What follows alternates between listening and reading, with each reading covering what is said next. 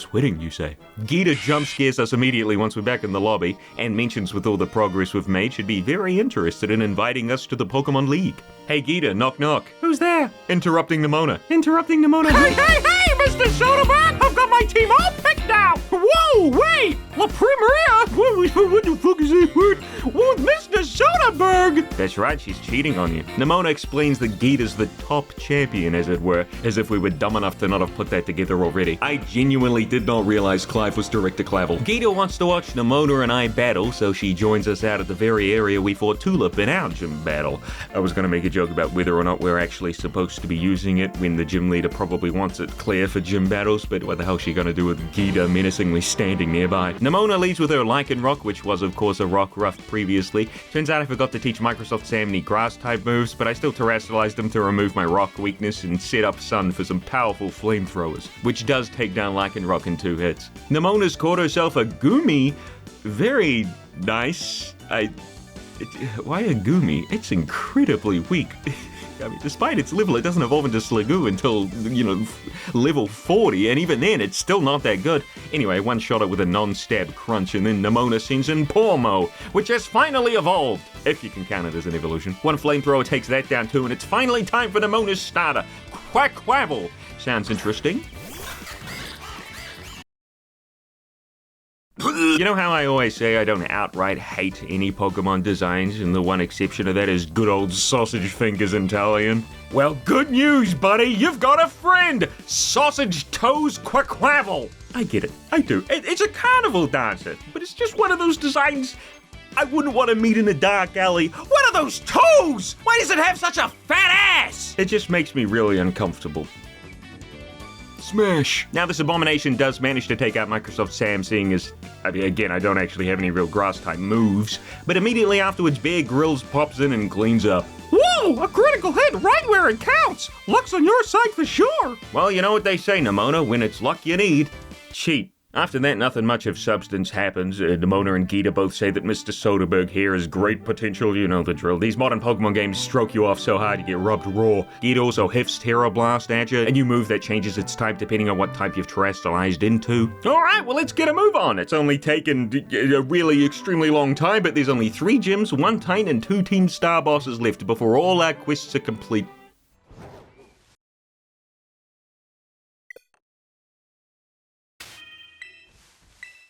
Yo, is that a wild Toxtricity? No! I spent a while wandering around the cliffs of South Province Area 6, catching all the Pokemon I could find, including ye old Drifblim, which as it turns out has a mouth? I don't like that, it's weird. I did run into a new Ghost-type Pokemon, the evolution of Greavid Houndstone. It's like if Greavid grew up and lost all of its skin. It's actually the first real skeleton Pokemon we've gotten, to be honest. I don't think really Cubone and Marowak count. But despite this, I have a hard time caring all too much for Houndstone. I mean, well, with its jaws looking like a dehydrated hot dog lifting away from a dehydrated bun and the kind of slapped-on gravestone on its head. It doesn't mean I hate the design. It's fine, it works as an evolution to Greavid, but I mean, I wasn't really jumping off the rafters in regards to Greavid, so it's not much of a surprise the evolution didn't really wow me. It does get, surprise, surprise, its own signature move, Last Respect, which does 50 more damage for each of your fainted Pokemon. Well, 1 for each that is fainted in the current battle, anyway. You'd think this would mean the move caps out at like 300 damage, but no, apparently not. Using revives, this damage can stack, making Last Respects the strongest move in Pokemon history, capping at 5,500 damage.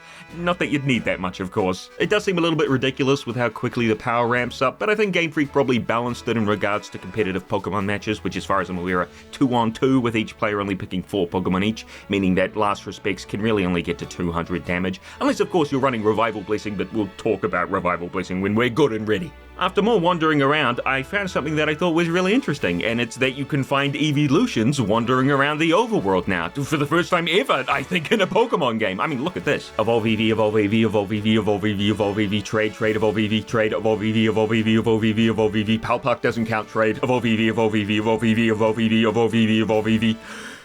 Well, look who finally has a positive feature. Apparently it took me this long to run into Flamigo, one of the more divisive Pokemon from Scarlet and Violet. I say it took me a long time because it's actually seen around the first area, but nevertheless, this little fighting flying type, okay, has caused quite a stir regarding its appearance. It is a flamingo. Its body sort of looks like a boxing glove. Now, obviously, you're allowed your opinion, no qualms there to bicker over, but I don't know, it's not that bad, is it? What's interesting about Flamingo is that people have found it's one of the best Pokemon to speedrun the game with, which, I mean, I wouldn't have guessed. Apparently, having Scrappy as an ability helps out. Also, funny off-topic thing from the script, I'm saying this months after writing the script, the speedrunning community for Scarlet and Violet has just dropped dead. You know how, like, back at the start where I got out of bounds and I ran around without Koraidon? Yeah, the point is, Game Freak really did make the game super hard to sequence break. I imagine even if you got to, like, the place where you're meant to go to Area 0, you couldn't go there, because Game Freak knew their game was so freaking busted that they knew people were going to teleport through walls, they knew they were going to fall through stuff. There's just no way to speedrun. The game, you lose like the majority of your time to lag randomly. If it rains, you might as well reset the game. It's horrendous. It's awful. I recommend looking up videos about it, because I'm sure there's a lot more I'm not explaining here, but holy moly. You know what's bad when the speedrunners give up. Back on topic, what I think is the most interesting thing about Flamingo is that they forgot to set up one of the models correctly in the Pokédex entry. I mean, Flamingo doesn't deserve much, but it sure as hell deserves better than this. I think I deserve better, to be honest. I did catch the Psyduck, by the way, you know, just in case. Although, unfortunately, it didn't stay invisible, though that would have actually been really cool. It did blue ball me a bit with not showing the model for a little while, though, as you might remember, it does do that every time, which is great. Look how high up we are! What a beautiful world! On my way down the mountain, I ran into a wild Psychic Terra Golduck. I guess Game Freak is well aware Psyduck and Golduck are always mistaken for psychic types. I think it's absolutely just unfathomably incredible that we haven't seen a type change for them both after 9 whole generations. Not even a new evolutional regional form. Isn't Psyduck supposed to be Masuda's favorite Pokemon? Where's the love? Golduck's about as helpful as a warty handshake. Give him something, why don't you? Also found another wild Terran Pokemon, this time... Oh. There he is, there's the man himself, Pikachu! Thank goodness they changed that back. Human vocal cords is not something I want to be hearing out of a wild animal. Another bunch of Pokemon caught later, Bonsley, Pichu, Squovit, Fletchlet... And that's the second random shiny I've seen in my playthrough. I meant it when I said the rate was too high. It should be a really hype thing when you see a shiny. I mean, nowadays I see one and I just kind of go, oh, I should probably catch that. Nowadays you see full shiny teams on the regular because it's so easy to get them. After a quite frankly too long interlude of catching all these dang Pokemon, I could have made things a lot easier for the video by just playing like everybody else and focusing on the main story parts, but no, I had to catch them all, even though everybody knows in Sword and Shield you can't do that anymore. My next objective was set to be the False Dragon Titan, so I made my way over to Caseroya Lake, which with enough speed I think I can rip through the cruddy coating and break out of the game. There I go! Well, would you looky here, another brand new Pokemon, name of Tatsugiri. Now, Tatsugiri here is a water dragon type made to look like sushi, something you can see, you know, doing one of its animations, where it puffs up its throat sac and lays upon it. Sounds kind of gross out of context, but this is Pokemon, so it's kind of cute here. There are 3 different versions of Tatsugiri, each with their own color and special interaction with a different Pokemon that we haven't quite got to yet, so, you know, I'll expand on that when we get to that Pokemon. I really like Tatsugiri. It's just a shame it can't really be used properly in the main Scarlet and Violet story, as its special interaction is all supposed to be done in a double battle setting. So, you know, it would have been great if Game Freak had actually slapped a couple more of those in here. Actually, now that I think about it, I don't think a single battle so far has been in the doubles format. When your competitive scene completely revolves around double battles, wouldn't it make sense to make it a little more common in-game? I mean, heck, there's so many moves out there that are completely useless in single battles. I remember getting Rage Powder on Carnivine as a kid. Yeah, remember him? And just thinking to myself, what on earth is the point of this useless-ass move? To follow me after you, Heal Pulse, Ally Switch, Helping Hand? I've never really gotten to use any of these moves because it just doesn't make sense to put them on your Pokemon in a game where double battles only take up like 0.1%. I think a double battle mode for new Pokemon games would make a lot of sense. There's a lot of interesting strategy to Pokemon that's just kind of thrown out the window because a lot of that strategy is in doubles. 1v1 just kind of favors sweeping one Pokemon after the other from the start of the battle. Anyway, back to Caseroya Lake, caught a few more Pokemon, battled a trainer or 2, and then it's time to figure out exactly where our Titan is.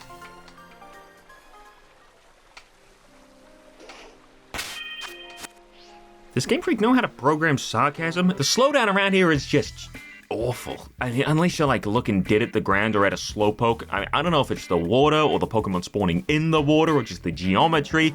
Could also have to do with, you know, the memory leak. I've been playing for over an hour maybe, so, you know, God forbid I play for a reasonable amount of time. This place was just incredibly annoying to run around, and when the frame rate dips, the game slows down and your inputs are made even more sluggish than they already are, which makes things just infuriating. Infuriating that it feels like us, but more infuriating that the game was released like this, and still plays like this. The whole game already runs at a substantially poor percentile. Look, I'll just pull up the small ant clip. I've played for 16.5 hours. A little bit more than that.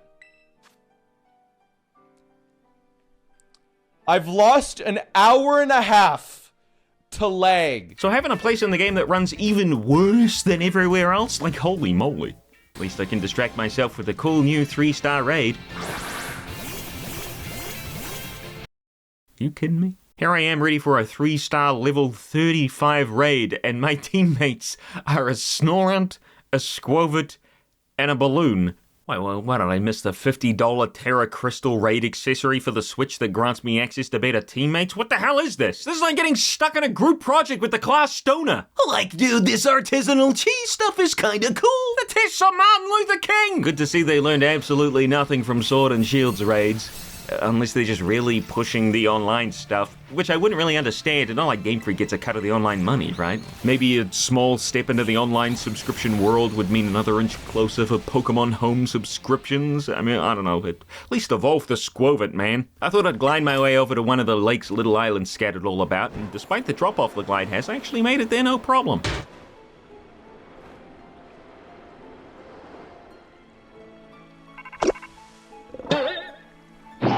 Narvan's on our ass again, this time about what else? Titans. So, rumor has it the false dragon titan lurks somewhere in this lake, yeah? And not a single person's ever caught a glimpse of it. What? And why are we here? What did they smell it? Thanks to Arvin teleporting us far away and back onto the shore, I thought it only polite to swim out into the lake, not before catching the Azumarill.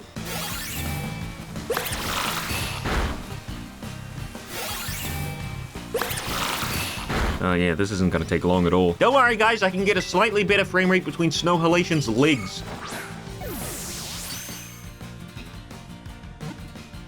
Well, at least until I throw the ball. What the heck is this big yellow pole? Ah, I see, it soft locks your game. I didn't mean it. Is it gonna do something? Oh, there we go. Will you pull out the stake? Well, of course. When you pulled out the stake, it crumbled and vanished. Okay then. That was indeed something. Oh hey, Heatwave. Finally back to what I was intending to do before Arvin yoinked my ass out of the ether. We've made it to this lovely little island, what in the seven hells. Dodonzo is a big old beefy lad, and not one I was expecting to be honest. Game Freak hates anything to do with size as far as scale goes in Pokemon, just look at Wailord and Sword and Shield. But I guess with Wailord out of the picture here and it not being available, they've got room for this big old bastard, which is the aforementioned Pokemon that works with Tatsugiri. In a double battle, it gobbles it up, making the battle 2v1, but Dodonzo gets a bunch of stat boosts to even things out.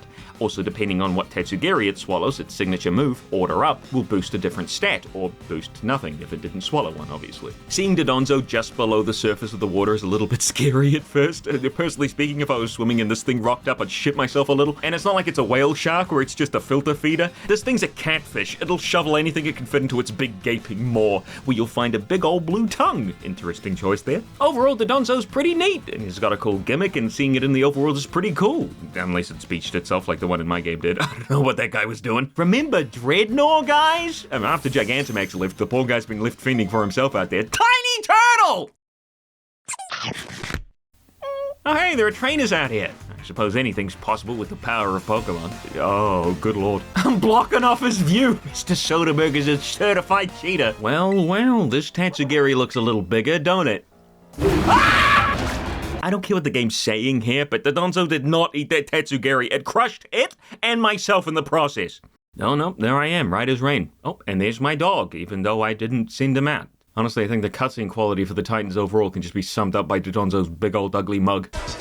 Here we are, Dodonzo, the false dragon titan. Honestly, I'm not noticing much of a size increase from regular Dodonzo from my perspective. Cloth grew 5 times over, Orthworm was like 17 times the size. Dodonzo here? What, a couple of inches longer maybe? Oh, shit. I feel like Mr. False Dragon here might be overreacting just a little. Oh, great heaven! This is taking too long. Come on, Bear Grylls. I'm on it! What do you need me to do? What? 2 flower tricks later in the False Dragon Titan. Okay. We gotta follow it back to its lair just like every other Titan. No issues there, I suppose. Other than Pokemon spawning around me every 2 seconds like pop-up ads on a porn site. Here's your rundown for the next Titan cutscene. There's a Tatsugiri at the entrance. I pop out of existence. Dodonzo breaks open the wall without touching it. No cloud of dust except for when the camera goes back to me. Tatsugiri pops into place, flies in. Didn't know it could do that. Arvin faces through the wall behind us like some sort of platform 9 3/4 bullshit.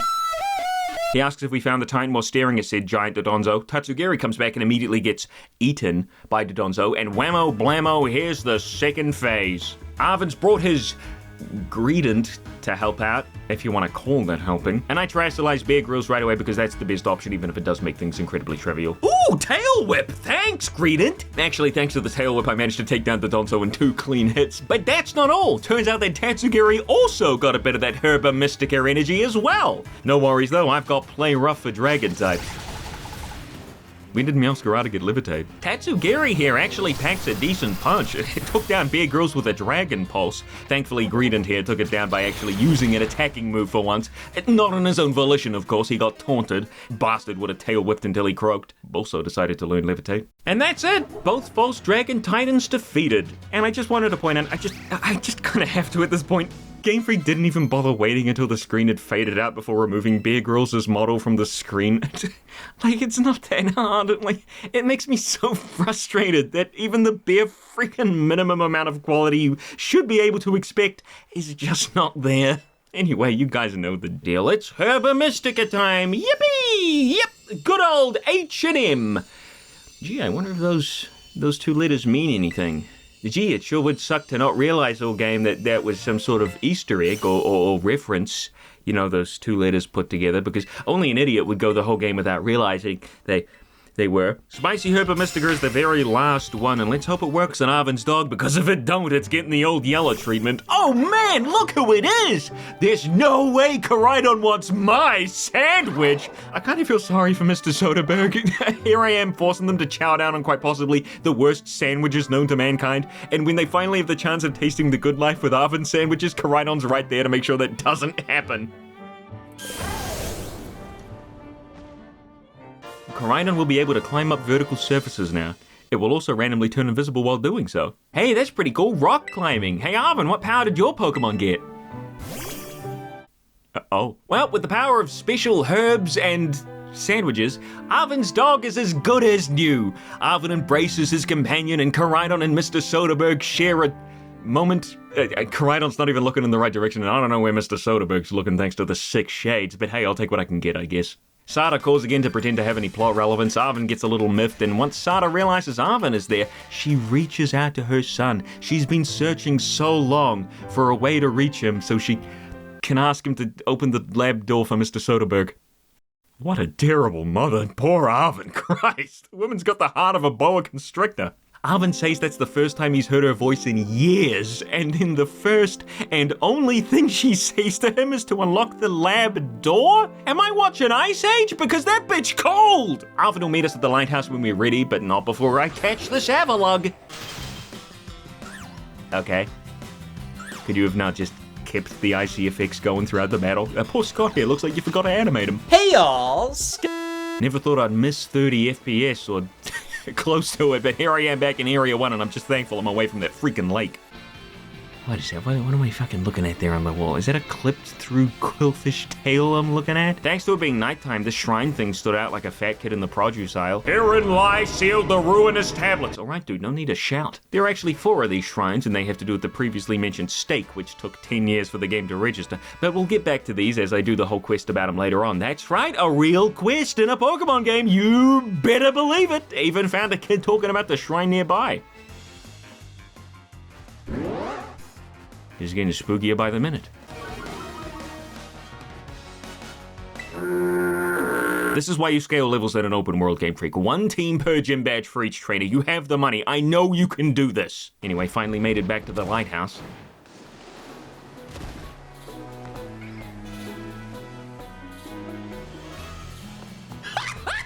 Now, folks, this is the moment where Arvin spills his guts all about his relationship with his mother.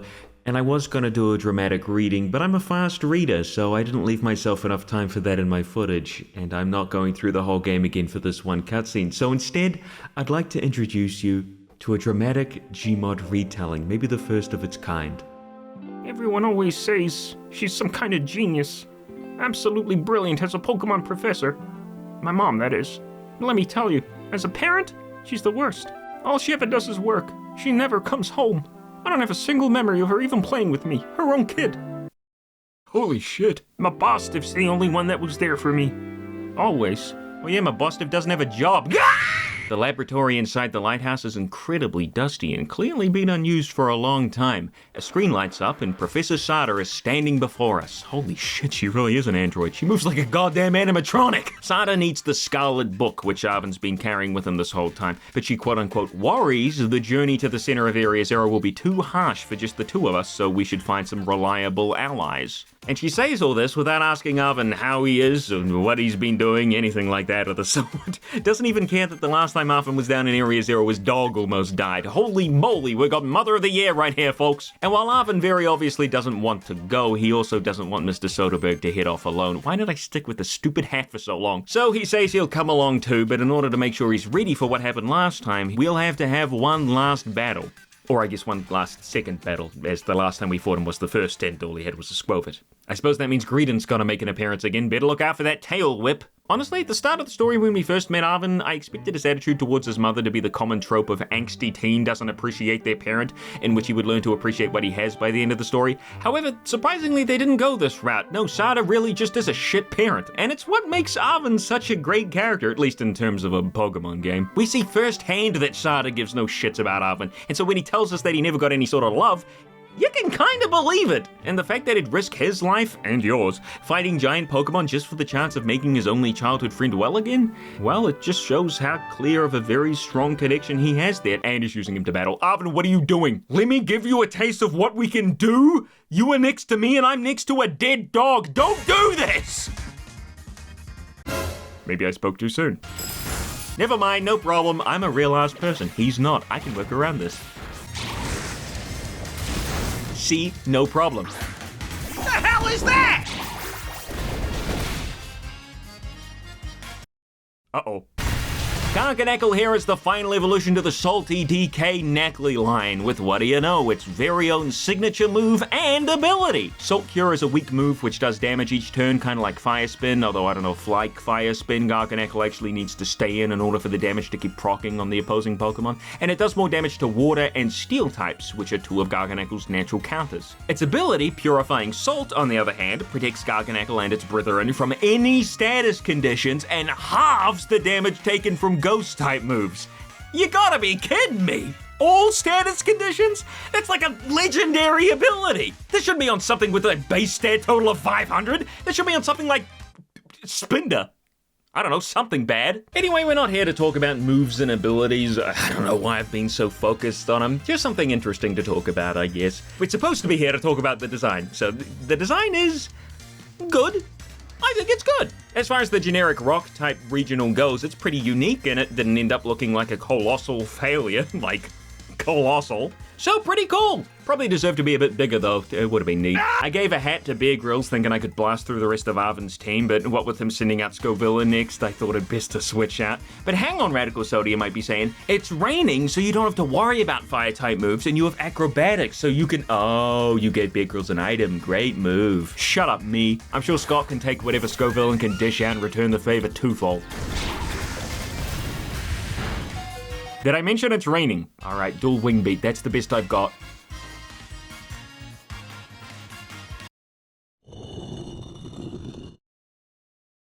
Scott goes down, but never fair. Screamy Dog is here. And despite Arvin's whole team being based around food, he doesn't know about the baked body ability, so she gets a free defense boost. Unfortunately, that was nowhere near enough to live an energy ball, because, you know, that uses special attack. But Bear Grylls comes in to clean up.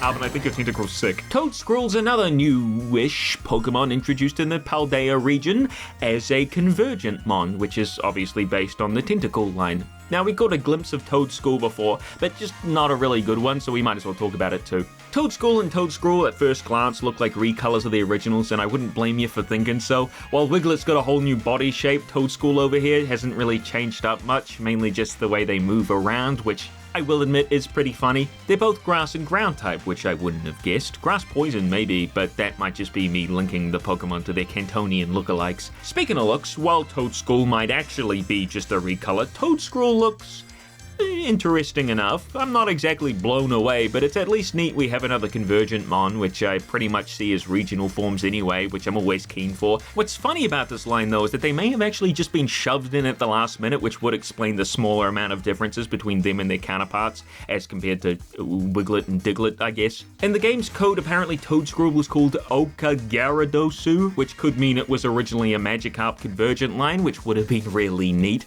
Maybe Gyarados was supposed to be like a giant worm or something instead of Orthworm. Orthworm always did sort of seem like a filler Pokemon. Toadscruel and Toadscruel also got a really bad ability called Mycelium Might, which isn't very mighty. While Garganacle's laughing it up over with its status immunities, Toadscruel over here is getting stalled every time it tries using a status move. It'll always go last. Now, this is somewhat balanced out that it will always hit, meaning I think you can poison types and like sleep grass types? I think I'll have to check. Convergent Pokemon also have the exact same stats as their counterparts for some reason. It's why Wugtrio sucks so bad. So Toadscruel's stuck with these stats for very little payoff. I mean, one Ice Punch and this thing's toast before it can even sneeze. And that sneeze would count as a status move, so not even that. Anyway, I U-turn the Toadscruel and swap into Snow Halation. Toadscruel hits him with a Sludge Bomb and he gets poisoned because of course he does. At this point I didn't actually know what type Toadscruel was, but from the look in the Sludge Bomb I was guessing poison type. Didn't matter though, it outsped me anyway, so here I am, last Pokemon, Bear Grylls. Not gonna go for Flower Trick because I think Toadscruel's poison type, and between getting off 2 acrobatics I actually managed to kill the thing. Flower Trick somehow takes care of an extremely defensive Cloyster, must be the fantastic 50 HP stat. What's the point of having nearly 200 defense with an HP pool like that? Poor guy. And there's no way he's getting an evolution. Could you imagine Eviolite Cloyster? Ugh. Then again, 45 special defense. Arvin finally sends in Mabostiff, and for once I'm not actually worried about him because I'm about to eat shit. Well, that's nice at least. Now, I actually thought Mabostiff was a fighting type at this point. I'd never really checked Mastiff, and the only time I'd seen a Mabostiff was Arvin's, so I went for acrobatics. Don't ask me why, I was making dumb moves, alright? I think even with the super effective bonus, Flower Trick still would have done more damage here, what with the stab bonus and Terra type bonus. Mabostiff Terra types into Dark. Bad time for me to be Mono Grass, and Bear Grylls goes down to a Fire Fang. Holy crap. So I guess this means we'll be looking for the 5 Herba Mystica again. Right? Man, I gotta talk about Mabostiff. Now that we've seen this near-dead dog in battle, I think it's time for RadicalSoda's Pokemon evaluation. Now, I like that they gave Arvin a dog. I think it's very relatable, much more relatable for the story than something like a, I don't know, Aromatisse. I do think he looks kind of goofy, mainly just because he's got no neck, like he's just one fat old sausage. I do like the mob boss sort of theme it's got going on, and I appreciate what he brings to the story, so overall I do like it. I mean, it's a dog. Like, it's a mob boss dog. And funnily enough, I don't have much to say here. Even its unique ability is just kind of underwhelming. I mean, an attack boost if intimidated. So defiant, but worse. At least it's got the whole facade thing going on where it looks sort of old and frail and then opens its mouth and, oh, hello! The cards do this guy justice way better, actually. I mean, look at that voracious maw. I'm surprised they let the artist go that hard. And the one where he's smirking's great, too. You know what's great as well? Arvin's theme. I've neglected mentioning it up until now because, well, I forgot. But it's another fantastic bit of music. I mean, obviously I've been playing it throughout the Arvin battle from just before, but I'd be doing a disservice to it by not mentioning it by name at least once. Anyway, I figured my loss against Arvin was due to lack of education rather than underleveling per se, so I headed back to school to get some knowledge. Oh my god, there's too many classes. Why are there so many classes? Mr. JK's up first with a delightful class on evolution. Look away, Christians, this ain't for you. He teaches us the cancel evolution button and also that there's multiple ways of evolving Pokemon, levels, stones, items, having a specific move. The way Primeape evolves into Annihilape is really strange. The devil is Annihilape! Unfortunately, the bell rings letting us know the 1.5 minute class is up, so I guess we'll never know. Next up is, the same class. Whoops. But this time, Mr. JK's here to talk about shiny Pokemon. Likelihood of shiny Pokemon. Well, as much as it feels like 1 in 40, the good boy inside me harkens towards the correct answer. Either way, I've already spoken at length about shinies multiple times, so let's move on to the next class. Miss Times Math! Yay! This class actually makes sense being here, talking about all the stat boosts and how much extra damage you do with set amounts of buffs. Also the words associated with each stage of boost. The next class with her talks about accuracy checks and uses examples like Surf and Hydro Pump, one being stronger than the other but having the chance to miss. She also mentions Stone Edge, which I don't have to tell you feels like its accuracy is like 40 half the time. Miss Reifert's got a tale about 4 treasures, a vessel, a sword, a set of tablets, and a set of beads. These are actually a hint towards the Pokemon we'll be finding later on, and it's neat that they hint at them here. She also mentions that if we want more info about the story, to see her after class, which begins its own little side quest, the thing I talked about before, so that's pretty neat too. The next class talks about the first expedition into Area 0, and it isn't all that interesting because we don't really learn anything about it, but she does mention the Scarlet Book, which apparently was incredibly popular way back until it was discredited as nonsense and forced to fade into obscurity because, oh my god, new Pokemon in Area 0? No way! There's no such thing as a big elephant Pokemon with tusks! Oh my god! My brothers in Christ, you live in a world with electric rats. Area 0 having some funny looking Pokemon is not a wide reach! Speaking of electric rats, Pikachu's here to help out Mr. Savage terrible hairstyle with his next class, which is all about the way Pokemon speak and how they have their own sort of language. Pikachu, not in front of the kids! As I think I've already mentioned, maybe not, Pokemon each have a few different cries depending on what's happening in the game. My favorite being the startled sound they all make when they get hit from behind with a Pokeball. It always cracks me up. Pikachu, when he's not dropping P-bombs in front of the classroom anyway, helps us out by showing a few of these different cries in action. No, don't say it again, Pikachu! Now, apparently they didn't have the budget here to give Pikachu actual expressions or even a little pair of angry eyes, so I picked Happy, even though it turns out he was angry. I mean, I probably should have guessed. He said it again! Thankfully, the next class seems to be a little more appropriate for the kids here. Oh no, not again. Look, Prof, I appreciate the addition of the extra cries, but you can't tell me that that really sounds all that sad. It's more like the sound of a fork going in a toaster. You're not going to get much emotion out of that. At least he wasn't racist this time. Probably got a warning from HR. Miss Dendra's out on the field again teaching us all about auto battles.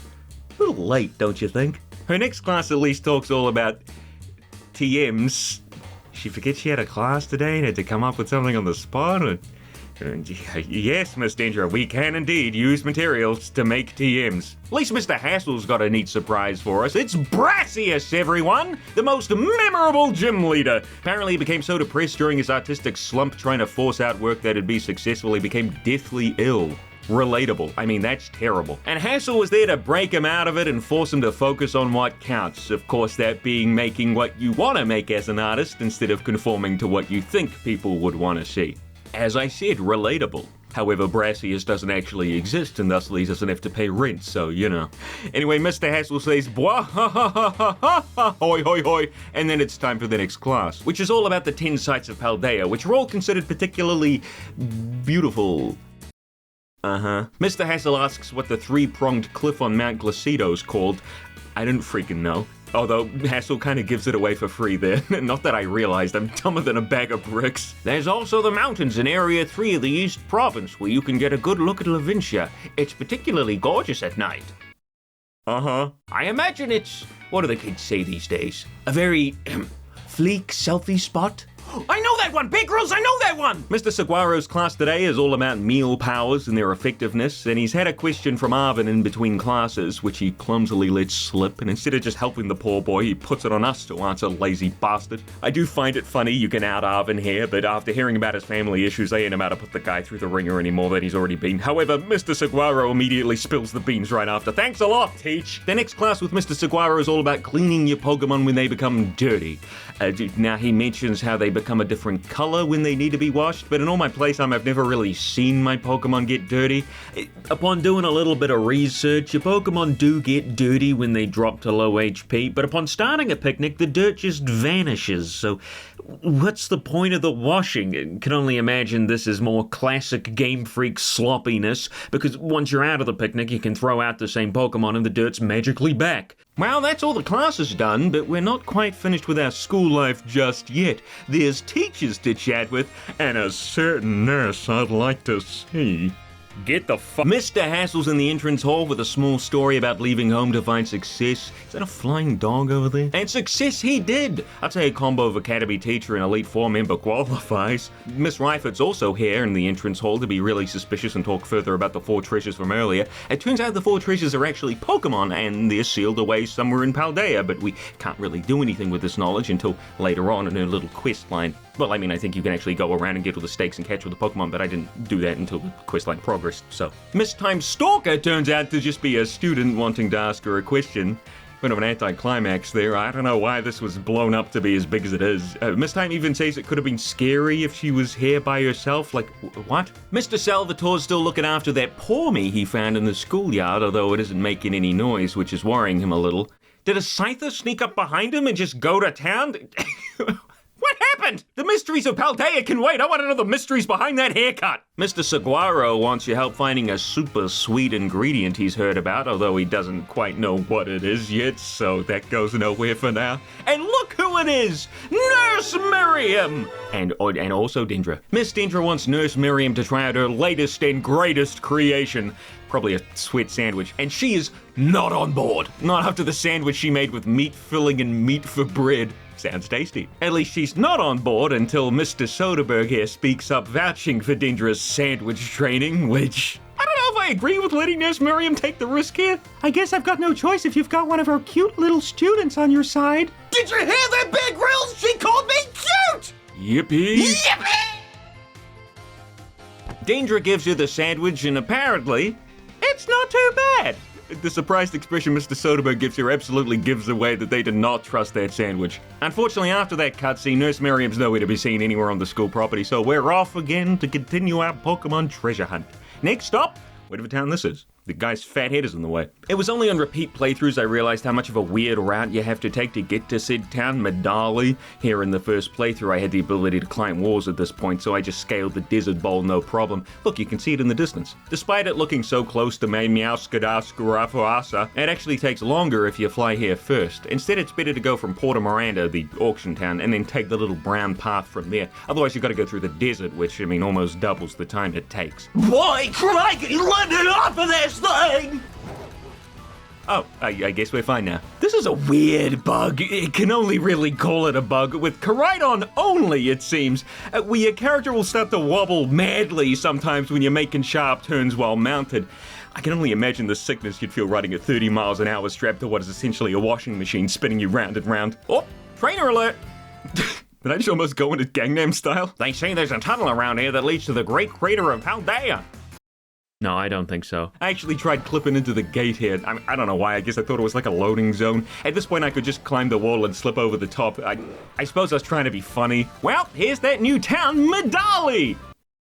What a beautiful city. This place in particular, you can really feel how cobbled together it is. I mean, and not just because of the space-time breaking Greedent Child combo over there. The buildings here are all cut and paste with no regards to how they all fit together. I mean, just by looking around a bit, you can spot the obvious gaps between them and how the pre-made buildings are all just sort of placed without the actual layout of the city brought into question. Like how some of the building sides don't even have freaking windows because they were meant to be placed all in a row. It feels kind of like one of those 3D build-your-own-level games like Disney Infinity or something. It's all very uncanny as far as like a real living spot goes. Entering the gym building, we run into JK! Okay, that's it. I'm sick of the joke. We run into Mr. Jacques. Mr. Jack? Mr. Jacques? I still don't know how to say Jack.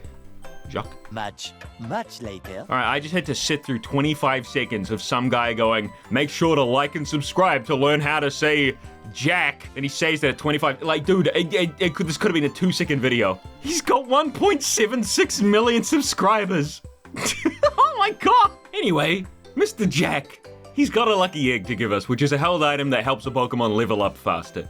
With the amount of EXP candies littering the landscape and with the help of raid dens, I don't really understand the point of it being here, but hey, I mean, free stuff is free stuff, I ain't gonna complain. I hope you'll keep working on that Pokédex of yours too, since I did make the app and all. You know what, Mr. Jack, I have been working on my Pokédex. Now how about you do the same thing and fix the damn thing? The challenge for the Medali Gym revolves around one of the buildings, the Treasure Eatery. One of the only interiors in the game and used for both the gym challenge and the Terra-type change service. I just opened that with the wrong hand. If you have been doing raids, you might have been gathering these Terra Crystal shards of varying types. You need 50 of a single type in order to change your Pokemon's Terra type at the Treasure Eatery, but honestly, that's easier said than done, as they're kind of stingy with the crystals, meaning you'll have to do a fair bit of grinding just to change a single Pokemon's Terra type. I think I changed a Pokemon's Terra type once in my total time playing. I didn't really see the point because I wasn't going to be doing any competitive play. I think they should have made things a little bit easier for competitive players. They made a lot of great changes like adding bottle caps to increase IVs, easily accessible vitamins to raise EVs, and mints to change natures. I don't even think about trying to get these stats legitimately in older games. It's bordering on insanity. Breeding, resetting, grinding. Actually, there's a great video by 𝙛𝙞𝙣𝙖𝙡𝙮 which shows how trying to build a competitive team nowadays, even with the improvements they've made, which I just mentioned, is actually still pay to win, where you need to buy the DLC and all the subscriptions needed for online play and more in order to have the same access to the same Pokemon as everybody else. I couldn't possibly explain it all here. I'll add it up in the top as a little card. It was a very good video. I also want to mention there might be a bit of confusion regarding on how I feel about leveling and the ease of building a competitive team. I mean, after all, those same mechanics make the base game incredibly easy to overlevel and become overpowered. I don't think it's too complicated. I just want the main story to be balanced in terms of growth and experience, and then when you beat it and want to start making competitive teams, then you start hurling the XP candies and free XP around. Or alternatively, if you have to, level caps. I mean, I just want some sort of challenge in an official Pokemon game. A set of optional rules, like I've mentioned before, would work fine. Anyway, the challenge here is to figure out the gym leader's special order in the Treasure Eatery, and we can figure that out by battling trainers around the town, which will give us little hints as to what sort of options we need to pick once inside. For example, Gisela the student here has an Ursaring, a level 34 Ursaring, alright, and she was told to look for a dark spot near some stairs. I don't remember seeing any particularly dark spots in this town. Well, maybe if you'd turn around once in a while, you'd have an easier time. I find the words Fire Blast written on the something down here, which is obviously one of the requirements for the special meal at the Treasure Eatery. This place, by the way, never opens up into some sort of special area, by the way. There are no dungeons in this game whatsoever. The overworld is what there is, and that's it. There's no instanced areas for you to, explore like in other Pokemon games, as it were. Could have been a neat idea to have, an underground chamber system or caves to explore and beat as some sort of, Breath of the Wild shrine equivalent, but there's nothing here, and there really needed to be something. Maybe the raid den should have been linked to this somehow. Either way, I was a little disappointed you never go in here. That's kind of what I'm trying to say in the longest way possible. The next clue is held by another student, Adara. I just obliterate both her Pokemon. Oh my god, look at her. She's totally crestfallen. Oh, got over that quick. The clue is to look for something that's the odd one out at one of the ice cream stands. I walk over to said ice cream stands, but couldn't find anything particularly out of place. That is until I looked over at the menu to find the grilled rice balls, which was obviously the next part of the secret Treasure Eatery menu item. I also bought some because I guess I thought that was part of the challenge. Walking into the Treasure Eatery, and after I'd gotten over the initial shock of seeing an actual indoor area, talking to the server at the front starts the quiz about the secret menu item where you'll have to pick the right options to pass and be able to fight the gym leader.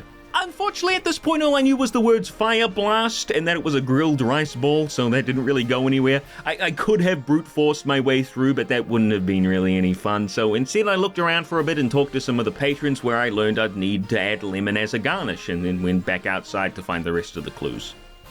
There was one left. At this point, I really could have just brute forced it. I mean, there should be some sort of punishment for getting it wrong, right? Like, perhaps an annoying battle, 6 Magikarp, maybe everyone in the restaurant could point and laugh. That'd stop the brute forcing, bit of public shaming. The last clue-holding trainer is, again, another student who has a single Dunsparce, which, well, Listen really closely to the Bluebird Pokemon. This clue's portion is actually pretty good. The clue could have been a little more cryptic instead of telling you exactly what you need to do, which is stand in front of this cabbie with the Squawkabilly on his head until he tells you about the size of the rice balls you'll need to be ordering, but at least it's a little bit creative. And I suppose the ice cream stand thing was neat too.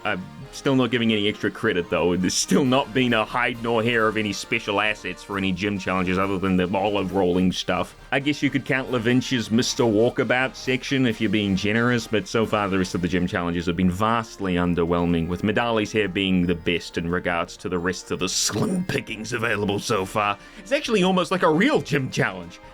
If only it took place, in a gym.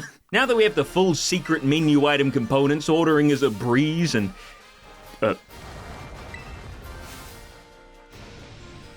Holy crap, they bulldozed the customers. All of a sudden, one of the guys at the bar stands up and informs me that he's actually the gym leader here. I guess the back shot of his head was to disguise his identity.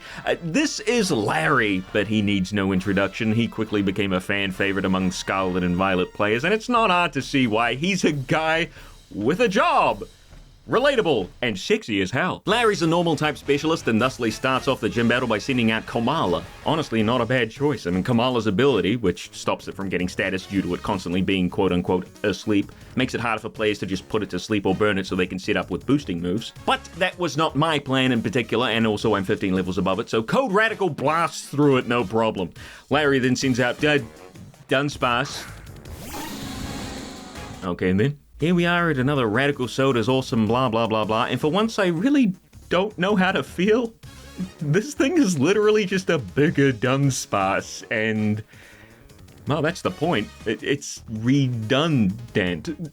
I mean, I like 𝙛𝙤𝙖𝙡. I think 𝙛𝙤𝙡 is cute, even if I reckon it should be, half the size it is. Have you seen how big 𝙛𝙤𝙡 actually, is? But the 𝙛𝙤𝙡 just getting segments? I feel it takes away from the design almost. There's something to be said about the humor and all this, and I do think it's a little funny, but as a design itself, I mean, I can't bring myself to like the 𝙛𝙤𝙡 nearly as much as I like regular old 𝙛𝙤𝙡. I think I would have taken just sizing up a 𝙛𝙤𝙡's regular model, better instead of this. I don't know, what do you guys think? As a Pokemon, though, the 𝙛𝙤𝙡 does have a unique gimmick people latched onto, the segments. When a 𝙛𝙤𝙡 evolves, there's a chance it'll end up with 3 segments instead of 2.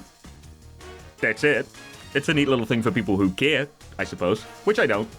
Sorry. Anyway, the 𝙛𝙤𝙡 goes down no problem. Again, 15 level difference here. And next up is Larry's final Pokemon. Okie dokie. Staraptor, which is a great little nod to something that we'll discuss later, is Larry's ace, but before we can blast it with a Lumina Crash, the whole restaurant is up in arms, ready to support him, and me, I guess. I can only assume I'm the kid that they mention. Larry terastallizes Staraptor, unfortunately, into the normal type, and hits Code Radical with a facade. He's not status, though. Staraptor goes down, Snowhalation learns Psychic, which is better than Twin Beam, so much for that signature move. And Larry gives us our normal type badge, while leading a lot of rice balls that clearly aren't super crispy Fire Blast style with a garnish of lemon. Could have been a neat little touch there, I guess it was too much effort for them. Larry handles the bill while confirming that being a gym leader is indeed a job, unless he's got some other 9-to-5 we don't know about, shoveling 𝙛𝙤𝙡's dung, and that's it for Medali, except for the small cutscene with Mr. Hassel. For some reason he's here too. At this point I had 2 gyms and 2 Team Star bosses left, and seeing as I just fought a gym, next up I opted to head to the fighting type Team Star camp.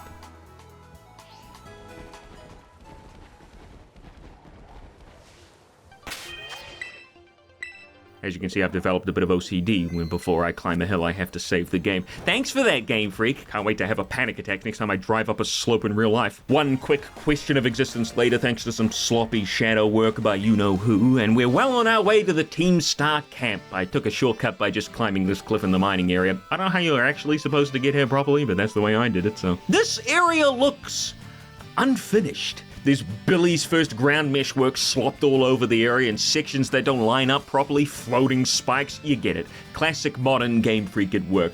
The area just doesn't look thought through. Is it meant to be fucking Asian inspired? The only thing this place looks inspired by is... What's the worst possible thing I can say here? Aborted babies! A Corviknight actually popped into existence here, and I thought I should definitely catch that. Of course, the game neglected to mention that it was a terror battle. Just forgot about the glow, I guess. Making my way over to the base. No idea if it was the actual entrance or not. Didn't matter. Clive teleported us anyway. He wants to check in with us as to whether or not we actually trust Cassiopeia, and because Game Freak writes like they program most of the time, I figured they weren't gonna pull the curtain out from under us to reveal Cassiopeia is somehow a bad guy after all this.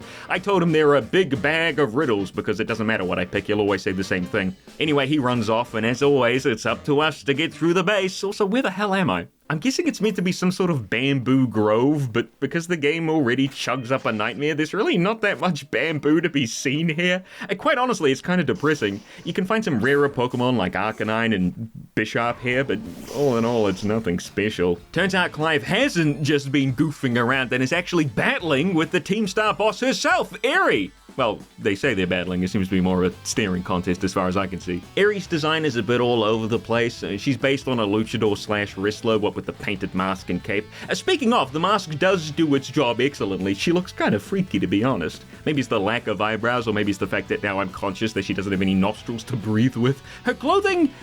I'm not 100% sure what to think about the clothing. It's unique, I'll give it that. Turns out Eri's here protecting the base herself because she's got a big heart and doesn't want to see her Team Star grunts getting hurt. And she's practically forced back into the gates by a grunt who immediately battles us after. And her Krogunk is surprisingly here the same level as my team, which is great, but upon further inspection, it's Krogunk, and so is therefore not very good. She does have another Pokemon, however, Primeape, who has Outrage of all things, nearly knocking out Scott. Nearly. At least the Team Star Barrage is a little different and taking place on a cliffside rather than a big open field like all the others so far. Mechanically, however, it's exactly the same. Slap the R button until you win. Or your Pokemon gets Alzheimer's. And here's Eri with another car, because of course there's a car, they all have cars. At least the intro's still great, still loving the Team Star theme. A heal ball pops in because of what I'm assuming is a camera distance render thing. Hey, at least I can appreciate the heal ball being a little nod to her protective personality. First Pokemon out is Toxicroak.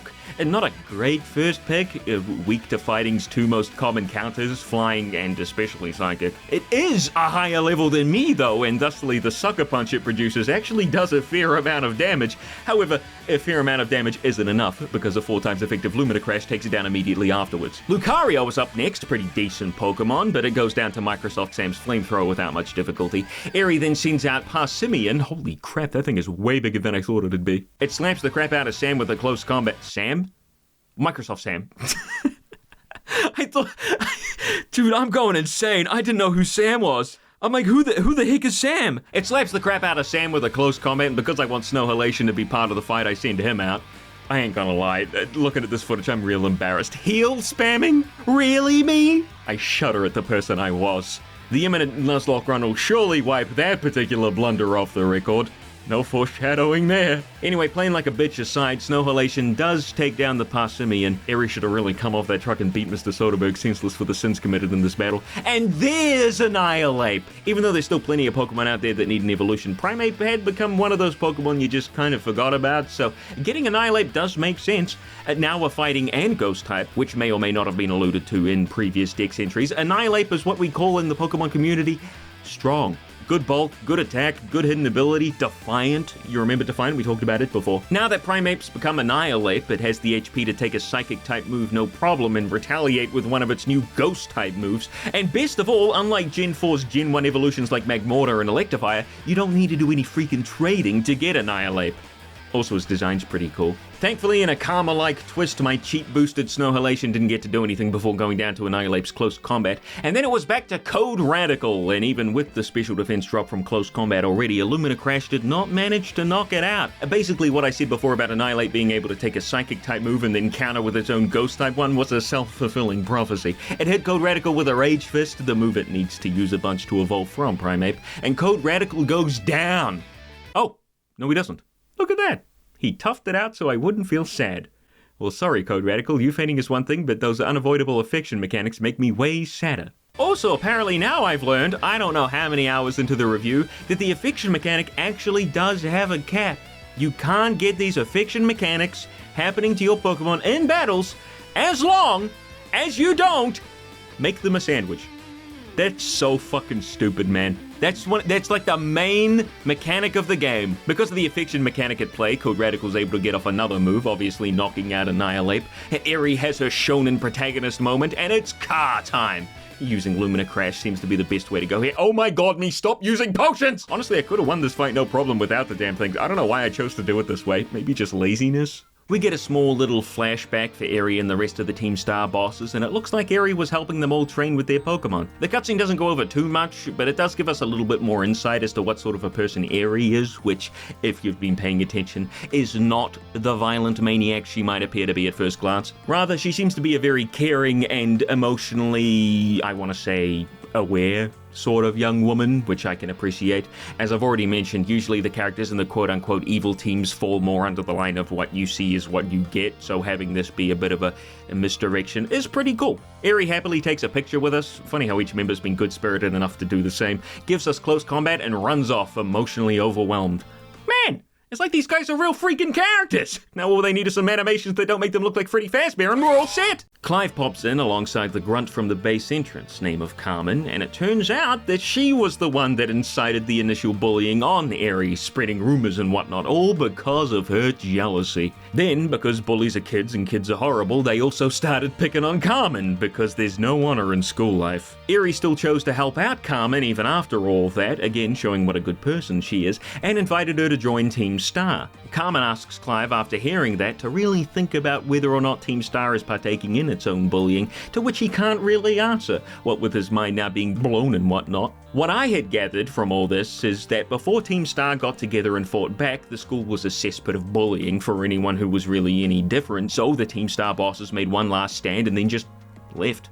It's really weird to actually relate to a bunch of Pokemon characters. I mean, not fully, I never ran over my bullies with a souped-up car. I just mean, usually the evil team stories are all very high stakes, you know, crime syndicates, environmental disasters, reinventing the universe. Even Marnie's fame story in Sword and Shield is only really relatable to very few people, and even then, she's not really harassed by her fans like actual celebrities are, more so just cheered on. I think what I'm trying to say is that I appreciate the Team Star storyline, and it's great that in a Pokemon game of all things, I can actually feel a little something when going through it. Of course, after all that, Cassiopeia checks in, you know, asks us how long we've known Clive, and gives us a little bit more info on what happened the day Team Star fought back against the bullies. Unfortunately, they didn't run over anybody. In fact, the bullies just turned tail and ran for the hills. Team Star was on top now, and the bullies started dropping out one after the other, which of course made Team Star look like the bad guys in all of this, which obviously wasn't the intention. Oh no! Penny pops along too. Oh my god, she's radiant! She pretends to have never heard about what happened to Team Star and goes so far to call their leader an idiot. Can't help but fully agree. I challenged a woman out here with a Gengar. No issues here, I've got the power of God and aggressively pervasive mechanics on my side. Apparently a while ago I found an egg during one of my picnics. I can't remember when, it must have happened very fast. And throughout the Team Star base, I'd had it sitting in the very bottom spot of my party because I was curious as to which of my Pokemon had been getting it on behind my back.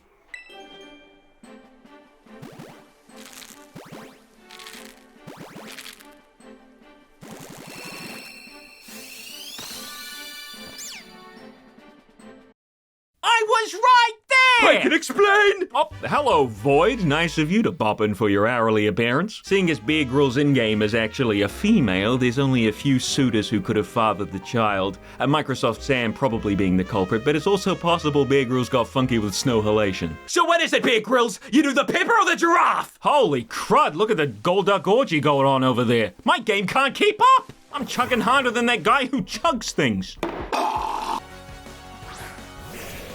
Woman, where the hell are you throwing that thing? Makes me think, what happened? I did encounter a new Pokemon around here, actually. Paldean Wooper's Evolution, finally! Clodseye very quickly rose the ranks as another fan-favorite Pokemon of this generation. Not a hard task when your counterparts Wooper and Quagsire are already immensely popular. It wasn't always this way. I think over the last few years, they really started gaining more and more popularity. Around Gen 5, people didn't really even think about Wooper, at least I can't remember them doing so. This is where people in the comments say, I loved Wooper from day one! I'm #1 Wooper fan! Clodseye has the same base stat total as Quagsire, but that doesn't mean its strength is similar. No, in fact, Clodseye gets the benefit of particular stat distribution, meaning unlike Quagsire, it doesn't have points allotted to stats it doesn't really use, instead opting to go full specially defensive tank instead of whatever this is. It also keeps Quagsire's water absorbability, making it already twice as good. Seeing as it's part ground type, that's already a big weakness, just poof, gone, turned into a strength. And now the only thing it's weak to is Psychic, Ground, and Ice, which, I mean, Psychic isn't super good in Scarlet and Violet, if the professional players are to be believed, and Ice is kinda rare to see, so yeah, overall, this thing's not half bad. Design-wise, obviously, it's good. It's not a fan favorite for its stat distribution, after all. Nope, that's all down to the shape and personality, which is essentially just fat Quagsire laying down, so no duh it's gonna be popular. Oh, hey, look at that!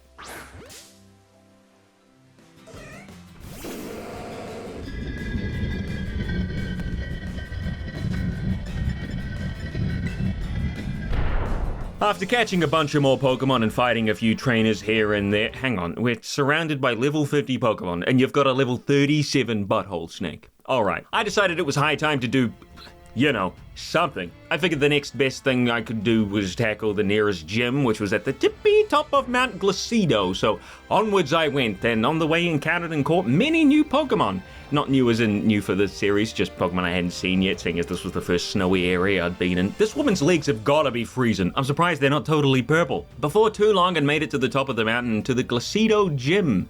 Turns out this is the only gym in the game to not actually have a town, meaning it's just kind of slapped up here at the top with only it and a Pokemon Center to see. But we've already talked about the disappointing towns, or in this case lack thereof, so I won't talk your ear off again. Instead, let's head on inside with, holy crap, I forgot about Nemona. She's a character! She's real! She thankfully doesn't mess around this time, instead immediately launching into another rival fight. Come on, you know the drill by now! Girl, maybe if you were a little more consistent, I would. But since starting the gym challenge, you've only fought me like, what, twice? Before we start the fight, she does mention checking the environment around you before battling so you can prepare for the fight, and even though it makes sense for her to do this here because it's snowing, I have the feeling she'd be saying this no matter what gym we were currently at. But it's actually a great segue into talking about the changes to hail here. So if you remember a while back I mentioned weather effects like sun and rain, but there's also sandstorm and hail. Sandstorm is pretty straightforward. It does damage to each Pokemon that isn't a ground, rock, or steel type at the end of each turn, and it also increases the special defense of all rock type Pokemon by 50%.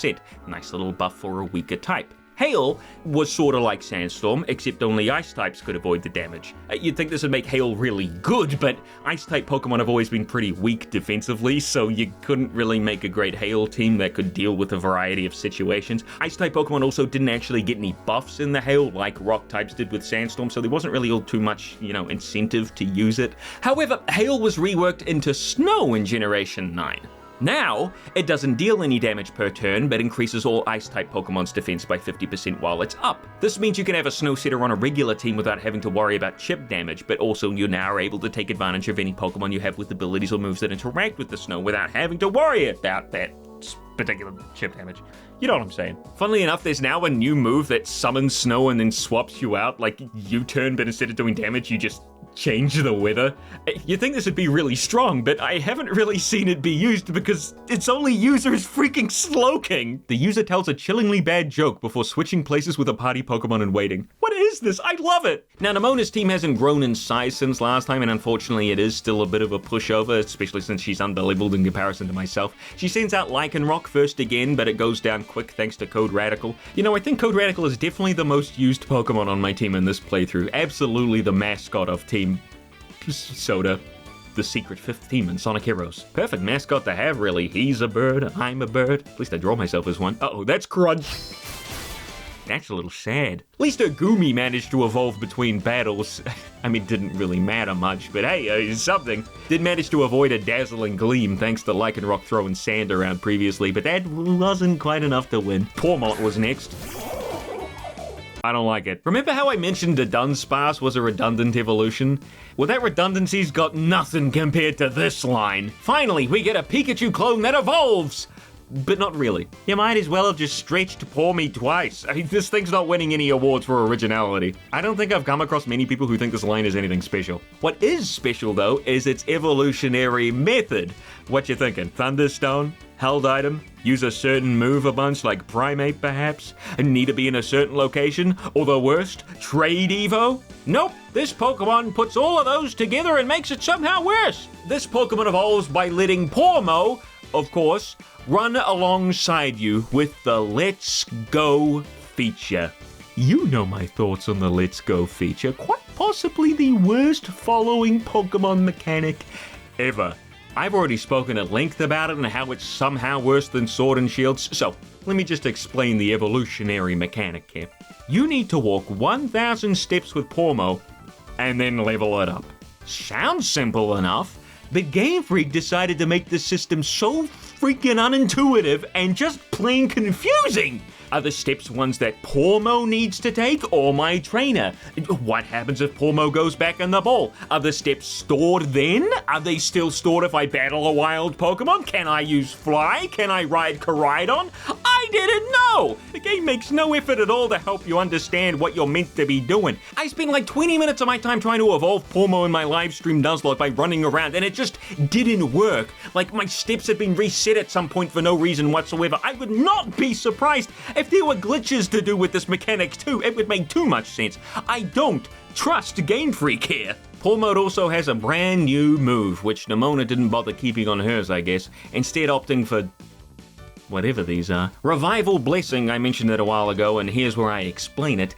Revival Blessing is a move that revives a Pokemon in your party mid-battle, with the trade-off being that it only has 1 PP. Of course, in the main story, this move sucks big time. I mean, why waste a slot on a Revival Blessing when you can just use a max revive? Well, of course it's not made for the main story.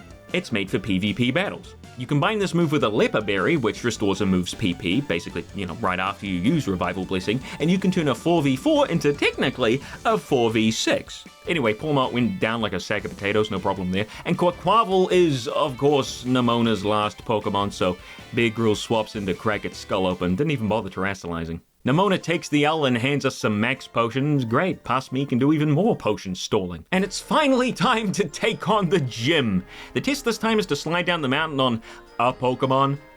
They don't provide the Pokemon, so you're shit out of luck if you only have a Pikachu, I guess. Now, you just have to make it down to the bottom of the hill before the 1:30 mark, but there are flags you can move between I don't know, they don't take away time or anything like that, so maybe if you miss them, they just kick you out of the test, but I don't know, I didn't miss any. Either way, it's nice to have something a little different for a test that actually makes sense with the gym. Although, again, it was very easy and not at all exciting. Hi, Future Ad here. I'm back to tell you the exciting events of what happens with the skiing minigame in Pokemon Scarlet and Violet. So, if I remember correctly, if you miss the flags, it takes away a bit of time from, the total. Funny thing is, though, you can just let go of your controller and have the game play itself. It'll get to the finish with a couple of seconds remaining. You don't have to actually play this. Like, you actively have to go out of your way to lose this thing. I don't know if they did it because they couldn't be frick testing it all that much, or whether or not they were worried about kids not being able to complete it, so there was some way for them to complete.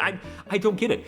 Why did they make it so easy? I don't understand. And then it's finally time for what I didn't know was actually the final gym leader.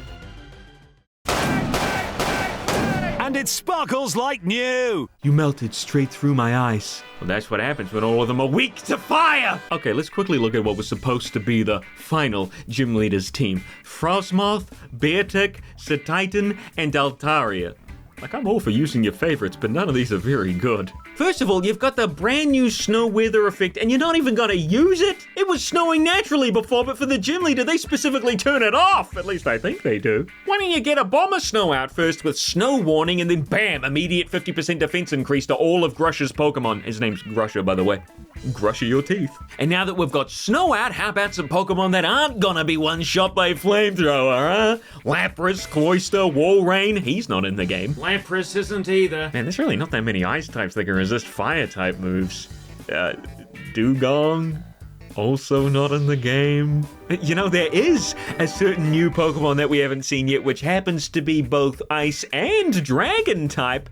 Although it evolves at level 54 and Grush's ace is only 48! Man, they really shafted Grusher here. What a joke! Even just having a Pokemon that could move first or take a single hit before it goes down would have been great. So Titan's fine, it's like Grusher's main Pokemon, and just for the sake of the Pokemon evaluation, I think it's fine. I don't really have that much to say other than I don't like its mouth, and I think the proportions are really weird due to it standing up and having its arms T-posing out. I think Weavile and Ice-Q could have been good fits. Funnily enough, I looked up his later battles, and they actually do give him a Weavile in a rematch later on, and then an Alolan Ninetales with Snow Warning, even in one of the DLCs. Of course, there was no Alolan Ninetales in the base game, so a Abomasnow would have been the only real choice here. I don't know what they were thinking with Altaria being the ace. You take away its dragon typing, and that thing can't take a hit to save its life. Funny thing is, though, is that I'd have no idea what Pokemon would be good with an Ice Terra type. As a type, it's incredibly weak defensively. It'd have to be a fast Pokemon with a good Ice type move and decent coverage for any Ice weaknesses, so like a fast ground type maybe for like the fire and rock types, and then again that leaves fighting type unopposed. I don't know, there's a million things you could have done to change up a team like this. Maybe I wouldn't be complaining so much if Frostmoth had gotten to use Tailwind like it's supposed to. Then when Beartick comes in, it could outspeed and use Earthquake or Icicle Crash maybe. Of course I'm not weak to either of those. I used Microsoft Sam, who's neutral to both, but you know, if you had like a mono fire type, it could surprise you, I suppose. Although, speaking of that, I don't know why you would go into this fight without a rock or a fire type coming out first anyway. So I mean, 9 times out of 10, Frostmoth and its quite frankly awful typing and terrible defenses, it gets one shot before it can do anything. Anyway, badge obtained. Went over this battle so fast I didn't have time to talk about Grusha, who, I mean, I don't think much about in my day-to-day life, to be honest. Like everyone else, I thought he was a girl at first, but he's not, and that's that.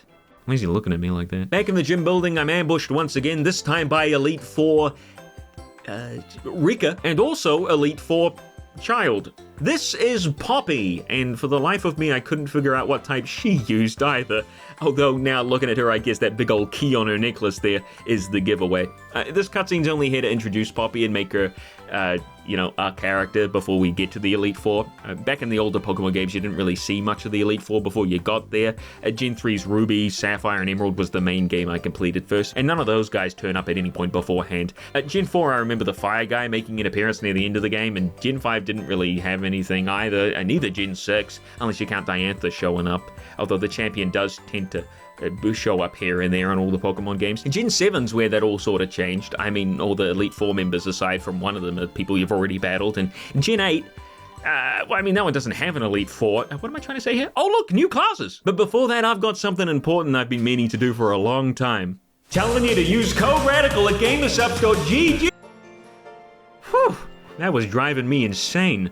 My brain felt like that girl walking down the stairs. Mr. Jack informs us a little bit about Pokemon forms. I mean, nothing too interesting there that we didn't already know, but the class after with him is the final exam. How many of the following 4 methods make it easier to catch a Pokemon? Feeding them a berry. That one's there to weed out the Pokemon Go players. The rest of the questions were also pretty easy, got them all right, although I was a little uncertain about the Everstone question. I never really thought about whether or not holding one could stop a stone evolution. I picked correctly anyway, so now you know. Math class is next, and before the final exam we learn all about Stab. Same type attack bonus. I never really thought about how powerful Stab is. I mean, I knew it was a 1.5 times increase in damage, but Stone Edge going from a 100 base power to 150?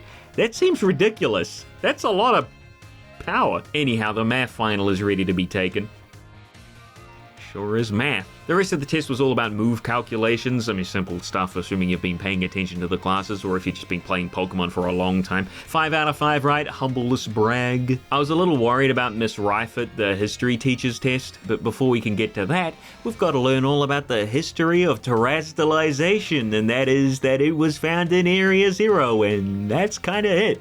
Incredible stuff. The test was about as bullshit as I was expecting. How many years ago was this academy founded? Yeah, sick. Fantastic question. Somehow I crapped out all the right answers, though. I guess compared to now, the answers were probably still a little more fresh in my mind. I mean, when I look at these now, your guesses are as good as mine. Mr. Saguaro's class is up next, and he wants to talk about clothes.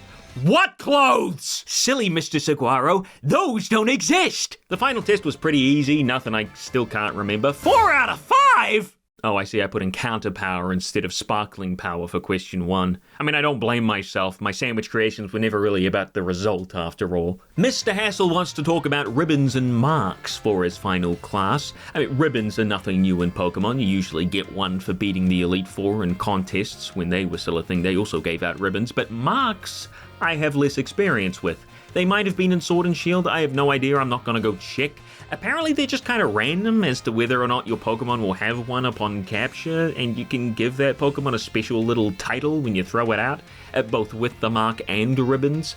I don't know if I have any footage of this because I never bothered with it, but I'm sure I can scrounge up somebody else's. The final test was pretty easy, all things considered. Oh, come on, man, you know that one! I only got 2 out of 5 questions on this one. I mean, I know the treasure eatery name now, and the Million Volt skyline is in Valencia, not Medali. I mean, cut me some slack for not remembering towns' names back then. I got the Surrendering Sunflora question right at least, but I sure as heck didn't know how many waterfalls there are in Paldea, and still don't to this day. Proudly, I did the test again, and this time, thankfully, failed! Third time was the charm, got them all right, thankfully. I'd be surprised if I hadn't at that point. Mr. Salvatore's class is up next. We're learning all about, oh god, not him again. The test was fairly simple. Which of the following means delicious? What do you think, guys? You think it's one of the two that means thank you, or do you think it's the one that's spelt like delicious? Oh no, he said it again! Miss Dendra's class is the last one on the list, and she's here to teach us about online battles.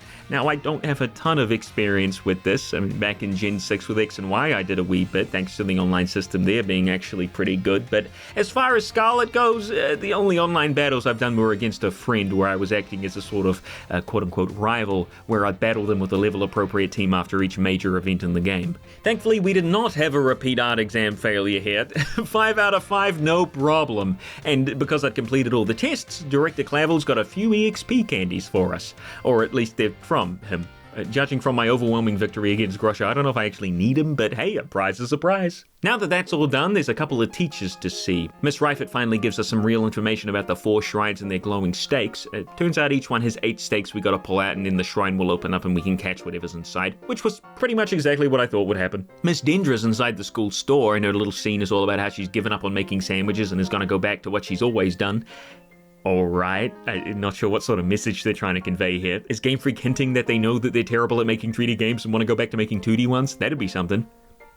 Also gives us 10 proteins. Mr. Hassel's little story gets wrapped up with him deflecting his relatives' insistence on him leaving the academy to take place as head of the family, and says it was students like us who gave him the courage to stay. I don't know what the heck he's talking about. I failed this exam twice over, but hey, I'm glad he's sticking around. He also gives us 50 Dragon Terror Shards, so that's nice. I mean, saves you having to grind for them if you're stuck with him, and there's a little story here. Turns out what Mr. Saguaro wants, after thinking about it for a while, is some sweet Herba Mystica, which means he's perfectly okay with a child like me going out and fighting a giant Pokemon which could eat me in a single gulp. Unfortunately, I don't have any on me. My big lizard ate it all so it could run faster. Mr. Salvatore and the Poor Me story gets wrapped up nicely, and it does sort of relate to the classes he's been teaching, all about how Pokemon communicate. Can you get him off the screen? Turns out Poor Me is just naturally sort of quiet, and Mr. Salvatore is concerned it won't be able to communicate with its kind properly, so we decide it's best if it stays with him here at the academy. He also gives us a Meowth for some reason. I guess he just had one he wanted to get rid of. It's probably the reason his hair looks the way it is, clawed up by this Meowth. This Meowth, by the way, is the Galarian form. Holy crap, look at those lips! If you've seen my Pokemon Sword and Shield video, you'll already know that I used a Galarian Meowth in its evolution Berserker, so he won't be joining the team. His ugly ass can stay right there in the box. Miss Time Story also gets finished, surprise, surprise, and she set up an ambush for that student who wants to ask her a question. I don't think this story is particularly good. Turns out the student was just a big old fan of Miss Time ever since her stint as a rock-type gym leader, and she just wanted to ask why she retired as a gym leader, and she was too nervous to ask, because the reason Miss Time retired was never made public. Turns out it was just because she wanted to focus on teaching. What a crazy explanation. She also gives us 50 Terra Shards like Mr. Hassel, just this time for the rock type, which is nice, and that's that for her. After that, I thought it'd be neat to take a look at one of those shrines, and seeing as I had all of Koraidon's movement capabilities, finding the stakes shouldn't be all that difficult. I'll be honest with you, I don't like lying. I didn't really scavenge the overworld for all the stakes myself. I looked around for like 15 minutes, maybe 20, found as many as I could, and then used Google to find out where the rest were. I think I was missing 2 as far as I can tell. Either way, made it to the shrine and rattle, rattle, rumble, rumble, rumble. Look, Game Freak, you don't have to write that in. You have sound effects now. Also, I think Koraidon's head is merging with the shrine. That is not what I expected. This is Wo-Chien, a new legendary Pokemon, and one of the 4 shrine guys, I forget the name. This is a grass dark type with a brand new ability and signature move. But before we talk about those, let's talk about the design. Wo-Chien is is a slug. A cool-looking slug, or I guess snail if you can count the wooden tablets on its back as the shell. I think he looks neat. Unique as far as a snail Pokemon goes. We haven't had many over the years. Macago, Gastrodon, I guess Goodra. This one kind of looks like a wise old snail, and that's what they were going for. Good stuff. Its ability, on the other hand, is kind of funky. While Wo-Chien is on the battlefield, the attack stat of all other Pokemon is decreased by 25%.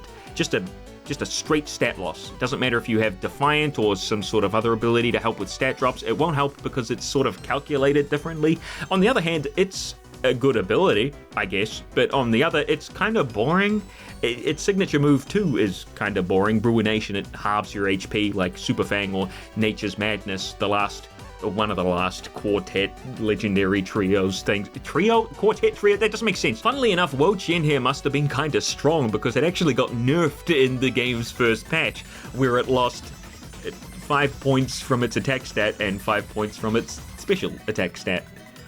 Okay, I mean, that's something, I guess. Now, I didn't actually know what type Wo-Chien was. I was kind of figuring Grass Ghost, and with the attack down my Pokemon had, I thought I could whittle it down a bit more with a U-turn, which probably killed it. So no Wo-Chien today, although it does respawn once a day, just in case something like this happens. Of course, I ain't no stupid head and saved before I fought him, meaning instead of waiting 24 hours, all I had to do was reload my save. Funnily enough, there's actually an animation for touching the shrine now if you're not on Koraidon at the time, although it is just the same one they use for handing over or accepting an item. Wo-Chien kept breaking out of my balls straight away, so I figured there must be some sort of mechanic holding my balls back, most likely not having all 8 badges while trying to capture a level 60 Pokemon, so I left the shrine and opted to catch it later on.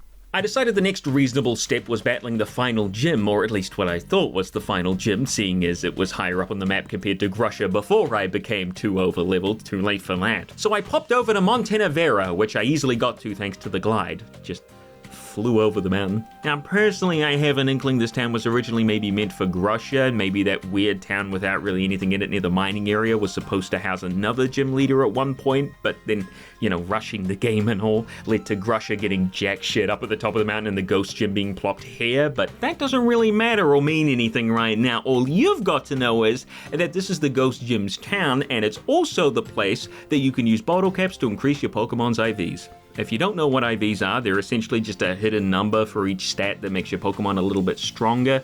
So it's why 2 people might have a level 25 Jigglypuff each with the same nature, the same moves, fresh out the bag, and one will be ever so slightly stronger than the other in most scenarios. With bottle caps, you can max out these hidden stats. Well, they're not really hidden anymore. You can see them on the stat screen now, and that makes it easier to build a competitive team. Before bottle caps, you had to breed the IVs into them, which was a total nightmare that nobody enjoyed, except those sickos who probably do math for fun. Miss Time's classes must have been a total joy. Nemona's waiting for us in the gym lobby, but doesn't want to battle us just yet. Instead, she wants you to hurry up and get the badge so you can challenge the Elite Four, win, and then fight on equal footing, which she fully believes you can do at this point. The gym challenge this time is warming up the crowd before the main event, which sounds like it'd be some silly little mini-game, but it boils down to just Pokemon battling, which is fine. MC Sledge, don't gives us the rundown. Essentially, it's 3 battles in a row without breaks, which is great. I do like a challenge, and here we are. Got a wonderful crowd of 3, just like my live streams. And we're ready to go against this kid who's probably gonna freeze to death mid-battle. Holy crap! Double battles still exist? That's right, folks. This gym is all about double battles, and it's also level 40, so whoops, I'm a little above the average here. It's so weird to me that they would completely ignore the double battle formula all the way up until now and then just have a whole gym about them. Again, I already talked about that little option from before, a double battles, mode for Pokemon. That'd be great. I mean, I know that's not gonna happen. I'm just come on. Anyway, the kid goes down no problem, all while MC Sledge is doing his own little concert over there going, "What? Yeah! What? Yeah! I had diarrhea." I mean, with only a Shuppet and a Greaver, the kid didn't stand much of a chance, really. A poor guy can barely add 1 and 1. The next act up is another probably frostbitten trainer, this time a cowgirl. Oh, she's got a Haunter and a Miss Drevis. Girl, I fought a Miss Mayus all the way back at the 3rd gym. What's with the cruddy Pokemon here? Anyway, blasted through her ass. Didn't mean for it to sound like that. And lastly, we have MC Sledge himself enters the battlefield and promptly fails real hard. Now that the crowd of maybe 12 people or so are riled up and ready for some real action, the main woman herself, the MC of RIP, good lord, Rhyme enters the stage and promptly tells her fans to shut up. What a crowd worker.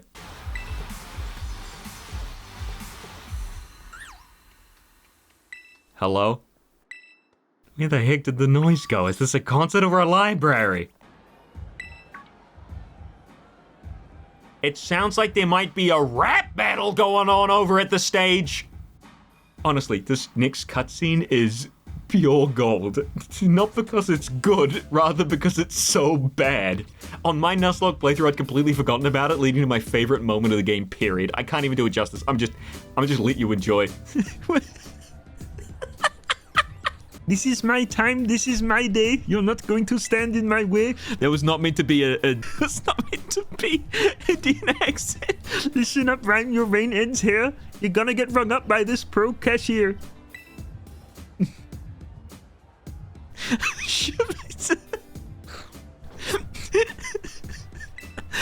don't even have the music, it just went boom. Please, you think you can step to my game? Fool, I got Rhyme right there in my name. I am a specter from which there is no protector, and victory unto me you will render when the crowd sees you're a mere pretender. Wanna end my reign? Yeah, keep dreaming. Buy a book of rhymes, kid, and start reading. That didn't rhyme, but you know, it was a near rhyme, which counts.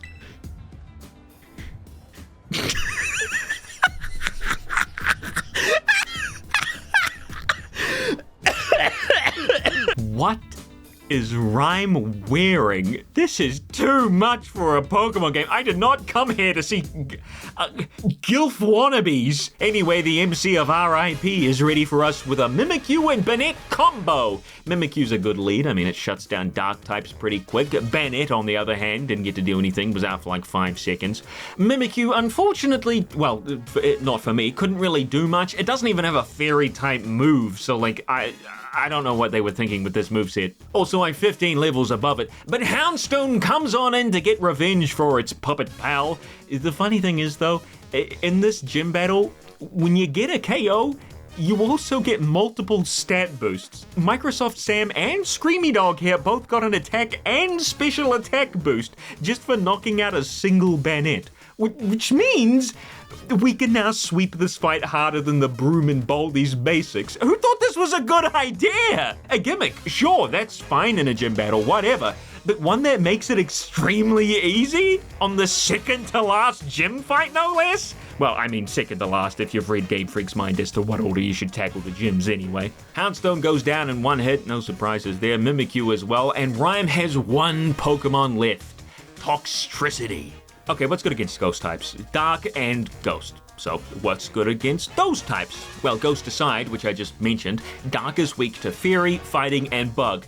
So, well, Rhyme, I hope you've got Bug Buzz on that thing, maybe Focus Blast, Discharge, Hex, Hyper Voice. I mean, I get the idea. I mean, Discharge to hit both opposing Pokemon, and then Hex the ones that got paralyzed. Hyper Voice to hit ground types, I guess. But Toxtricity is slow, and my Pokemon have been getting beefed up for every fainted Pokemon. Toxtricity grumbles before it knows what's hit him. Yikes, what a battle! Even Squovit gave me more trouble than any of Rhyme's Pokemon. At least there was a dancing dog. I mean, that's something, I guess. Nemona and La Primera are waiting for us after the battle, mainly just to let us know that we can now take on the Elite Four with, I mean, pretty much no other information, but before that, I've got other stuff to do! Like freeze to death outside, and catch that damn slug. You know, I didn't mention the music that plays for the 4 treasure Pokemon. It's okay.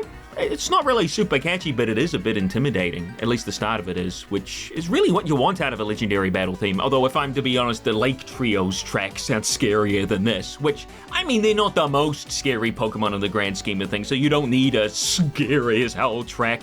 The 4 treasures theme does have an ending point for where you catch or beat said treasure, though, although it's implemented a little bit sloppily. Instead of the music fading out quickly so the catch jingle can play, the catch jingle plays over the music, and then the music just kind of snaps into the ending.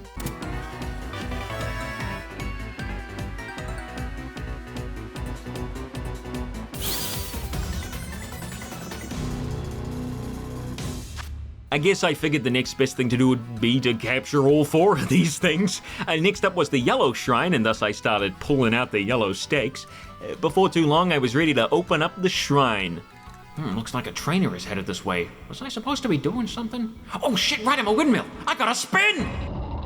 Found the location of the yellow shrine, Koraidon promptly inserted his head, and blam! New legendary! 𝙛𝙤𝙣𝙖𝙡 is the name of this particular treasure, and as far as its design goes, it's way less complicated than I thought it'd be. Honestly, I kind of get early gen vibes from this thing, like some sort of lost furret evolution. Either way, I do like it, and it's shaped like a big old noodle. Only parts I don't really like are, firstly, the eyes. They're looking in 2 separate directions, making the Pokemon look a little bit weird. And secondly, I'm not a super big fan of how the sword fangs cut through the roof of the mouth. Like, I get it, the sword's like pushed through the muzzle in some sort of horrible body horror way, but you just sort of quickly glance at 𝙛𝙤𝙖𝙗 and the parts sticking out ever so slightly resemble reading glasses, like just for a second, like the world's angriest librarian. Anyway, 𝙛𝙤𝙗 an Ice Dark type, completely destroying any hope Weavile had of entering the competitive scene this gen, and like Wo-Chien, has an ability which is no fun to use or play against. It weakens the defense of all Pokemon other than it on the field, meaning it just hits harder.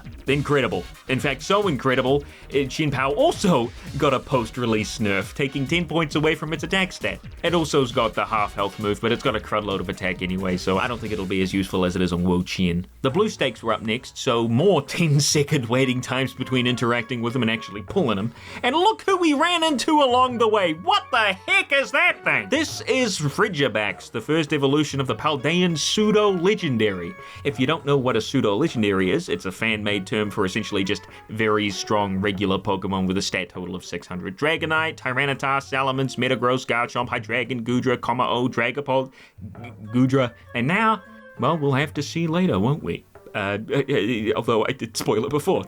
You can definitely see the bias towards the dragon typing here, including Frigibax here. It is a dragon ice type, the only other one of those being Kyurem, who is a legendary. Time will only tell what his evolutions will look like, apart from that I spoiled it, but for now, he looks stupid. Killed his ass.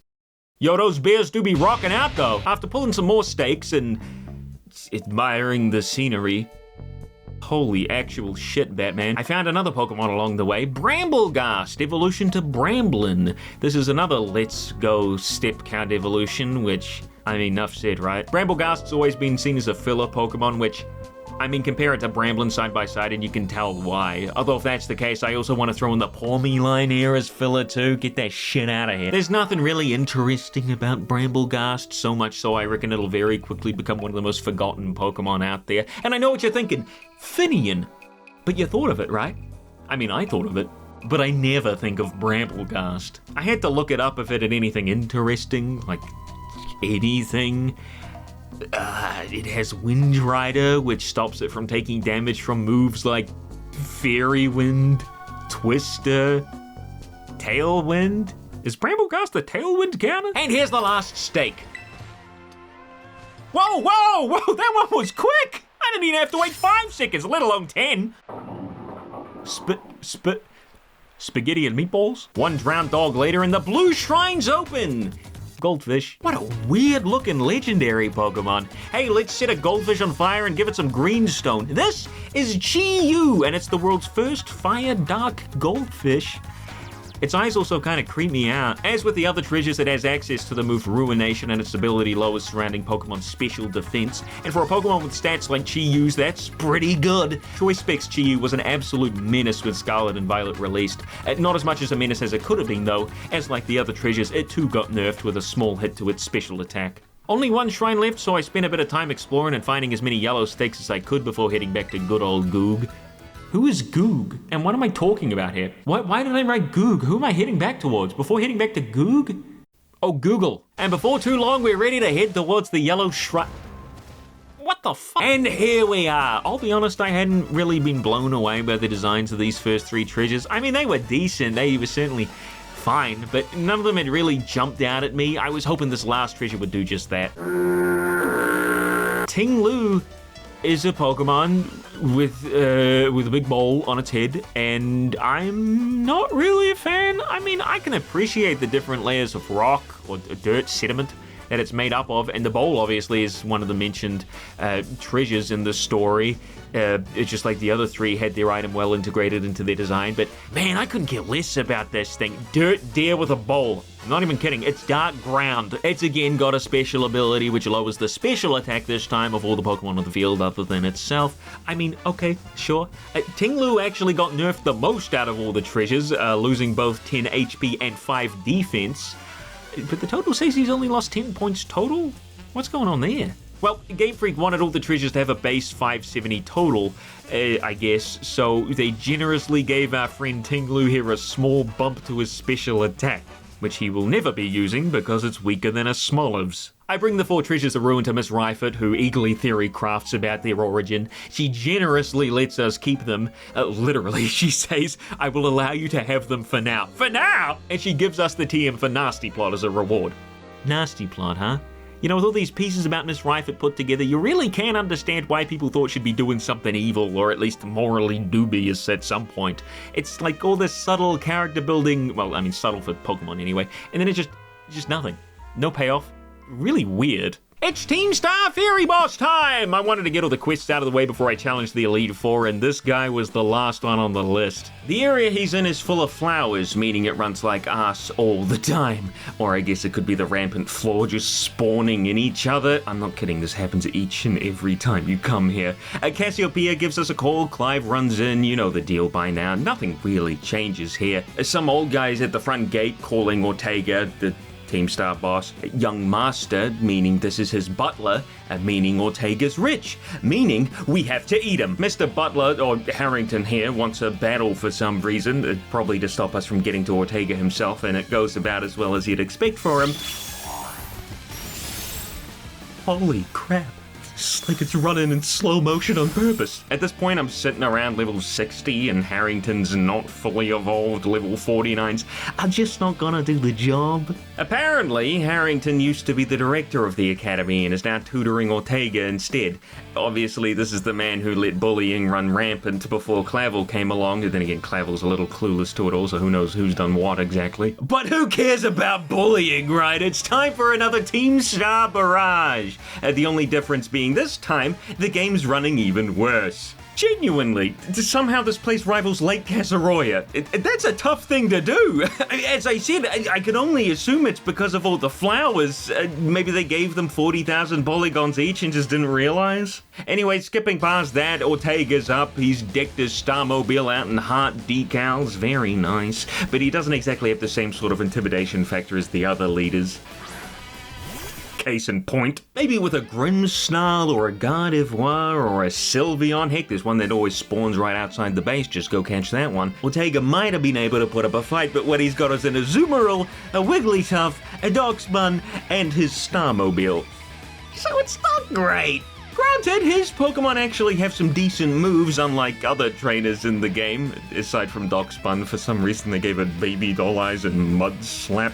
But on Pokemon like Wigglytuff, it doesn't really matter.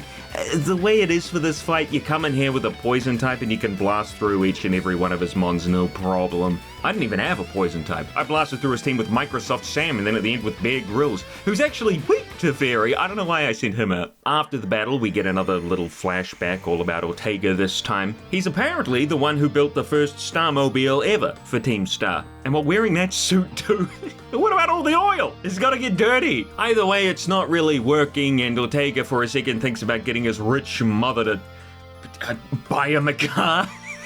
So many problems with that sentence. Ortega's what, 12? Does he even know how to drive? And secondly, how are you gonna get a regular car up those gargantuan school steps? Turns out the Starmobile just needs more juice though, and we also get to see the moment Mela decides to train up some Charcadet so they can get it moving.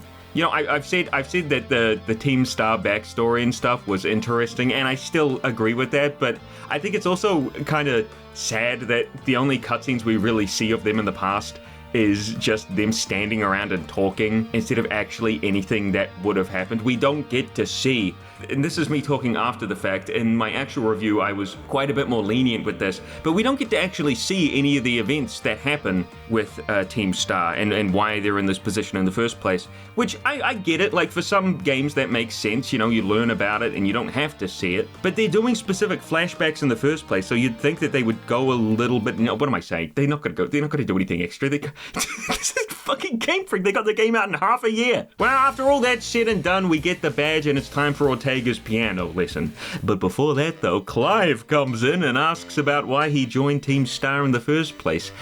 Duh, bullying. But Ortega does point out that the school doesn't have that issue anymore, meaning I guess it just kind of stopped when Clavel stepped up as director, which makes sense. Apparently, after the bullies left the school thanks to the scandal the whole Team Star versus the bullies scenario created, a student had approached Mr. Harrington with the intent to take all the blame for Team Star's actions, and as a result, no punishment fell on Team Star, much to Ortega's surprise. Mr. Harrington then assigned 18 months of overseas study to the student who took the blame, not as a punishment, as Mr. Harrington thankfully realized Team Star were really the victims, not the perpetrators, but for a bit of rest. Back in the Gala region. What are you, trying to kill him? Turns out all this information was expunged from the record by Mr. Harrington's old deputy director, trying to shield himself from any criticism and blame. Mr. Harrington dealt with him accordingly. He killed him. And that was that. Everything swept under the rug. Hell was that? And now with all of Team Star being dealt with, Mela's fiery scatter squad, Giacomo's dark Segan squad, Atticus's nasty Navi squad, Ares' tough Calf squad, and Ortega's pink Ruckbar squad, there's only one last person to beat. Cassiopeia themselves, the true leader of Team Star. You see, all the Team Star bases and squads are named after stars in the Cassiopeia constellation. For example, the Shedder squad is the fire-type Team Star base and is fittingly the brightest star in the constellation. Honestly, the information available about the constellation itself is really confusing. I keep seeing different sources telling me different things. Apparently, Navi isn't a star per se, it's rather just another name for the constellation itself, with the star right in the middle being called Gamma Cassiopeia. Look, you're not here for a lesson, and I'm not a teacher. Let's move on. Cassiopeia is waiting for us after dark in the schoolyard. And for a second, I considered actually waiting until dark, but thankfully I didn't, because Clive was waiting for us right outside the school doors. Clive finally reveals to us he's actually been Director Clavel this whole time by stripping in front of a bunch of students. You can't tell me he somehow had his director clothes on underneath that school uniform. You can see his chest, for crying out loud. His barren, delicious chest. You know, I would have been down to have the game never actually tell you or even hint towards that Clive was Clavel in disguise this whole time.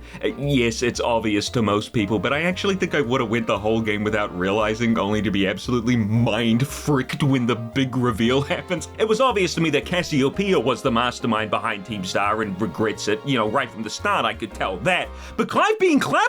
When that first text box came up, I shat my pants! I'm glad at least you can pretend to have not known with Clavel being none the wiser. And then he just drops another bombshell on you. Turns out he's been Cassiopeia this whole time! Holy shit! When you heard Cassiopeia over the phone, that was actually a pre-recorded voice. Are you hearing this? Director Clavel launches us into a Pokemon battle with a level 60 Oranguru! Director Clavel's a goddamn Chad! Finally, a Pokemon battle for me! A guy with a level 60 Pokemon! Unfortunately, Director Clavel sent out a Psychic type right out into Bear Grylls, who, as you already know, is a Dark type. Why am I terrestrializing? What are you doing? Oranguru goes down in 2 hits. Excuse me, miss, we having a battle here? Abomasnow's up next with Snow Warning. Man, Grosher could learn a thing or two from this guy. But unfortunately, it goes down right away to a Flamethrower from Microsoft Sam because I forgot I wasn't supposed to swap Pokemon when the game asked me to. Man, if only there was some sort of option for that. Gyarados comes out. I remember not to swap between turns this time. I wait like a gentleman.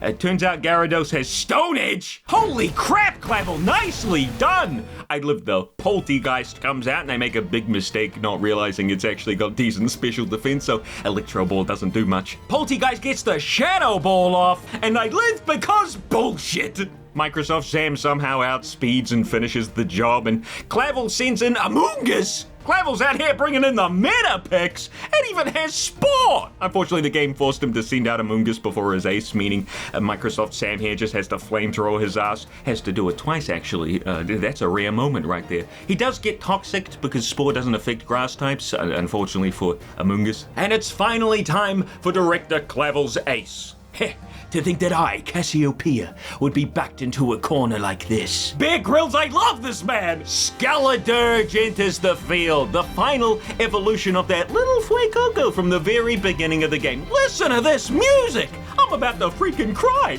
And over Pokemon Scarlet, no less! A Shadow Ball takes out Microsoft Sam, and it's up to, well, basically the whole team to deal with this thing. Despite the cool Pokemon Clavel has, it's still a modern Pokemon game at the end of the day. Screamy Dog abuses its fire nullification and dig-in prowess to make Clavel look like a stupid little bitch. Do take a step back, please. This may get dangerous. Miss. I guess they forgot to program in the AI knowing about well-baked body. Skeledirge just kept trying to use Torch Song. I mean, the only reason I swapped out is because Dig was taking too long and I felt a little bit sorry for Clavel. I wanted to move it along. I finally got to see what Torch Song actually does. Uh-oh. Girl, look out! Ah! It does a fair amount of damage, and then on top of that, it raises Skeledirge's special attack stat. Another kind of broken move, to be honest, but Skeledirge is pretty slow, and therefore Code Radical takes it out pretty quickly after Snow Halation eats dirt taking that Torch Song, although I do think that the girl should have taken the brunt of the damage instead of him. And now that we have a little bit of breathing room, let's talk about Skeledirge just a little bit more, and its pre-evolution I didn't get to see until way later on when I was completing the decks. Let's start off with him. Crocalor. Oh my goodness, what did they do to you? Not quite the unsavory image like Quaxwell, but still incredibly weird. Crocalor is... well, I don't know. I don't like him per se. I'm sorry. I don't think many people particularly love Crocalor. He's like the... Alright, I was going to talk about how I don't like Crocalor and that I think his design is kind of all over the place, but then while like looking at him, you know, by himself instead of just using first impressions, and then he did a little animation and I kind of like him now. It's the same as Rellor. Like, it's hard to like get a proper idea of a Pokemon, I suppose, when all you have is like an image and a 3D model to look at. The animations play a huge part in the personality of a Pokemon, and I think, I don't know, I'm not saying that like for future ones I'll be going in and really digging in deep and looking at all their animations and stuff, but you know, whatever, it's for fun. Like, I'm not saying it's the be-all end-all, it's just my first initial thoughts on Pokemon, but I couldn't let this one slide. Skeledirge, on the other hand, looks pretty cool, if not a little bit bold. It's got a ton of inspiration from the way it looks with its decorated skull and the way it battles with its Torch Song. It's someone other than myself would be much better at explaining what's going on here. I'm just the guy who says, yeah, he's pretty cool. I like the purple mouth as well. That's a neat touch. I don't think it's the coolest fire-type starter out there, but it certainly makes the top... well, actually, most of the fire-type starters are pretty solid. Aside from Cinderace, go fake an injury on a football field somewhere, you bitch. And that's that! Clavel is defeated, and surprisingly, he's got another bombshell to drop on us. I am not actually Cassiopeia. What? Now, did I believe Director Clavel was actually Cassiopeia when he said he was? Maybe. But either way, it's not him. So who is it? Well, it's the person who we all figured it was from the very beginning, right up until I thought Game Freak might have actually pulled off an actual twist for once with Clavel here. No, he only battled us because he honestly thought Cassiopeia would be too strong to beat. And when you see Cassiopeia's team, you're gonna wonder why he ever thought that. But that particular battle is waiting for us in the schoolyard, so we... Nurse Quest! Nurse Miriam needs our help, and there's nothing I won't do to move heaven and earth to do it with her. I mean, for her. Actually, she just wanted to tell us that she passed her health teacher certification exam. I give her a big hug as a congratulations, or I just nod. She says it was thanks to our commitment to the treasure hunt that she got the strength to buckle down and work hard on passing. And then she gives us 10 max revives. They even smell like her. What? Anyway, so the game made it clear that I gotta wait until nighttime to battle the real Cassiopeia, so I just kinda stood outside the main doors looking at the clouds go by like I did with Sonic Frontiers. On the plus side, unlike Sonic Frontiers, the game time doesn't slow down to a crawl if you're not moving around, meaning standing here doing nothing is actually okay. Finally, out of class! Whoops, almost went right back into the school. Silly me. But on the more negative side to this, 10 minutes of waiting later, it was sunset by the time I gave up. I entered the schoolyard and it automatically changed to night. God damn it. And by the lack of school uniform, there's only one person this could be. That's right, it's a school shooter. No, it's Penny, because of course it is. Who else could it be? Don't look at me like that. You look like a toddler trying to squeeze one out. Huh, this must be quite a shock to you. Don't act so high and mighty, Penny. Who the hell else could it have been? What other student stands out here? Oh no, it could have been the student who was gonna ask Miss Time a question. She has sus written all over her. My skills let me get a hold of as much LP as I want, so I decided to use that to tempt you into helping me out. Okay, let me get this straight, Penny. You tried to tempt me with pocket change? And now you're admitting to committing a series of felonies? You stole money! You can buy real things with LP, they're not Robux! Anyway, so Penny says she used us, blah, blah, blah, I don't really care, but she's not gonna go down without a fight because she actually kinda doesn't want Team Star to end, even though she's been the one to end it. This girl's ridiculous. Women, am I right? Why not just have the same rule as the other Team Star members, where in order to step down, you gotta be beaten in battle? Anyway, I declined the battle, for funsies, I guess, and the game didn't like that at all. I immediately went back to the schoolyard to battle her, but before said battle could get started, Clive, you know what? I mean Clive. Clive is cool. Clive runs on in late to the party because Miss Time actually went ballistic on his ass after she learned he was seen battling a student right outside the academy doors. And I mean, I get it. That girl walking through almost got roasted to a crisp. Penny asks Clive to record what happens here as a sort of final message to Team Star, so when she loses, I guess she knew she was gonna lose, they could finally properly disband without wondering what the heck the big boss was doing, yada yada yada. No! Bow down before the overwhelming might of Team Star's founder! Now, I had just fought Director Clavel, who, to be honest, has had the best team in the game so far. Not a mono-type team, he's got decent moves and Pokemon that make sense for him being the director. I mean, Orangaru's the perfect choice. It has the move Instruct, even though it didn't have it in the fight because that would have been kind of useless in a 1v1 match. And Poltegeist for that first cup of tea mentioned way back at the start of the game. I mean, what a callback! So I had no doubts Penny was going to be an even bigger threat than Clavel, and he himself states that he didn't think I'd be able to take her on, although of course he didn't actually know who Cassiopeia was, but whatever. Let's see what she's got.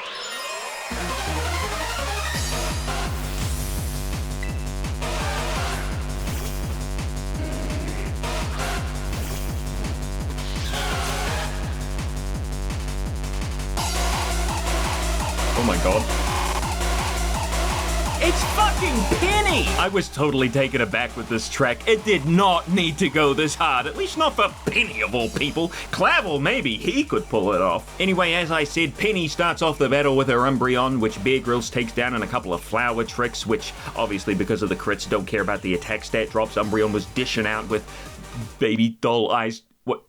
Why? This is a level 62 battle, Penny. Why have you got baby doll eyes on your Umbreon? Anyway, next up she sends out... Oh, good lord, she's got the neckbeard team. That's right, folks. Umbreon, Leafeon, Flareon, Vaporeon, don't think I don't say it, Jolteon, and finally, Sylveon with the love heart hat. Well, now I know why Ortega didn't have one. Penny called dibs, I guess. Now, honestly, this team was a huge letdown. I mean, not because of the Pokemon on it. No, that's fine. Surprisingly, Game Freak hadn't actually made an evolution trainer up until this point. It was actually sort of neat to see. But for the moves they have, every single one of them has baby doll eyes and quick attack. Quick attack! What are you doing, Penny? Hey, Umbreon can learn Psychic? What the heck? I mean, I kinda get it. Like, each of her evolutions have a powerful stab move and one coverage move, which can be of assistance, like Aurora Beam on Vaporeon for grass types. Oh, hey, look, a floating light bulb. What the heck is Pin Missile on Jolteon gonna do against any ground types? And poor Flareon doesn't get any coverage moves, instead getting stuck with Fire Spin. At least give it Trail Blaze for water types, something, anything. And you can't give me the excuse that Game Freak didn't want to give her TM moves to keep things clear, because Umbreon sure as hell doesn't learn Psychic naturally. I thought for a second they might give Penny a Gigantamax Eevee. I mean, I get that Gigantamaxing and Dynamaxing isn't a thing in this game, but seeing as Penny's from Galar and carries around that Eevee backpack, I thought it'd be a neat twist. I mean, kinda like the first time you fight a Team Star Starmobile. I mean, Game Freak wouldn't actually have to add Dynamaxing in as a real mechanic. They could just treat Gigantamax Eevees the same as they did those things and make up its stats and stuff on the spot as a sort of boss. Of course, there wouldn't be any Dynamax energy at the school or, you know, anywhere in Paldea for that matter, but Penny's smart. I'm sure she could come up with something like an inhalant of Dynamax energy or something. You give Eevee some hardcore narcotics to kickstart the growth. Penny is finally defeated and we get one final flashback, which takes place seemingly right after Team Star scared all the bullies away from the academy. Penny even uses the word epically, which is so totally poggers. Just wait for Gen 12, guys. Our rival will be saying Riz in no time. This is where Penny says she'll take care of any problems that arise from Team Star's little escapade. That is the taking blame part that we already knew about, and she leaves them, just like I will when my future child asks to play this very game. After all that's been explained, Clive once again drops the bombshell on Penny. His secret identity revealed once again thanks to some speedy stripping. He's pulling his cock out! This guy's like the Batman of Pokemon. And then he drops yet another bombshell, just like bombshell number 47, and suddenly the rest of Team Star is here to have a lovely little cutscene with Penny where nobody talks and it's a little awkward because of that. But they give a salute and a goodbye to Cassiopeia and a big hello to Penny, their new friend, which I thought was quite sweet. A really nice ending to what I consider the best quest in Scarlet and Violet, aside from Penny. It's all pretty good stuff, you know, if you forget about the unfinished nightmare the game actually is, but the characters and the text that comes out of their mouths, decent stuff, especially for a Pokemon game. Clavel undoes his whole expulsion thing he was going to enforce on Team Star. Learning about all their plights and what they've been through before he was anointed director really opened his eyes, meaning Team Star can stay at the school and they can all live happily ever after and hang out with each other and stuff. But Clavel's not done just yet. Your protracted truancy, your brazen customization of the school uniforms, your unauthorized usage of academy equipment, your reckless modification and jeopardous driving of Pokemon-powered vehicles. Need I go on? Your flagrant disregard for school rules cannot simply be overlooked. Need I go on? Clavel's sexy as hell. Is that a nipple? Clavel's the best character in the game. No freaking contest, man. What an absolute spectacle of a man. Somehow he also finds a way for Team Star to both pay their dues and stay as Team Star at the same time, essentially converting their bases into training camps for budding Pokemon trainers of the academy, with the bosses at the helm helping them learn and grow as trainers. Is there nothing this man can't do? We have a little chat in Clavel's office about the whole ordeal we just went through together, me and him side by side, best buds, cool as heck, and Penny pops in to let Clavel know she's been breaking the law and stealing money. Clavel, as always, cool as a cucumber, says, "I don't know nothing about this, I'll let Geeta know." And then Penny rots in jail for the rest of the game. She uses her one free call the prison gives her to ask us to meet her near the bottom of the school steps. Guess the guards just couldn't contain her. Probably used Quick Attack to get out of there. Nah, turns out Penny's a wonder child and the league isn't gonna punish her as long as she helps them with some techie stuff. All's well that ends well, I suppose. Penny runs up the school steps. Damn, she must have some legs. And that's Starfall Street completed! Finally! Technically, the first quest to be completed, seeing as I haven't beaten the Elite Four yet and Arvin's still waiting for me at the lighthouse. Overall, I really liked the Team Star story. It was different from the regular evil team story in a Pokemon game and actually a little bit relatable. I give it 5 stars. As I said before, Arvin's still waiting for us at the lighthouse, and I'd like to leave the Elite Four until last, seeing as that's usually the final thing you do in every other Pokemon game. Gotta keep the tradition alive somehow, right? So it's time for our rematch. Now that I'm at a similar level to Arvin, it's a much fairer fight. Greedent goes down to Bear Grylls. When Scovillain comes out, I expertly swap into Screamy Dog for the free defense boost, and then quite promptly die anyway as Double Edge ain't quite doing it. Was that the Johnny Test whip crack sound? Look, I love Screamy Dog a lot, but you know, it's not a super good Pokemon when Ortega has one on his team. Hey y'all, Scott here finishes off Scovillain with a mono wing beat, but obviously can't do much against Garganacl, so Bear Grylls comes back in to get stone-edged and nearly die. Thankfully, a busted-ass flower trick is enough to take it down, and Toadscrew's next up on the chopping block. Easy-ass U-turn because Bear Grylls is fast as balls, and Snow Halations are next. For some reason, I'm not sure why I did that. I think I still thought Toadscrew was a poison type. A Cloyster doesn't have any special defense, so I know that a Psychic will easily take care of Light Screen. Well, I'll be Arvin, you cheeky sneaky. I realized that instead of throwing out Cloyster, Arvin could have swapped into Mabostiff, which would have absolutely clobbered Snow Halation, but you know how these story battles are, not allowed to pull out the ace until all other Pokemon have been defeated. Speaking of, here's Mabostiff! decided to sneak a U-turn in there for a bit of easy extra damage while Mabostiff takes the bait for a play rough, although I think I was trying to get him to use a fighting type move he doesn't actually have. He does, however, have Psychic Fangs, which is great for any fighting types, I suppose, and play rough. He's got play rough. I suppose having coverage for other dark types is also a good choice. Did I really just paralyze Mabostiff? Don't you think that's a little fucked up? Anyway, the light screen wears off, so a dazzling gleam from Code Radical is the final nail in the coffin, is the last hit that defeats Mabostiff. Arvin, upon defeat, looks absolutely devastated, but his dialogue confers no such thing. Couldn't have given him like a slightly more upbeat defeat animation for this Game Freak? I mean, I get he was a little edgy at the start of the game, but he very quickly warmed up to us, and also so close, Mabostiff. Arvin, I don't know if you remember this, but you kicked my ass like half an hour ago. Despite our fruitful battle where Arvin's dog ended up in a wheelchair again, he admits we might need a bit of extra support when we head down into Area Zero. Apparently the Pokemon in Area Zero are super strong, and there's all sorts of weird machines there too. 2 more people, he thinks. A champion-ranked trainer and someone who's good with technology. Boy, I wonder who he could possibly be referring to. Funnily enough, the game does let me mention Penny here. Surprised they actually added in a dialogue option that leads to, you know, different dialogue. Even more surprised that Arvin's heard of what happened to her. It went down like 5 minutes ago, and he's been standing here the whole time. Maybe with binoculars? Anyway, Arvin books it back down to the path to the school, I guess, leaving us with the task of finding both Penny and Nemona. I think at this point I gathered that in order to recruit Nemona, I'd have to beat the Victory Road quest alongside the Team Star one, so off I went, right on back to Victory Road, ready to retake that test. Funnily enough, the champion, La Primera, was standing right outside the building. Well, this'll be easier than I thought. Let's go, bitch! Rika, of course, is waiting for us in the lobby, happy to see we have all 8 badges this time. Same old questions as before. How did we get here? I mean, this time I flew, no glitches needed. Next up, please tell me the name of the school you were enrolled in.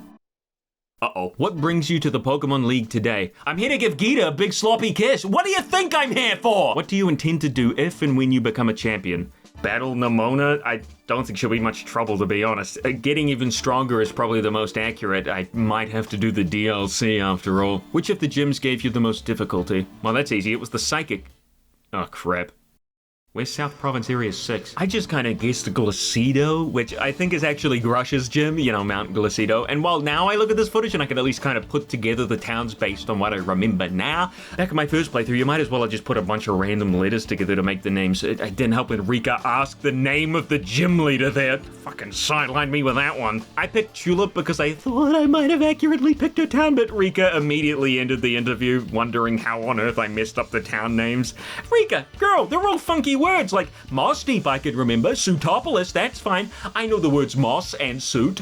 How the heck and hell am I going to remember Karaskarafarig? Well, looks like I didn't get in. Too bad, I guess. What the hell was that town's name? Alphanada? Who the hell's gonna remember Alphanada? Game didn't even let me know when I walked in. That's on you, not me, game. Thankfully, there's no limit to how many times I can take the test in a single day, meaning Rika saw me walk outside and through the glass door see me check my phone and then walk straight back in. Was ready for the last few questions this time. Alphanada and Julep, and Rika's pleased I remembered. But do you remember which type of Pokemon Tulip used? Are you kidding me? How could I forget about the wonders of... Give me a joyful smile! What was the category of the Pokemon you chose to be your first partner? Or was it the duck? Oh, the cat, right! Next is the final question for this interview. Do you like Pokemon, Mr. Soderbergh? You just passed the first part of the champion assessment. Honestly, I don't know why you bungled it before. You know why, you and your stupid-ass town names. It's finally time for the first member of the Paldean Elite Four. Gee, this room is sort of bland, isn't it? Rika casually waltzes in behind us and announces that she'll actually be our first battle. What type does she use, though? Oh, hello. Rika is a ground-type user, and while Whiscash probably would have been a good intro if I'd sent out a water-type Pokemon, Bear Grylls is more than capable of dishing out a one-hit knockout. Also, the Whiscash is level 57, so I'm not sure how quickly the levels will increase further we get into the Elite Four, but I think I might be at a balanced level for this, maybe? Next up is Camerupt, a fire ground-type, so obviously I can't be keeping Bear Grylls in here. I forgot this is Camerupt we're talking about. At least past me remembered how terrible it is. Donphan's up next, and you'll never believe how I defeated him. Sturdy! Poison Jab! You're telling me this man's got 120 base attack, but that's the best he could do? Dugtrio's out after Donphan, and despite its only saving grace being its speed, Bear Grylls clears it no problem and one-shots its ass. And it's time for Rika's ace, Clodsire. A very strange Pokemon to have as an ace, really, especially bulky tank of all things, but it works with the rest of the team's theme, I suppose, and mostly very chunky, goofy ground types. Even Dugtrio fits the bill with its funny face. Clodsire has one benefit against Bear Grylls here: its poison typing is immediately thrown out the window thanks to terrestrialization and gets knocked out immediately. Almost immediately. The down-to-earth Rika admits defeat, realizing she never could have beaten me, at least not by terrestrializing one of her 2 resistances to grass away, and she reintroduces the second Elite Four member, Poppy. Which means we're stuck in this boring-ass room for all the fights. Great. I was kind of hoping the panels on the wall would at least change color to match the type of the Elite Four member I was facing, but no such luck. But before we fight Poppy, I'd like to mention the music real quick. Elite Four music is generally pretty good, intimidating, but still having a good tune to bop to. I mean, some better than others. Gen 5 really stands out in that regard, but Gen 7 sounds more like a battle with Giratina. Holy crap, we're having a Pokemon battle, not getting stabbed to death. And Gen 8's kinda sucked, no surprises there. So what's Gen 9's like? Well, I mean, it's very grandeur. It's got that intimidation factor. It's not bad, but it is forgettable. There's no real tune that you can sink your teeth into, which is a shame.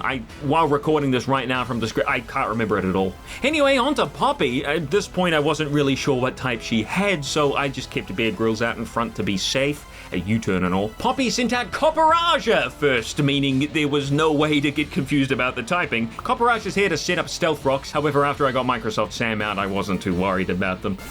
Oh, that's a flying type. Never mind. Bronzong, decent Pokemon to help deal with fighting types and set up screens. Doesn't matter. Magnezone's up. A Sturdy helps it out for a bit, enough to set up Light Screen. Probably should have done that a while ago, Poppy. And her very last Pokemon is Tinkaton, which makes sense. And now because of Light Screen, Microsoft Sam's flamethrowers are now doing half damage, so it's not nearly enough to take Tinkaton off the field. And with Stone Edge being her move of choice, there's not much Sam here can do before it's knocked out next turn. Oh! Right, I can change types at will. Now that Stone Edge is doing half damage, Microsoft Sam easily picks up the win. I realized while going through all of this again, Poppy doesn't really have a single Pokemon to counter fire types. She's got moves to hit him hard, sure, but one little flower hat on Sam here and her whole team folds like Arven's dog's back legs. Poppy admits defeat also. I mean, hard not to when your whole team's been on essentially the same journey as a bit of iron ore in a Minecraft furnace. And she introduces the next Elite Four member. The hell is he doing here? Turns out being a gym leader doesn't pay well. Agita's absolutely shafting these guys, and Larry's taken up a second job as an Elite Four member. Originally I thought this was kind of lazy, but looking at it now I could really see the humor in it all. The mystery Elite Four member, you have no idea who it is, and then finally you get here, and after all you've been through, it's just Larry again. It's great. It just works. I was thinking Larry would be just using normal type Pokemon again, so I mean, Bear Grylls has come this far, right? But no! I mentioned before that Staraptor was a little nod to something we'd discuss later, and the time is now! Larry is both a normal type gym leader and a flying type Elite Four member. Not that he enjoys it. Funnily enough, his flying type Pokemon are the furthest thing from Larry's aura. Instead of boring regular flying types like more Route 1 birds, he instead has interesting and colorful Pokemon here, like, for example, Tropius, who's no longer hovering in the air like one of those taxidermy drones, instead planting his feet firmly on the ground. Which does make his invulnerability to the ground a little bit weird. I mean, as it does for all other standing flying types. It would be good, however, if Game Freak added a little animation for when flying Pokemon dodge those sorts of moves. Would be a neat little touch, I think, consider the move just not going off. Anyway, I decided to get Bear Grylls out of there. I mean, Acrobatics could have KO'd, but I wasn't risking it. Should have, but I didn't expect an actual sit-up move from Tropius here. Scott came in with a lovely Electro Ball present.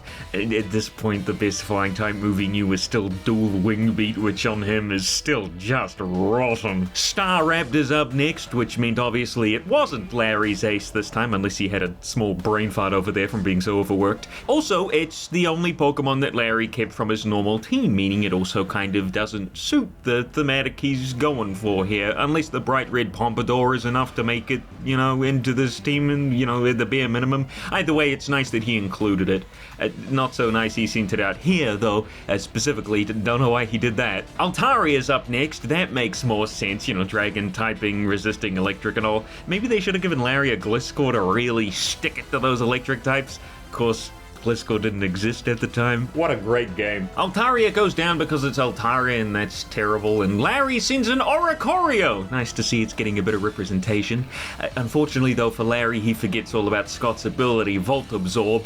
I feel Elite Four member Larry, of all people, probably should have known about Pokemon abilities, and Oricorio goes down because it, like Altaria, is the Pokemon that it is. Larry's final Pokemon, average flamingo lawn ornament for the average man.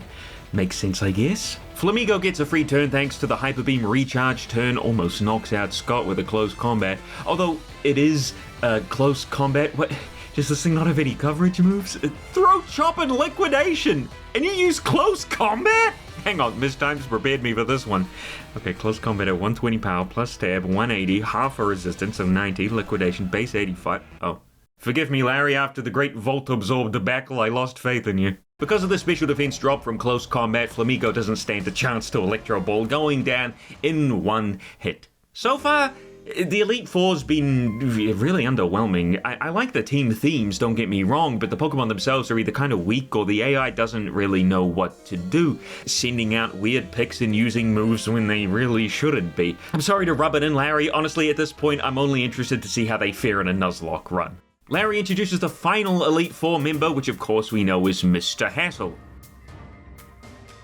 He doesn't do a very good job. But let's not get ahead of ourselves. He waddles into the room and it's finally time to take on the best art teacher and best dragon trainer in the whole region. There's not a lot to pick from. You know, now that we've seen all the main trainers in the game, we can start to build a picture of what types have been used. Bug, Katie, Dark, Giacomo, Grass, Brassius, Electric, Iono, Fire, Mela, Water, Kofu, Poison, Ninja Guy, Normal, Larry, Flying, Larry, Psychic, Tulip, Ghost, Rhyme, Ice, Grusher, Fighting, Eerie, Fairy, What's-His-Face, Ground, Rika, Steel, Poppy, Dragon, Mr. Hassel, which only leaves one type left, actually. I'll give you 5 seconds. Time's up. It's Rock. This means either Gita's got a bunch of rock types or Miss Time blasted through the Elite Four before us like Gary in Red and Blue. God, wouldn't that have been a twist? It was actually pointed out to me a while ago that the Elite Four members share the same typing as the Titans. Larry is Flying like Bombardier, Poppy is Steel like Orthworm, Rika's Ground like Great Tusk, and Mr. Hassel is Dragon like Tatsugiri. Of course, that still leaves Clorf, so, you know, point still stands. Mr. Hassel's ready to put up a fight and sends out Noivern first. Pretty weak entrance, I gotta say. Not as a, you know, Pokemon, but type-wise.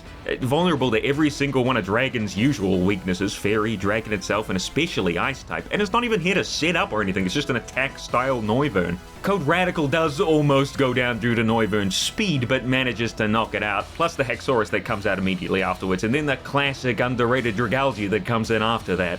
And then the Flabble after that. Gee whiz, Hassel. But the new Pokemon Baxcalibur enters the fray and slides on its head to knock out Code Radical.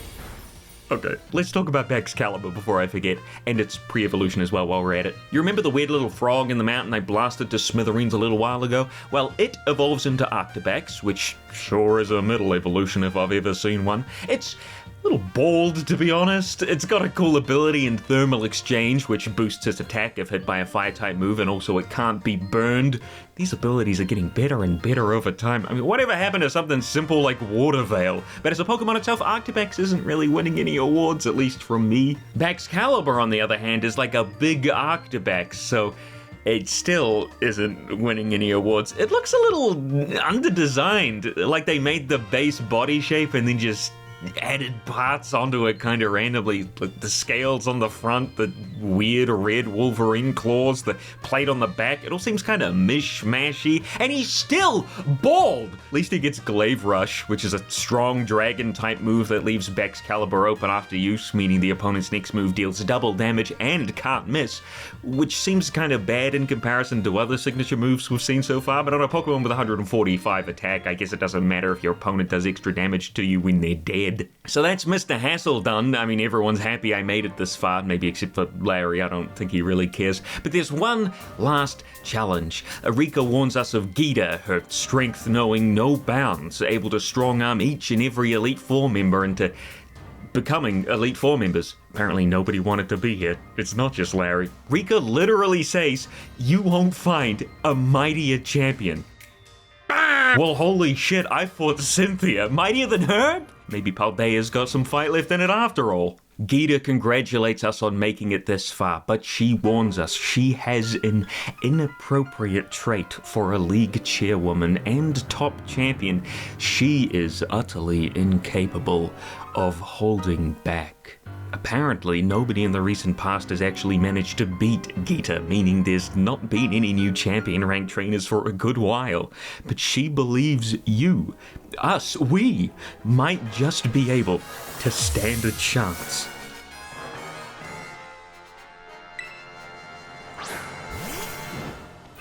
Hey, I've got one of those too! Hey Scott, how about a little boost if you know what I'm saying? Screamy Dog comes in and takes care of a Spathra with a big old crunch. Interesting that they'd give Gita another gym leader's Pokemon, that is Tulips. I don't think that's really been done before, but I guess it is fairly strong as far as... I'm sorry, was the Skybox late for work? The hell is that thing? This, ladies and gentlemen, is King Gambit, a new evolution for Bishop, which is incredibly convoluted to get and quite frankly didn't have to be so complicated. You need a specific held item for Bishop and then you fight other Bishops with their own little squad. Like, Game Freak, I thought you were trying to future-proof things. This is gonna be like another mossy or icy rock, isn't it? I love getting Glaceon at the second to last gym. Really helps out for the Ice Gym's only resistance. Ice! King Gambit, on top of having pretty great HP, attack, and defense, also has a new ability, Supreme Overlord, which sort of acts like Houndstone's last respects, but for the whole Pokemon overall, increasing King Gambit's attacking stats for each fainted Pokemon on your team. So Gita sends it out second. Alright then. I think it looks alright. It's grown on me a bit. It just looks a bit weird sitting on its fat ass all the time. It's meant to be the leader, the king of the chessboard, and therefore it makes sense that he just sits there issuing commands. But obviously, unlike the real king chess piece, it gets a boost when everyone else is dead rather than becoming completely helpless. Play rough from Screamy Dog almost does nothing because King Gambit has way too much defense and HP and easily retaliates with Iron Head, which a dog made out of bread is not meant to take, especially when said Iron Head's got a knife on it. Microsoft Sam thankfully outspeeds with a flamethrower. We are outside and in the rain. I don't know if that actually affects the champion battle here. I didn't check, although the check status button was highlighted on the move selection screen, so I think it actually did affect the battle here. Nobody had any stat boost, so it's the only thing I could imagine it was trying to tell me. Actually, this had me thinking, I think rain teams are by far the best for playthroughs in Scarlet and Violet. The majority of the battles all take place outside, and aside from the ones that avoid, being outside or take place on Mount Glacido, the gym battles and Titans all have the chance for rain, giving you a huge advantage if you have water-type Pokemon just at random. I don't know if the Roof and Tulips fight stops the rain from affecting it. I mean, I doubt it though. Rain is the only weather effect that can appear at nearly any area of the map. I mean, Sandstorm is stuck in the desert area, Sun is never randomly activated, Snow, again, Mount Glacido. So a rain team, or at least a team with the move Thunder in it somewhere, will usually have an overall advantage throughout the main story. I suppose that's what happens when you don't add any new weather types for 22 years and then refuse to make any indoor areas. How about windy, huh? How about humid? How about pollinated? How about thundering? How about foggy? Wait, we hated that. Either way, even with the rain, Flamethrower takes King Gambit out because of its special defense. It's not exactly something it specializes in. And out next is the Iceberg guy? Avalugg, another physically defensive tank, flatlines to another weakened Flamethrower. I don't know why Gita even sent it in, I'm gonna be honest. And next up is Veluza! Oh no! I guess I thought Veluza was a pure psychic type. Don't laugh. Remember Pincurchin, the sea urchin? Pokemon does this all the time. So instead of Seed Bomb, I opted for Crunch, which meant Veluza got a move off on Microsoft Sam here. Not the end of the world, though. Hey, did you know that Veluza's purple parts are meant to be see-through? You can see it in its artwork, although it doesn't really come across like that in-game. Then, utterly incapable of holding back, top champion Geeta sends in Go-Goat. Go-Goat. And despite it actually tanking a flamethrower, this time not in the rain, it is still... Go-Goat? Geeta says, ha ha ha ha ha ha, don't think you've won yet. Girl, unless you've got Arceus and his 3 babies back there, I don't think I can do anything but win. Also, for the love of Game Freak, is she laughing out loud or standing there talking to me? Make some goddamn animations. Geeta sends out her ace, Glamora. Now, this was the sort of Pokemon I was expecting. Or not expecting, I don't know what this is. Judging from the flower look it's got, I figured this thing has got to be at least half grass type, so a quick flamethrower from Microsoft Sam should take care of it.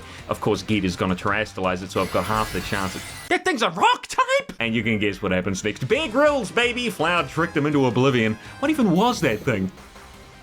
Toxic debris! You're setting up hazards now? What is going on in her mind? Let's talk Geeta's team. It's been a contentious time in the Pokemon community. Not even really contentious. I think everybody at least sort of agrees that Geeta's weaker than she should be. Firstly, even just swapping Geeta's ace Glamora, which is a cool Pokemon by the way, we'll talk about it later, to the front of the party and putting King Gambit at the back as her ace, it would fix up one of the major issues here. I mean, Glamora now can set up toxic spikes at the beginning of the battle rather than at the end. King Gambit can now use its ability to its fullest as well. Of course, there's still the issue of having Go-Goat and Avalugg on the team. Veluza's also a bit of a weird choice considering a Spathra, another psychic type that's already here. There's been many theories as to why Geeta's so weak comparatively to other champions out there, from trying to explain why her Pokemon are what they are, like with Go-Goat and Avalugg being from Kalos, and well, everybody apparently thought Kalos was going to be the DLC. Guys, Game Freak can barely get a Unity ass asset open world working properly. Could you imagine them trying to convert Kalos into an open world scenario? It wouldn't work. Meanwhile, case in point, Legends EA, just the city. There was a neat little video I saw by Golden Owl that explained how Geeta's team is based on each specific area in the Paldean region, and that she's not actually supposed to be super difficult. In fact, she does her job very well, being a sort of stepping stone to let you work your way to the true final boss of the Victory Road questline, that being Nemona, of course. And while that was an interesting video, and I think it's probably spot on, I can indeed imagine this was exactly what Game Freak intended, I still think it was a pretty crappy idea. Everybody in the game hypes up Geeta. She's unbeatable. She can't hold back. There's nobody mightier. And then she sends out Go-Goat?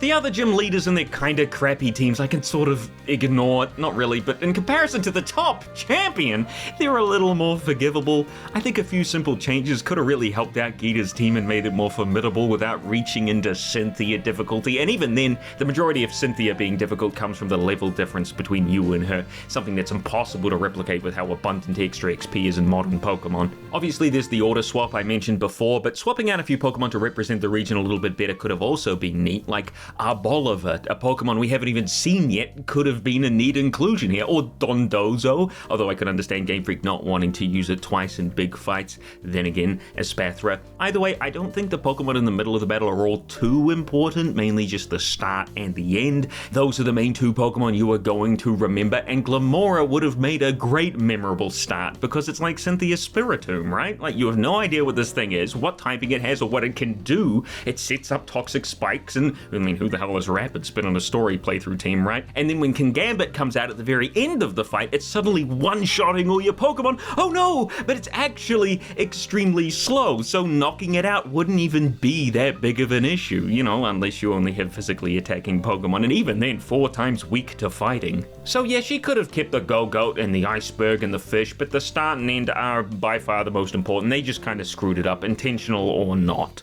Also, she's not a rock-type trainer, meaning that's just missing. I mean, I get that Glamora has a rock-type terrestrialization, but one Pokemon does not a whole team make. Maybe Penny should have been the rock-type trainer, or Clavel? I mean, what rock-types are even in base Scarlet and Violet? Dreadnought, Clorf, Colossal, Lycanroc, that's Nemona's, Pseudo-Wudo, that's Brassius's, Garganacl, Arven's, Stonejourner? Well, no use crying over spilt salt. What it is what it is, and after a well-fought After a fought battle, the 4 elite 4 members as well as Gita congratulate me on a job well done. Even Larry, what a swell guy. And of course, once we put our Pokemon into the Hall of Fame, I'm sure 𝙛𝙞𝙣 will be eagerly waiting for a bet. Where's the Hall of Fame? Where's the goddamn machine I put my balls in, Game Freak? Gita, you screwed me again! Yeah, no, apparently Game Freak forgot about the Hall of Fame this time. Not even a lineup like in Sword and Shield, man. How disappointing. I get that the champion here isn't the ending to the game or even the Victory Road questline, but I always enjoyed seeing each of my team members show up to, you know, just represent how far we've come. Oh well, not surprised it's gone, add it to the list. I will say now that we have finished the battle, Gita's champion theme, while not being extremely memorable upon, you know, the first visit, it did grow on me quite a bit. I love the instruments used as well as the tune itself. The Pokemon Masters remix is also great, if not way too short. A 1-minute loop isn't enough, honestly. It's a good song. Gita joins us to meet up with 𝙛𝙞𝙣 back at the entrance, and surprise, surprise, she wants to battle! Didn't see that one coming. After forcing me into a lifelong best friend contract, she wants to fight right away, but Gita, as always, knows what's best and asks 𝙛𝙞𝙣 to consider where the battle should really take place. I get the option to choose, but not really, because screw any sort of player agency, it's 𝙛𝙤𝙣! She says she'll meet us in the center of the city and have our big champion battle there. I personally wanted the fight to take place back where we first fought, but I guess the city's fine for battle with 𝙛𝙞𝙣, if you forget about the frame rate issues and the androids walking around. Battle with 𝙛𝙞𝙣 sounds like a disease. I'm battling 𝙛𝙞𝙣. So Misa goes to Misa goza, and we get another definitely isn't awkward without voice acting cutscene with 𝙛𝙞𝙣 before our big fight, where she explains she can finally go all out without needing to limit herself for the sake of a fair battle. I was actually quite intrigued to see what her real team that she'd be keeping in the sidelines this whole time was like, thinking, surely they wouldn't just give her the same team she's been training since the beginning of the game. Why do I even say it? Everybody already knows. Why do I even bother? Despite 𝙛𝙞𝙣's neat remix of her theme and her cool new ability to throw out a ball without actually throwing it, 𝙛𝙞𝙣's got the same team she's had since always. All that promising, you know, that she'd finally be able to use her real team when I'm champion, all that explaining that she's swapping her team around to battle different gym leaders, all leads to this. I fought this before! Doesn't matter that now it's level 65, that just means she's finally caught up to me! Anyway, it's dog v dog in an epic battle for the ages. It's Screamy Dog at this point, I'm just keeping her around because she's cute. But she manages to get the KO on Lycanroc with a few digs. Orthworm! That's what you're bringing to the table, 𝙛𝙞𝙣? A big worm? I'd like to write a formal apology. Of course, Orthworm is no match for Microsoft Sam and his magic flamethrower of one-shotting. Maybe not Goodra, though, who's finally evolved. I tried to use spicy extract into Sap Sipper and got my shit kicked in. Messed up with Code Radical here. I mean, I used Dazzling Gleam immediately into a specially bulky pseudo-legendary. Should've gone Lumina Crash for the special defense drop first. At least Bear Grylls came in and cleared up no problem. Only 2 immediately died to Pawmot after not quite knocking it out with Play Rough. But, I mean, no issues there. Scott took care of Pawmot. And then there was one, the Dunsparce, there was 2. Paralyzed his ass, then heal spammed. Well done me. I swear, this Nuzlocke, it'll fix everything. Don't hate me, I'm not that guy anymore, I swear. Quaquaval's as ugly as ever, I feel bad saying that, and I feel like Quaquaval's kind of growing on me, but I can't let that guy, I can't let it get to me. No, he's horrible. And because I kept Scott healthy, he absolutely blasted through the dirty duck.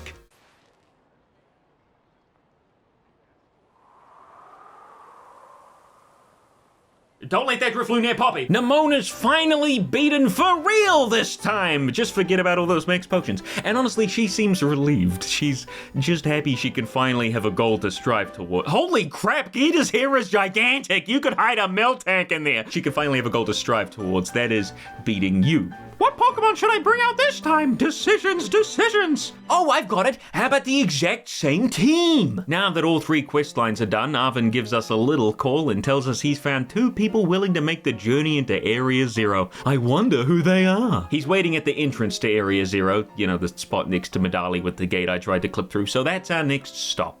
Not before I go see the goat Clavel, though. He's a little worried about Penny, so asks if we'd continue to be her friend. You think I'm friends with that bitch? He gives us a big nugget, I think is a bribe to be friends with Penny. No way else I'm doing it. And then it's time to head to the Area 0 entrance. For real this time. Instead of taking the front door like a civilized person, I clambered up the wall and leaped on in. I guess the game doesn't really care where I came from though. Instead it opted, again, just to pretend I walked through where it wanted me to.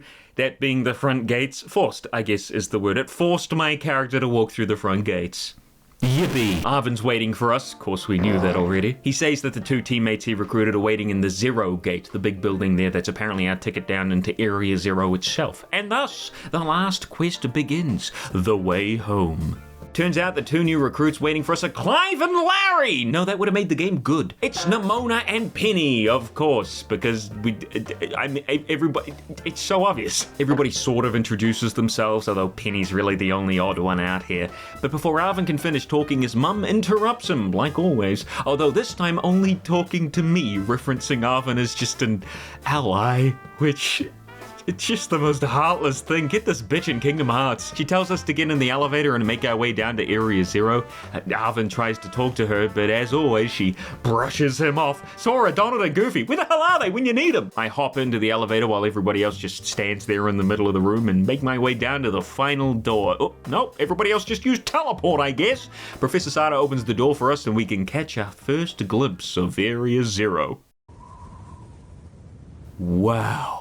She tells us the only real way to get down is to hop onto Koraidon's back and float down using its glide. Don't know why we couldn't have used any other flying Pokemon. I guess when they removed HMs, they removed the functionality too. Cutting down small trees in Paldea must be a nightmare. Koraidon pops out and wants absolutely nothing to do with Area 0. Arvin doesn't really care. And both Nemona and Penny hop on too.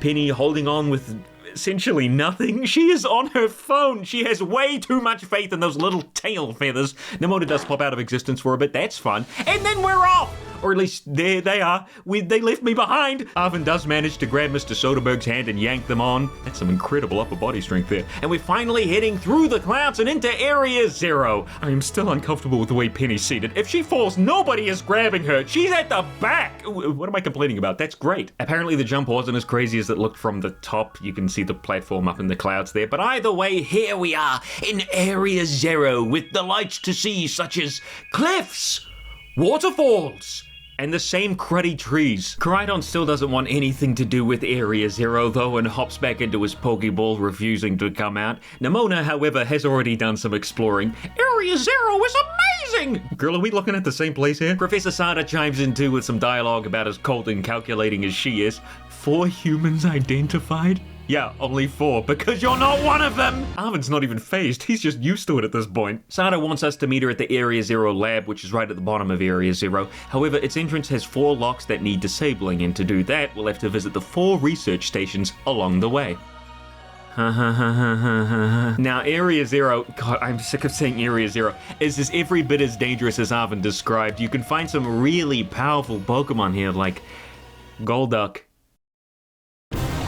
But seriously, Area 0 is a neat idea with some very atmospheric and kind of creepy music to go along with it. It's incredibly bright despite the clouds overhead, giving it an otherworldly sort of feel. There's little wisps flying through the air nearby, crystals on the trees. If this game was being made by, like, any other company, it'd be pretty cool. Unfortunately, this is Game Freak, and Game Freak struggles with this sort of thing. The hard shadows in Area 0 only appear mere meters near your character, making the rest of the area look completely unfinished.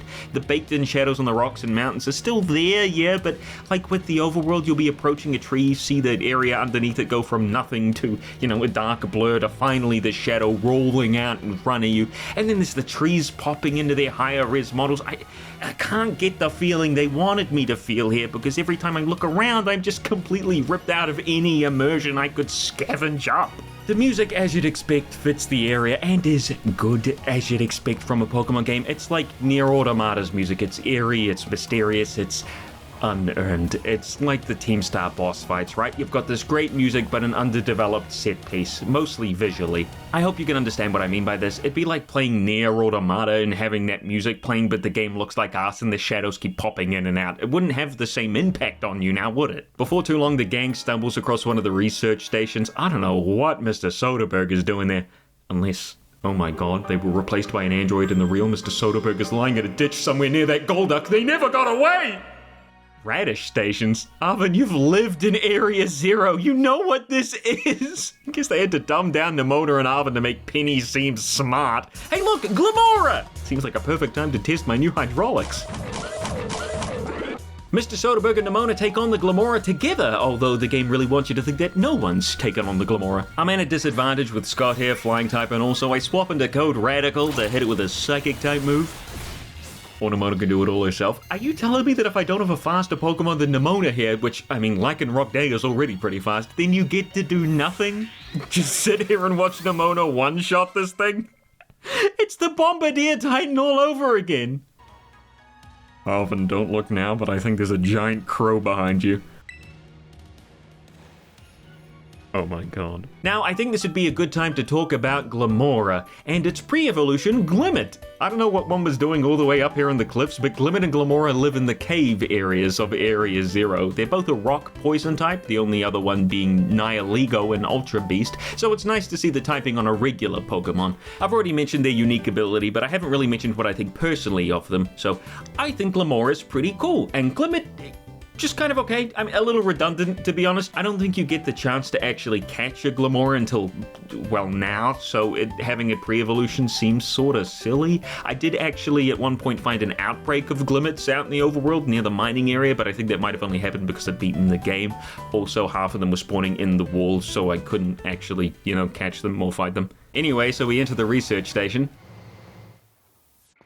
Ah! Wow! Are these ancient ruins? Come on, Nimona, there's a literal control panel right there. You can see a computer chair right over yonder. Professor Sana asks us to remove the lock via the panel in the room, and no problem, I guess. Can't see anything wrong with that.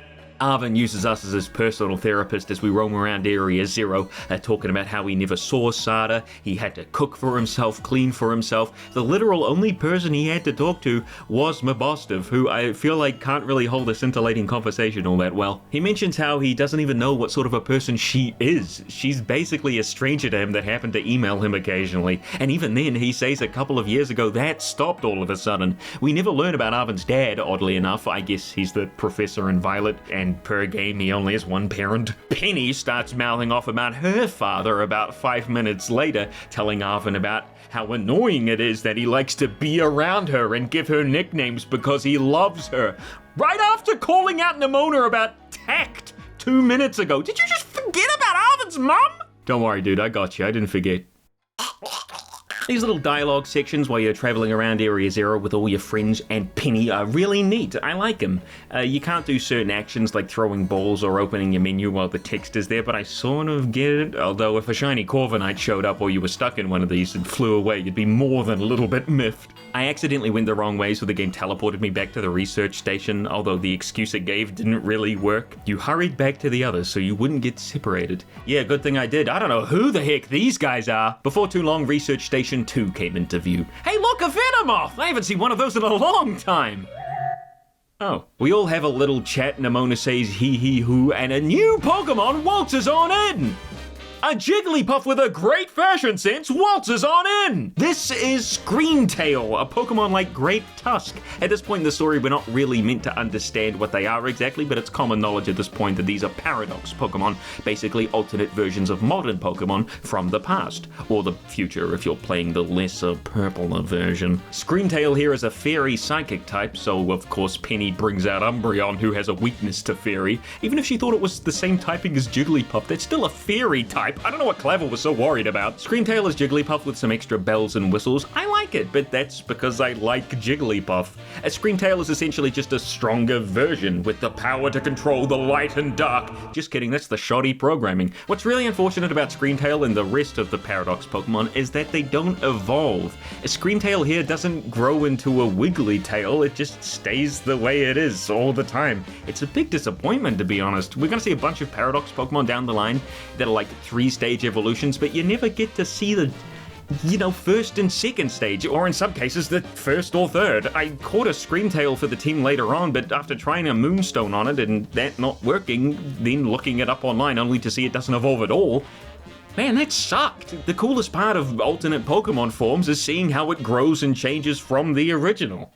Sada explains it all in the research station and that the past Paradox Pokemon are coming from a time machine right down where she is at the very bottom of Area Zero.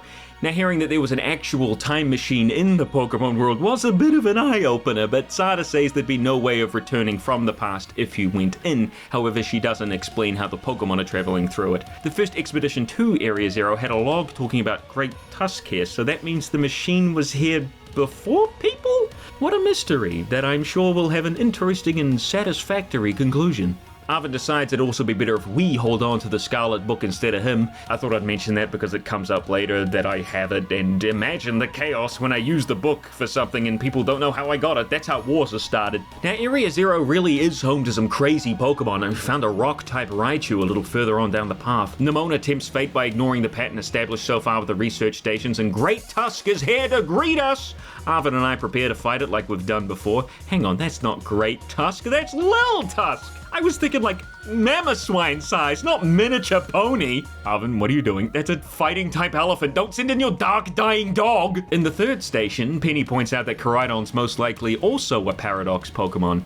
Despite the hatred inside I feel for Penny, she was bang on with that assumption, so I agree. Anyway, Sada interrupts and says that Koraidon was indeed retrieved from the time machine. In fact, it was the first Pokemon to be retrieved, and that it's an ancient form of Cyclizar, which we've already discussed. I hope. It's a long video. She also mentions that there's another Koraidon hanging around in Area Zero, which Nemona immediately thinks must be his family. Because when Nemona sees two Chinese people on the street, they've gotta be related. Only one lock left, and the way to go is right through this ominous cave. Would be really ominous if the graphics in this game worked. Some areas here do look okay.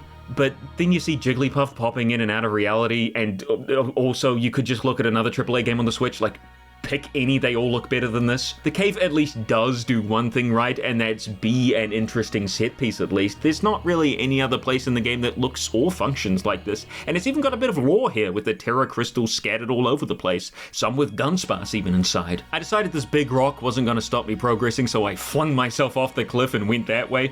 Game didn't like it so much, but hey, free teleport to the research station, I'll take it! I did actually see a new Pokemon Fluttermane here, but I must have either missed it or thought it was a regular Misdreavus. It would have been rarer, Misdreavus is only in Violet. But once inside the final research station, we find that it's absolutely trashed.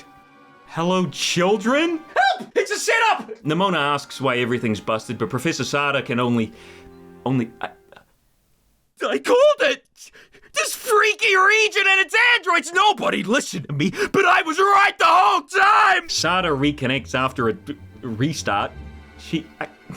I didn't even know Clive was Clavel. How did I predict this? She says there was some signal interference. That isn't what that was. You go, girl. Arvin's already got his suspicions. That his mother was a cold, heartless robot this entire time, but that's all the locks disabled, so we're free to head down straight to the lab, right at the bottom.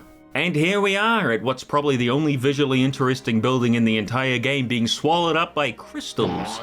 Sada teaches us that the crystals here are the source of the terrestrialization energy, something I already put together. I figured it was pretty obvious for once. Look, the hair really did throw me off. Now that the locks are dealt with, we can open the door to the lab, but Sada warns us that there's dangerous Pokemon ready to make a break for it once we do. Of course, Nemona, Arvin, and Mr. Soderbergh will make a great defense.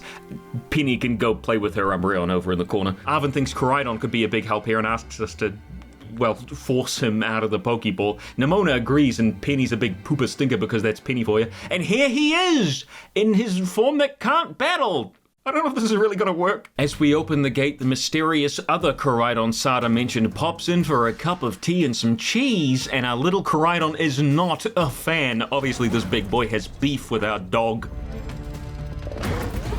And with the frame rate too, I guess, messing up the audio. But before he can give Koraidon the slap of a lifetime, he notices the door to the lab's open and opts to go in there instead. Everybody realizes little Koraidon was scared shitless throughout the whole family reunion. Well, everybody except for Nemona. And bing bang boom, the freaky Pokemon from inside the lab start pouring out! They start pouring out! They start pouring out! A great tusk, a fluttermane, and 5 tasty mushrooms form a circle around us. Penny, as always, the party pooper. I could take these guys, but Nemona has no such qualms! Into the battles we go! Where'd they all go? Is it? Brute Bonnet's up first. They're all waiting in a line patiently for their turn off screen, and it's a Paradox version of one of the best competitive Pokemon ever. I'm serious. Brute Bonnet does have some of the same moves as Amoonguss, like Spore and Rage Powder, but Brute Bonnet's stuck with the dark typing instead of poison, meaning it gets hit hard by other strong meta Pokemon. Psychic types are apparently kind of bad and competitive at the moment. It also doesn't have the same ability as its Unovian counterpart, as every single past Paradox aside from Koraidon has Protosynthesis, which is a funny little wordplay on photosynthesis. Basically, the Pokemon's highest stat will increase by a bit in the sun, which doesn't help out Brute Bonnet as much as, Amoonguss's abilities do it. However, even though it's not beating its S-tier cousin in competitive, we don't care all too much about that. We're here for the design, and Brute Bonnet, I will say, looks better than Amoonguss, at least to me. I like the hanging leaves? Is that leaves? Do mushrooms grow mushrooms don't grow leaves. And I like the little legs it's got going on. Love the sharp mouth or beak, I think. It's neat. Another neat Pokemon, and unlike the Shroom from before, a complete menace in competitive play, at least at the time. This video has taken a long time to come out. It's what happens when you min-max stats like crazy. It's Fluttermane. This is a very strong Pokemon, I swear. I do like Fluttermane. The tendrils are pretty neat, but the spike mohawk it's got going on is a little bit odd. This thing's not Yoshi. What was the idea with that there? I guess to give it spikes like a dinosaur. Past Paradox Pokemon. Either way, it's cool. I mean, I like Miss Drevis and Miss Magius. As I said before, there's no evolutions for these Pokemon, so it is a bit disappointing we don't get to see what a Paradox evolution would look like, but whatever. Now that everybody's occupied with battling all the Paradox Pokemon, it's up to us to head inside the lab to finish things. Whatever those things could be at this point. But not before Arven as a character evolves a little bit more, and despite his deep-seated, I don't want to say hatred for Koraidon, but dislike, due to his mother focusing her life's work on Area Zero and thusly, he gives it a little uplifting speech, letting it know it's not alone and it has the power inside to be brave, stand up, and fight. Maybe if the cutscene actually had voice acting, you could play it at the gym or something. Koraidon!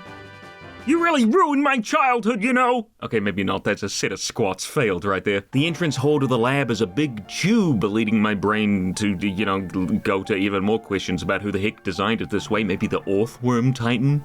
Does he have a building permit? And Professor Sada is sitting inside greeting us with a warm and hearty human presence detected within the Zero Lab. Just like my parents when I visit home. Deactivating sleep mode. You were napping this whole time, Sada? The other Koraidon shows up only to be put in its ball. Master Ball, nice. Sada explains that our Koraidon lost a territorial struggle with the other one, mainly due to its more kind-natured, I'm gonna say, and fled Area Zero as a result. She also mentions that she's a robot! Listen, for real, going into this, no joke, I had no idea that this would happen. I saw some funny-looking low FPS people waltzing around, so I added in a little android joke into my notes. I wanted to keep the joke going, seeing as there's plenty of low FPS people in the game, so when Sada back in Clavel's office was looking awfully stiff and robotic, I figured, well, it's just crappy animation, but also that I could add her into the whole android thing as a continuation of said joke. You'll just have to take my word that somehow the guy who couldn't figure out who Clive was somehow predicted the biggest twist of the game.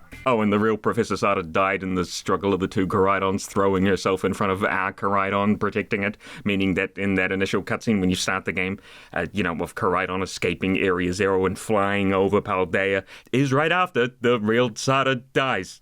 That's messed up. What did the other Koraidon eat the body? Where is it? Robo Sada wants us to put a stop to the time machine the original professor created. Wait, created? But the Great Tusk in the book. You telling me the Pokemon from the past were here before the professor created the time machine? That'd be some sort of paradox. While on the way to the time machine, Robo Sada answers a few of our questions. Kind of. Asking about the time machine doesn't really answer my main question about its origin, although I did learn it is just sort of spitting these ancient Pokemon out automatically. The way Robo Sada works is also answered. It draws on recorded memories and knowledge from the original, and although people at this time would have had no way to make a robot like Robo Sada, apparently it was a hard hardware issue? The gems in Area Zero were powerful enough to make her a reality. RadicalSoda then explains that introducing these ancient Pokemon into the world now would wreak havoc on the ecological systems in place, pretty much exactly like what happens in real life. Shout out to early New Zealand settlers. I love having no native birds left. Some Pokemon have managed to break through the Area Zero barrier, like Great Tusk and Koraidon. I mean, I don't see how Koraidon could destroy an ecological system, though. Maybe tear through a couple of sandwich shops. RadicalSoda doesn't want this to happen, even though it would crush the dream of the original professor. Good thing she's dead then. Ah, now this is a room!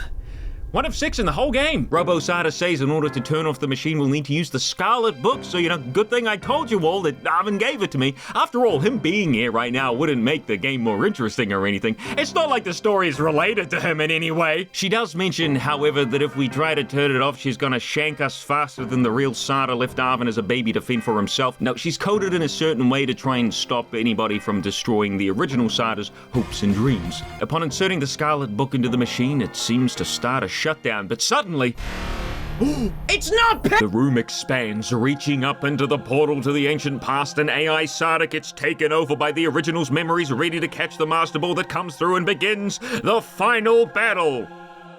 You're really gonna be all the way up there? Imagine trying to command your Pokemon. Weedle, use tackle! Use tackle!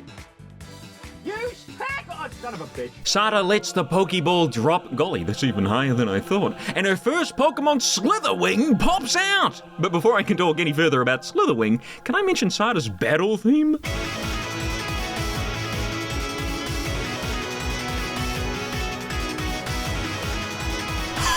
Dog, this slaps harder than Koraidon. This theme, alongside the actually sort of interesting visual spectacle we've got going on with the room and its layout and the little interruptions from RadicalSoda herself glitching and twisting, this is actually good?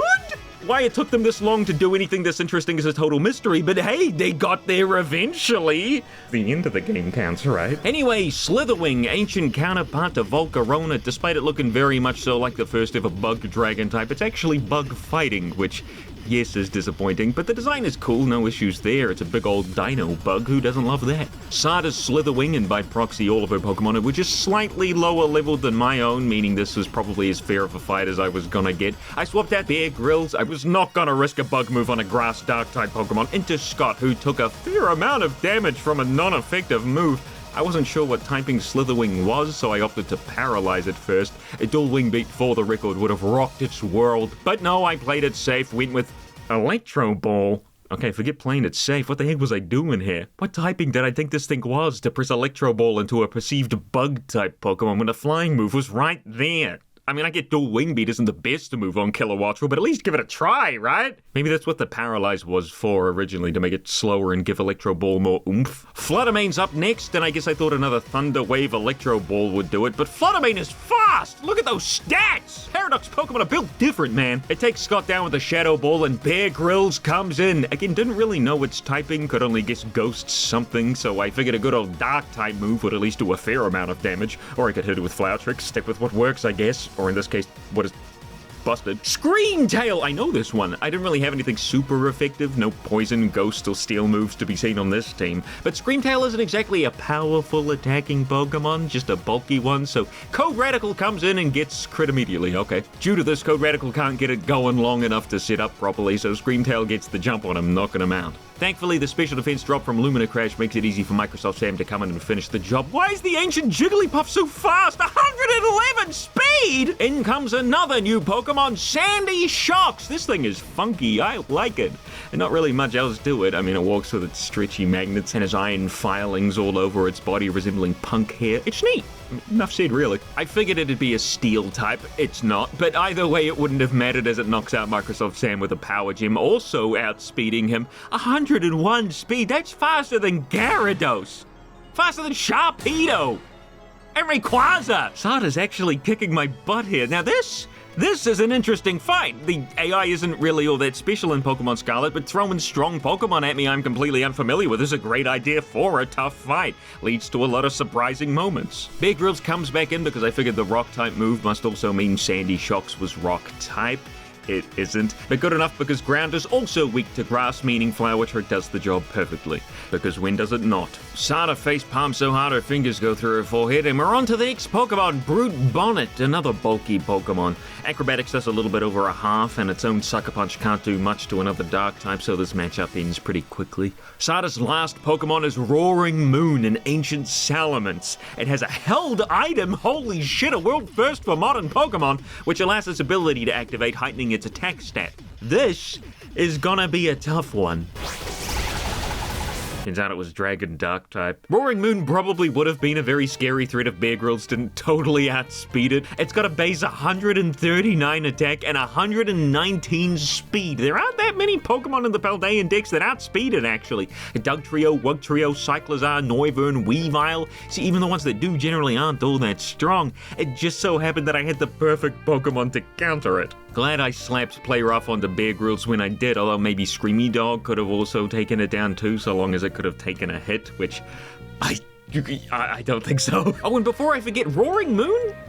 Looks pretty cool. Cooler than Salamence, even, to be honest. I love the body shape here with the big clawed arms and the small back legs. Just a neat little design. And that's that. Sada goes down and short circuits by the look of things. The tower falls and the time machine finally deactivates fully. Arven, Nemona, and the Thing have finally dealt with the Pokemon outside, and look at Arven, he doesn't even think twice. He knows that isn't his mom. She would have left already. But Robo-Sada still seems to be holding on to Sada's memories, so she has a little moment with Arven. Too little, too late, bitch. Past Sada isn't done just yet, automatically activating the Paradise Protection Protocol, which locks all Pokeballs without Sada's personal ID and deactivates Robo-Sada, who gets taken over by the protection program starting up. They do a really neat little intro swap glitch thing here. Man, where was all this effort for the rest of the game? And we are challenged by the PPP. The PPP sends out Angry Koraidon and I send out Bear Grylls! Forgot about that. The game does something really interesting here. It still lets me use the menu. I mean, I can't fight Koraidon with my bare hands, standing well for the last person who tried that. Sorry, Arven. I tried using a Pokédoll. Clavel put a stop to that. Running away won't work because it put everyone else in danger, which means there's got to be some option I haven't thought of. Something I haven't quite...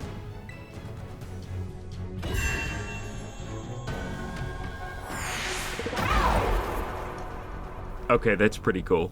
It's a total triumph! Koraidon pushes past his inner self-doubt and says, "Hello! I'm gonna kick your ass!" His cool new move, Collision Course, has a neat new animation, and oh my goodness, this man's not going down without a fight. PPP's Koraidon uses Giga Impact and slams right through our boy, but he toughs it out so he wouldn't feel sad. The only time this line is absolutely 100% acceptable. Look at him go! Arven yells at us to terrestrialize, with a little bit of his Robo-Mum spirit living on inside of him. And that's exactly what we do, hitting PPP Koraidon right in the kisser with a Dragon-type Terra Blast, ending the fight. Oh, he's still... one more then. And with that, the PPP is defeated. Everybody except Nemona and Mr. Soderbergh do a happy fun time dance, and it seems that Robo-Sada is back to normal. Unfortunately, it seems with her in the picture, the time machine can never really be turned off, and so Robo-Sada wishes to go through the time machine and into the past to live out the real Sada's dream, which was apparently that. She leaves, and her washboard abs never to be seen again. Well, maybe by some sort of ancient Mr. Mime. And now that Arven's got enough trauma for 10 separate people, it's finally time to head home.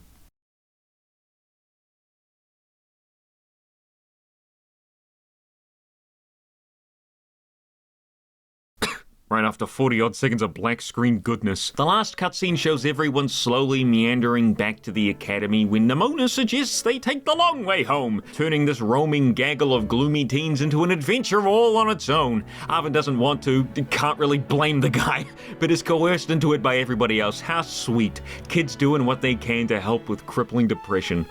Making a distraction.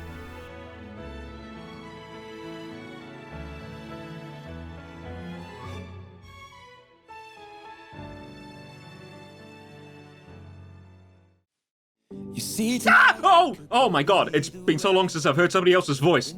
The hell is this? It's Sharon! So that's where the budget went. Oh, look at this. Honestly, the last part of the game, the Area Zero stuff, not bad. It still suffered from the majority of the problems the other areas of the game have, but the story was more interesting, the environment was different, the battle was cool, the little bit with Koraidon at the end was satisfying. I liked it a lot. But I just wish that sort of creativity and effort could be seen elsewhere in the game. It's like 1 hour out of 20. I want a Pokemon game that surprises me, not one that I feel was rushed out to meet a deadline. Of course, this isn't the end of the story. No, not quite yet. I still have to suffer through the rest of the post-game, what little there is. Director Clavel's got a little prize for us for helping save the ecosystem. That's neat, at least. I mean, I was kind of sick of the whole save the world shtick anyway. And Arvin seems to be doing okay, although he doesn't have nearly enough credits to graduate the academy, so he's going to be pulling some all-nighters, much like me writing this abomination of a script. Clavel wants to celebrate our champion rank and also, you know, the Area Zero stuff. And Nimona suggests a Pokemon battle contest. Wow, Pokemon battles, that's crazy. Geeta thinks this is a great idea because this is a cartoon sitcom where people just pop in at any time now. And she also thinks the teachers should be included in the competition. She herself also wants to participate, but because of her full schedule running the school board as well as the league, she wouldn't have the time to participate. Unless... That's right, folks, it's time for some unpaid child labor. We gotta beat each and every gym leader again in Geeta's place, making sure they're strong enough to keep their job. Better start bigger now, Grusher. I think Katie's a good place to start our little test, so let's head over to the... Well, that's a new one. I mean, I did say I wanted the game to surprise me. Katie's ready for the rematch, and to speed things up, I'll go through her team real fast. She's got a Lock-X to start. My Pokemon got Eternal Dark. It seems to be a glitch carried on from when I couldn't use him in the Koraidon fight. It would have been funny if I could have actually picked him here. She's also got a Forretress, a Spidops, a Heracross, and of course her Ursaring, which she terrestrializes. Unfortunately for Ursaring, its only Bug-type move here is Fury Cutter, which I don't have to tell you ain't particularly great. Honestly, her whole team gets destroyed by a fast fire type, flying too, apart from Forretress. At least it is Stone Edge to deal with them. And rock types, well, I mean, they might have a bit of trouble with Heracross. I mean, you're rehired, Katie, I guess, mostly because the first gym's not supposed to be super difficult anyway, and I like your face. Next up, I wanted to go see Tulip, no reason I swear, and she leads with Farigiraf. She also has a Gardevoir, a Spathra, and a terrestrialized Floor just like last time, but she has a new member, her Gallade, which is a good fit, I think. Means her team has a decent shot at dark types overall, although Bugs will have an easier time, unless it's Lock-X. Learned my lesson with that one. Tulip's doing just fine. She's rehired. Well, 2 gyms down and Mr. Soderbergh still can't figure out how to ride Koraidon properly, but next up is Kofu. Veluza's up first, still doesn't have its signature move, but Kofu's also brought back his Wugtrio and Crabominable while adding in Pelipper. Good pick, as I suggested a while ago, helps resist grass moves. And he's also got a Clawitzer, I suppose to continue the seafood theme, although again, that means 4 out of his 5 Pokemon are still weak to grass, and all of them are weak to electric moves. Even Pelipper, who technically is neutral to grass moves, can't take a hit to save its life. That's why I suggested it for the original team. If you want a strong water flying type at this point, Gyarados is your best bet, although I know the seafood theme anyhow. Kofu, you're fired. You better hope you didn't lose that wallet again, because you're gonna need to hold on to every last penny. I think I'm just gonna have to accept that this is my life now. Larry's up next. He remarks that he likes the normal type because they're like him, normal, average, but I disagree. Normal type Pokemon are great. They're my favorite type. So many interesting normal type Pokemon. They don't get enough love. Anyway, Larry's got an Oinkologne he sends out first. That's points off, Larry, sorry. He's got his old team of Kamala, Dunsparce, and Terrastaraptor, and his new Pokemon are, well, Oinkologne, and Braviary, another flying type to help deal with fighting type Pokemon, and it's also a little nod towards his Elite Four team. Each one of Larry's Pokemon, aside from the Dunsparce, has a way to hit fighting type Pokemon, so despite the weird pick with the Oinkologne, it's still a vastly superior team compared to Kofu's. Larry, you're rehired. I guess I shouldn't really say rehired. You're still hired. I think he's really happy, guys. Grusher's next on the list. He leads with Frostmoth again. He's got a grand total of 1 new Pokemon, that being Weavile. I mean, a solid pick, as I suggested before, but Beartick and Frostmoth go down immediately like last time. Lady, can you move, please? And while Sir Titan sort of pulled a fast one with Bounce, I mean, it's Bounce, you can literally see it coming. Altaria managed to live a flamethrower and knock out Microsoft Sam, but you know the drill, it's Altaria. It's hard to make a proper Ice-type team for AI due to the sheer limitations of the type. Really weak defensively, not that many Ice-types to begin with, and then you've got the limited Paldean Dex, but that being said, there are Pokemon that could help here. I mean, I get why he doesn't have a Baxcalibur on his normal team, but I think giving him one for this fight would have been a good choice. Just something to combat any one of Ice-type's many weaknesses. I would give another example, but there's really nothing in the base Paldean Dex which also sort of at least suits his theme. I mean, I'm not giving this man a Cloyster. I'm gonna fire Grusher, but man, I feel sorry for him. He's doing his best with what he's got, but for crying out loud, go catch a Baxcalibur! We need to tear down the Ice-type gym and put a Rock one in its stead. A Rock-type final gym. That could be interesting. Haven't seen a Rock gym for anything but the early ones, other than Gordy and Sword, but I had Melanie, so it doesn't count. Rhyme, unfortunately, is next on the list because she happened to be nearby. Another double battle, which is neat, I guess. Same team as before. Bannet, Mimikyu, Houndstone, Terratoxtricity, the only newcomer being Spiritomb, which is a good counter for other Ghost types and Ghost type moves. Also helps with Dark types, although Mimikyu is here too for that. I hate to say it, but Rhyme is fine. I'd probably swap out Bannet for, I don't know, Gengar maybe. Already got plenty of physical attackers on this particular team, but for bringing the double battle mechanic alongside having the right resistances, meaning trainers can't snowball the crap out of you, unlike her first battle, she's still hired. Iono's got her same old team, Kilowattrel, Ballybolt, Luxray, and Terra Mismagius with newcomer Electrode. Where the heck is the Magnemite line? It's in your damn branding! Two of her Pokemon are immune to Electric's only weakness, Ground, and Luxray has Intimidate to lower the mostly physical ground-type moves sent its way. Bellabolt is Bellabolt, but Electrode? I don't know about this guy, man. Sucker Punch, Discharge, Magnet Rise, and Electric Terrain. I suppose you could Magnet Rise immediately to avoid ground moves thanks to Electrode's high speed, then Electric Terrain to boost the fully electric team. I guess that works, just Electrode doesn't exactly do a lot of damage, and to be honest, probably won't even live a regular non-effective attack anyway. But aside from that, Iono's fine, still hired, no real issues there.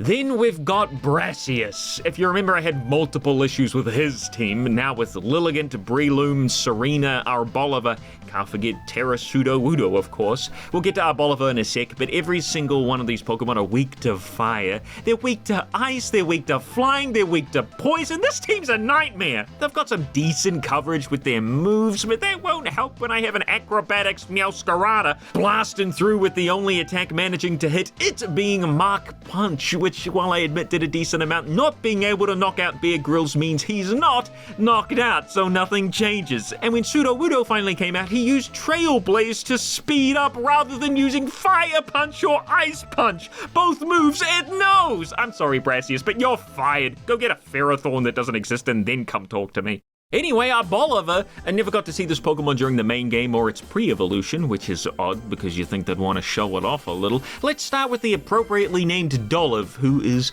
very cute, no issues here, kind of like an Olive Rosalia. Arboliver, however, is not what I expected. Turned out more planty than I thought it would. Figured it'd get more humanoid. But for what it is, it's very unique, and I do like that. It's got a new ability called Seed Sower, which sets up grassy terrain if it's hit. Arboliver is super slow though, so that makes it a little bit hard to use. Neat though. Like, am I going crazy or is it getting worse? Next up is... oh, that was it. Went by quicker than expected. Geeta and Mr. Soderbergh head back to the dorm room to discuss how the gym leader battles went. I wonder, is this room what helped nurture your potential as a champion? Girl, I think I've been in here like 3 times total, including this one. Tell me, which gym leader did you feel was easiest to face in battle? Kofu. Strongest impression? Tulip, no reason. As for the most trouble, gotta say, Rhyme took the longest. And double battles, my team ain't built for those. That's all for that. I don't know if my answers actually change anything in the game. I heavily doubt it. And a few days later, shown in a text box, of course, not real days that you have to wait, the tournament is upon us. It's a replayable tourney with a lot of different characters. You can face your rivals, your teachers, Geeta, Clavel. That's it. I think the tourney's first competitors are the same for everybody their first time around, meaning Arvin gets the short end of the stick no matter what, having to battle us right away. Poor guy can't catch a break. And his team is largely unchanged, a few extra levels here and there, but despite that, there's still something new to see here, or here.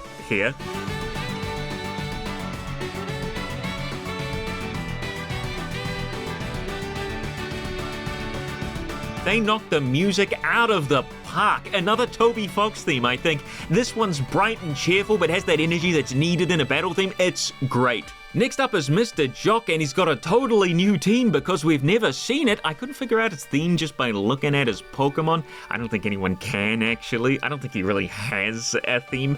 Arcanine, Lurantis, Swalot, Mudsdale, Slowbro, Farigiraf. The only thing I can really say is that they're all second stage evolutions, but that's a pretty weak link. They're all pretty slow and laid back, apart from Arcanine. But that could just be like a loyal dog or something. Jack's pretty laid back, so that could be it. Next up is Miss Dendra, and her team consists of Phalanx, 2 Tauros forms, Fire and Water, no regular, Medicham, Howlucha, and Hariyama.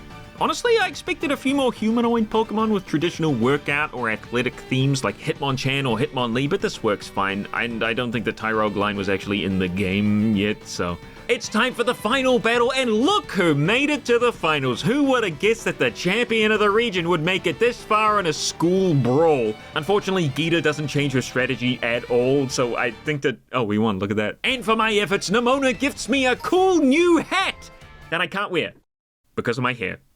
I feel only despair. And that's kind of it for Scarlet and Violet, at least the main story. Don't worry, there's still plenty to go. I'm gonna cry. You can redo the Ace tournament to see the other teachers' teams or to grind money with an automatic button presser if you have the right Pokemon. I didn't do either of these things, although I wish I had because Miss Miriam makes an appearance and she's got a whole team based around different styles of medicine. Hypnotherapy, acupuncture, natural medicine, leeches, like in the old days. I guess Gleely's a cold compress or something. Maybe that thing where you go into an icy bath. You know the one. And her Ace Toxapex, which is about as well positioned as Geeta's Glamora, is all about needles, but in Miriam's case, I don't really mind it being last because needles are the last thing a kid wants to see, and for the love of God, Miriam's not the region champion. Get it together, Geeta! Mr. Jack also lets us know that we've unlocked 5-star raids, which if you're doing with a group of NPCs, they now have actual evolved Pokemon, which is...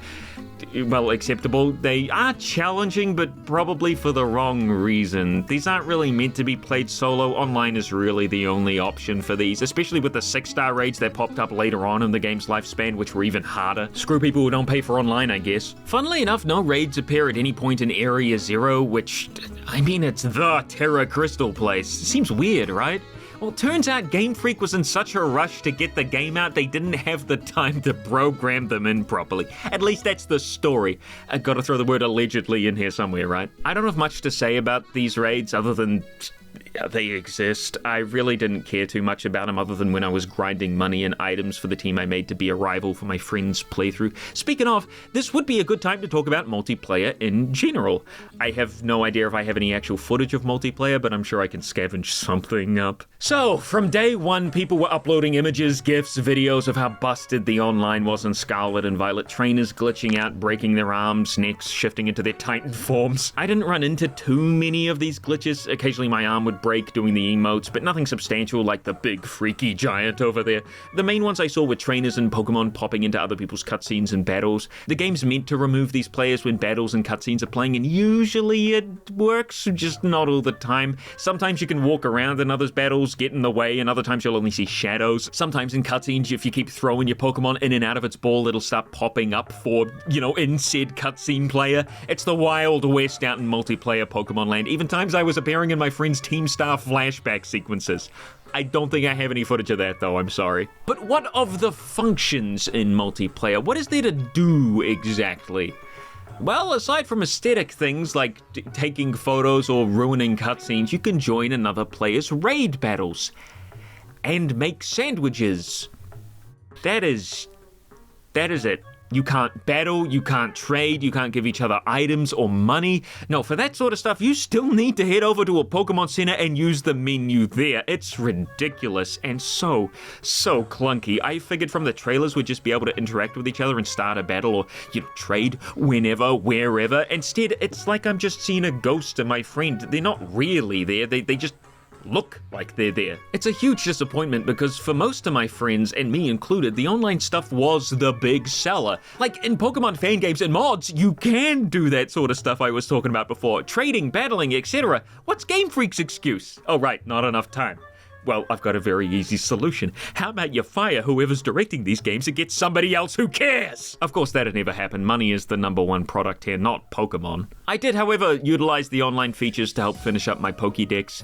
When you enter a player's world that isn't your own, you know, a Scarlet player going into a Violet player's game, you can actually catch the version-exclusive Pokemon, assuming the player that owns that version is nearby, forcing the Pokemon to spawn. This means I can finish up my Pokemon evaluation segment with all the version-exclusive Paradox Pokemon aside a few Pokemon that we didn't actually get to see throughout the story, so I'll mention them right here. But before I can do that, I have to mention that in order to catch the Paradox Pokemon, you have to go to Area 0. And you know how you can explore the overworld with your friends, la-di-da, no issue?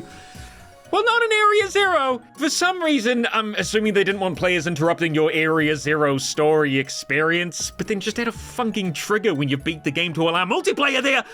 Anyway, Game Freak is Game Freak, meaning that even though you can't see your friends in Area 0, technically, they're still there, meaning you could run into unbattleable Pokemon that they happen to be battling, and Paradox Pokemon that you can't usually get, assuming that the other player is around. Just gotta communicate where exactly you are at all times, because Game Freak is incompetent!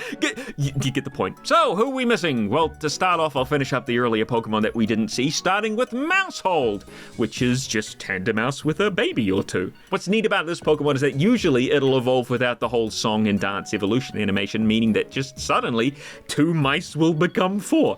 I think that's pretty funny, so Tandemaus gets a big thumbs up from me. Somebody over at Game Freak loved this thing so much they gave it 2 signature moves, by the way, or maybe just 1. I think Cincino also gets Tidy Up, which is normal type dragon dance, and also it's got Population Bomb, which hits 0 to 10 times, only stopping when you miss. It has an accuracy of 90%, so just slap a wide lens on this bad boy and you'll start dealing 200 base damage before you know it. Next up is Rabsca, the evolution of Ralor. Rabsca is just Scarab with the end of the word moved to the front. Great name there. And it's a bug psychic type now.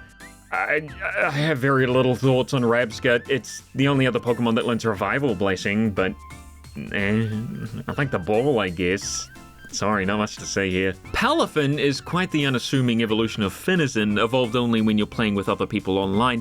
It doesn't look any different aside from the heart on its chest, but when you switch him out and then back in, holy crap! This may be the ugliest Pokemon I've ever seen. People out here pointing at Bruxious. Hell no, dog. Palafin's got those stanky-ass rubber gloves and milky eyes more suited to a dead fish rather than a hero dolphin. Let me burn to death in the building. Don't let this thing touch me! Armarouge is the other evolution of Charcadet, this one for Scarlet. I don't know about those Pauldrons, man. They look about as plastic as the groin shot version. I think I prefer his edgier brother. Not that there's anything wrong with Armarouge, he's fine. He's doing well for himself. I just think he needs better textures. Finally, for the last of the regular overworld Pokemon, we have Goldengo, who many either love or hate. I have grown numb. I spent the time getting the Gimmighoul coins, and it wasn't really worth it. I mean, it's a neat idea for an evolution gimmick, but I just don't really like it all that much. It doesn't help that it got special treatment with an ability that stops all status moves, literally all of them, what the heck? And it's got a signature move, Make It Rain, and it's like a steel-type Leaf Storm or Draco Meteor. But get this, instead of reducing the Pokemon's special attack by 2 stages after the move's used, Goldengo only has to lose 1. And then, it also works like Payday, where you pick up the coins after the battle. I hate this guy. He's got everything in life and I don't. All right, before I have a midlife crisis over a Pokemon made of string cheese, let's move on to the Violet Paradox Pokemon. And as you've probably already guessed or known for the past, I don't know how long, these Pokemon are from the future as opposed to the past. So how do these Pokemon evolve even further than how we know them today? What new interesting traits will our familiar buddies have? They're all robots. They're all funkin' robots. Iron Treads is Robot Donphan, whoopee, and Iron Bundle is a Robot Delibird, wahoo, Iron Hands is Robot Hariyama, yippee, Iron Jugulus, are you noticing a theme with the names yet? Is a Robot Hydreigon, Iron Moth is a Robot Volcarona, Iron Thorns is a Robot Tyranitar, and Iron Valiant is Robot Gardevoir / Gallade. What a letdown, man. Same names, same themes. An elephant in 100,000 years isn't gonna just suddenly become a robot. What happened here? This is just uncreative, which is weird because usually Game Freak's pretty good about their designs. The past Paradox Pokemon were neat. These just suck. Some of them have neat features, like Iron Treads being able to roll up with its trunk thing, or how Iron Valiant is a mix between Gardevoir and Gallade, but yikes. I'm glad I picked Scarlet. Now, there are more Paradox Pokemon on the list, but they're a part of the DLC, and before I can start talking about the DLC, or even if I do at some point, I gotta mention the Nuzlocke I did. But before I can mention the Nuzlocke I did, I gotta mention the game's updates, or update. I think I only played the game on one particular patch, the release patch, which I'm sick of, by the way. Put the whole game on the goddamn cartridge or disc. I don't care. I hate it. Stop making me have to update a game when I come home with a disc. You used to buy a console instead of a PC for the ease of use, and nowadays you might as well just have the damn PC. Anyway, from what I could tell, the update to the initial experience on day one changed very few things, which is good for the most part. Unfortunately, it didn't fix the janky cutscenes, like, for example, the Bombardier one that really needed it. No, apparently those cutscenes are well and truly finished. Top dollar went into making those. The lag and memory leakage, as I've already explained, didn't get fixed. In fact, at some point it actually got worse, as I mentioned before. But what did get changed, that I noticed in particular, and I played a good long amount after updating to finish up on the decks and do that multiplayer stuff that I mentioned, was Koraidon now, instead of disappearing immediately with a pop when you talk to a trainer in the open world, instead goes into his ball. Alright, good. Then the stakes that took 10 seconds between interacting with him and them actually starting up the text box has been fixed. Also good. I don't know how that happened in the first place. Sandwich bread now has physics instead of just resting gently on all your toppings. And I think that's it. I'm not kidding. Those were the main issues that were fixed, at least the ones I noticed. I looked up the changes on Cerebi. The stake thing is mentioned, but none of the others, so there might be more, but it's unlikely. Nothing about the horrendous time it takes to view a Pokemon or the Pokédex spoiling new Pokemon, although I think that was fixed way, way, way later. The game is, in Game Freak's eyes at least, exactly how they want it. A pile of shit. We can talk a little bit more about the updates when we get to the DLC, if we get to the DLC, but for now, I'd like to discuss the Nuzlocke experience. Nuzlocking, if you didn't know, is a very popular challenge run for Pokemon games, if not the most popular challenge run, just in general. Essentially, the basic rules are, catch one Pokemon per route, the first one that you see. If you fail to catch it, it's dead, bye-bye. And if one of your Pokemon faint in battle, or just in general, it's also considered dead. You can't use it anymore. If you white out in a battle, that is, lose all your Pokemon, the run's over and you gotta restart. One problem with Scarlet and Violet, though, there are no routes, and each Pokemon has a very distinct spawning location, so if you were to do a Nuzlocke with these rules, you'd end up with a very similar team every time. So, what's the fix?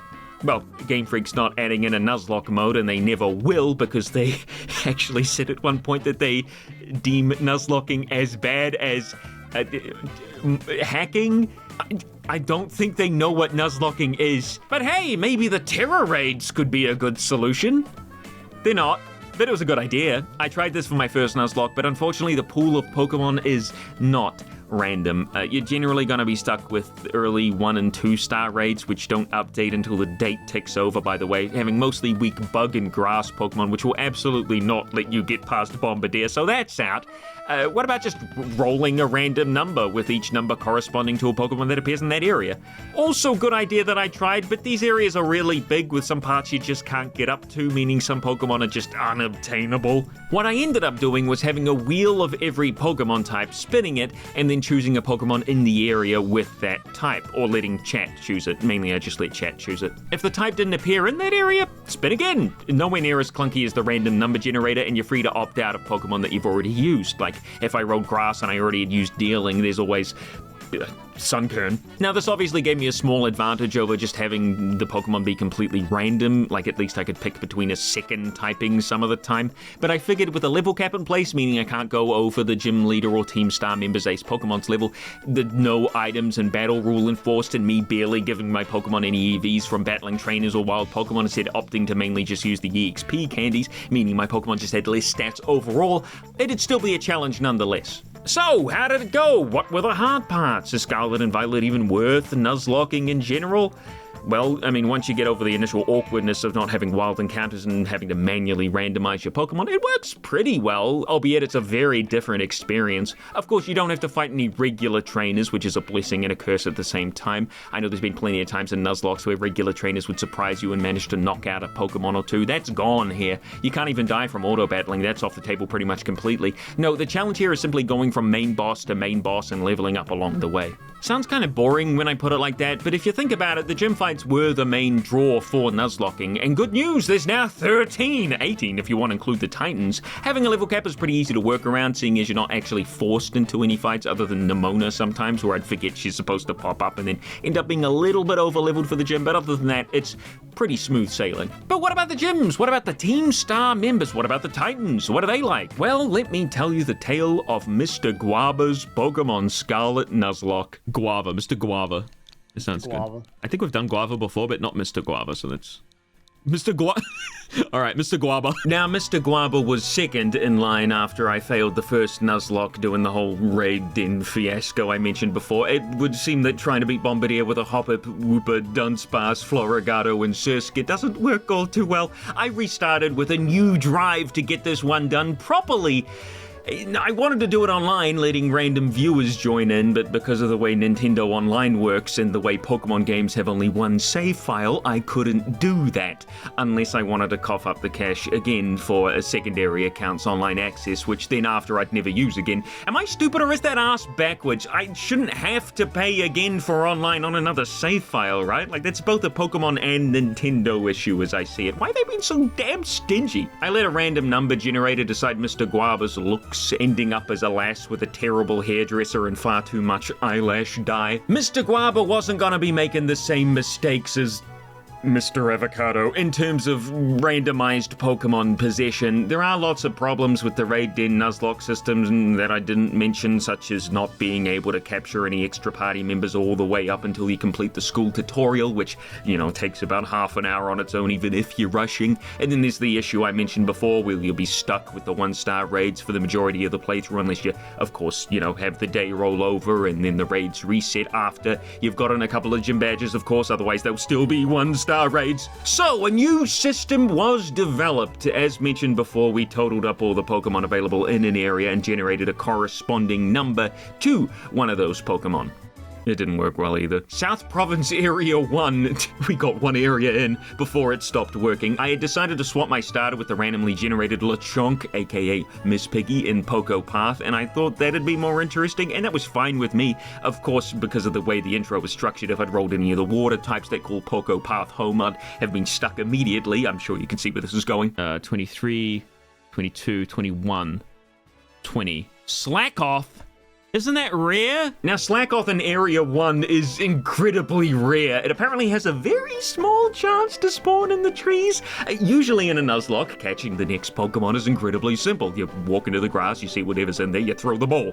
You don't have to spend 30 minutes walking back and forth to find it, or not find it in this case. So a new system was developed. A wheel featuring all the Pokemon types, plus a raid den option and a chat's choice option. Now all we had to do was spin the wheel, get our type, and choose a Pokemon matching said type. I usually let the live stream chat do that for me to keep things interesting. It also meant that if a Pokemon was unavailable at that particular point in time, we could pivot onto something else. For example, Goomy technically spawns in South Province Area 1, but you can't get to it at the start of the game because it's in an area you can't get to yet, I think up like a short cliff. Katie was the first challenge to overcome, of course, but Jeeves Stobbs the Fletchling absolutely obliterated her team with a Terraflying Peck, so no issues there. Clorf was up next and thankfully wasn't too difficult either. Dealing with Terra Grass was here to save the day. Name of US! Name thanks to it not spawning for a long time back in South Province Area 1. That's what we ended up getting there. Brassius was an absolute breeze thanks to the Growlithe found in South Province Area 3,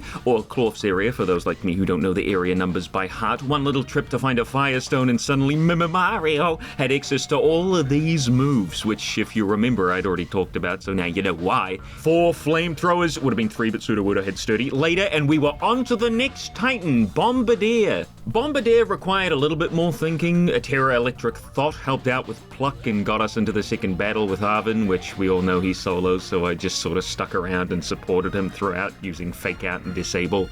As for Giacomo, Arcanine blasted through his Pawniard no problem and then Camerupt through the Starmobile. Oh no, got the 10% sleep! No! I didn't know the Starmobile actually knew Snarl, and combined with Metal Sound, it knocked out Sableye.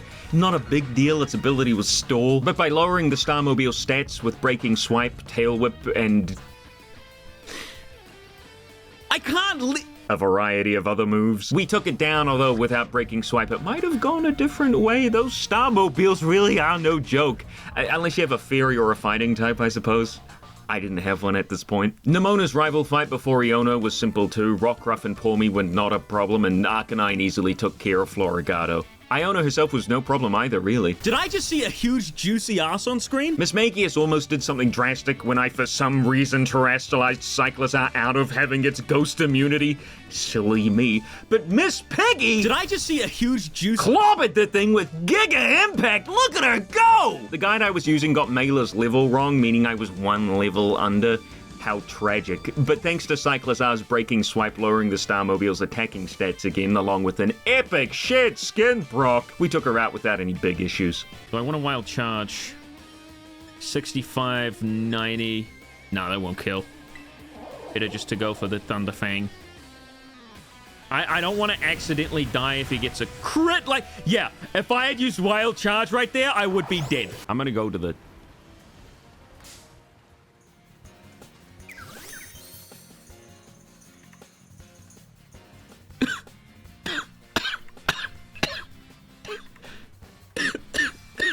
On the way to Orthworm, I discovered for the first time the joys of glitching through walls. What a fantastic time that was. But let's not dwell on it for too long, because the Titan Orthworm is here!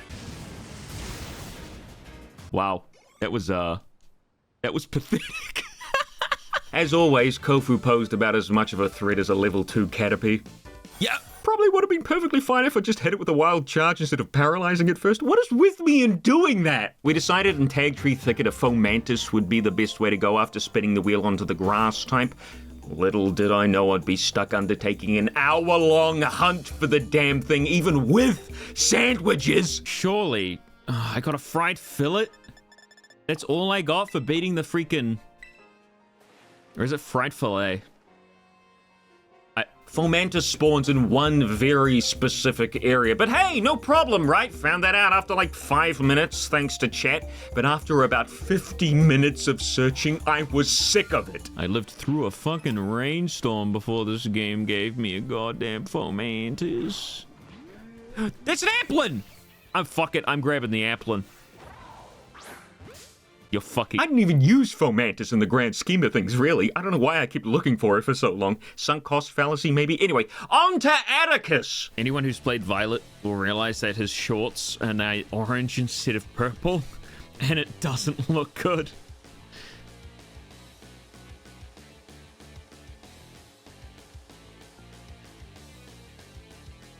I think the game might have crashed.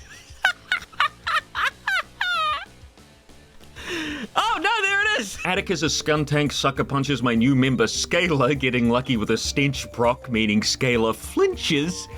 That's my plan down the drain. However, I wasn't done, as I still had my busted-ass Arcanine, and for some reason Atticus sent out River Vroom before Muck, meaning another easy knockout for Mario. The Starmobile was a bit of an issue, but I played around with Arcanine's Intimidate ability, and eventually the Starmobile was little more than a big wet noodle slapping around my Pokemon. I had a fighting type and a ghost type for Larry's battle, so most Pokemon weren't really a problem. I did the silly moment again and got rid of Trail Mix the Dreadnaught's normal resistance by terrestrializing it into water, but everything turned out okay. Definitely a lot of room for improvement on that one, though.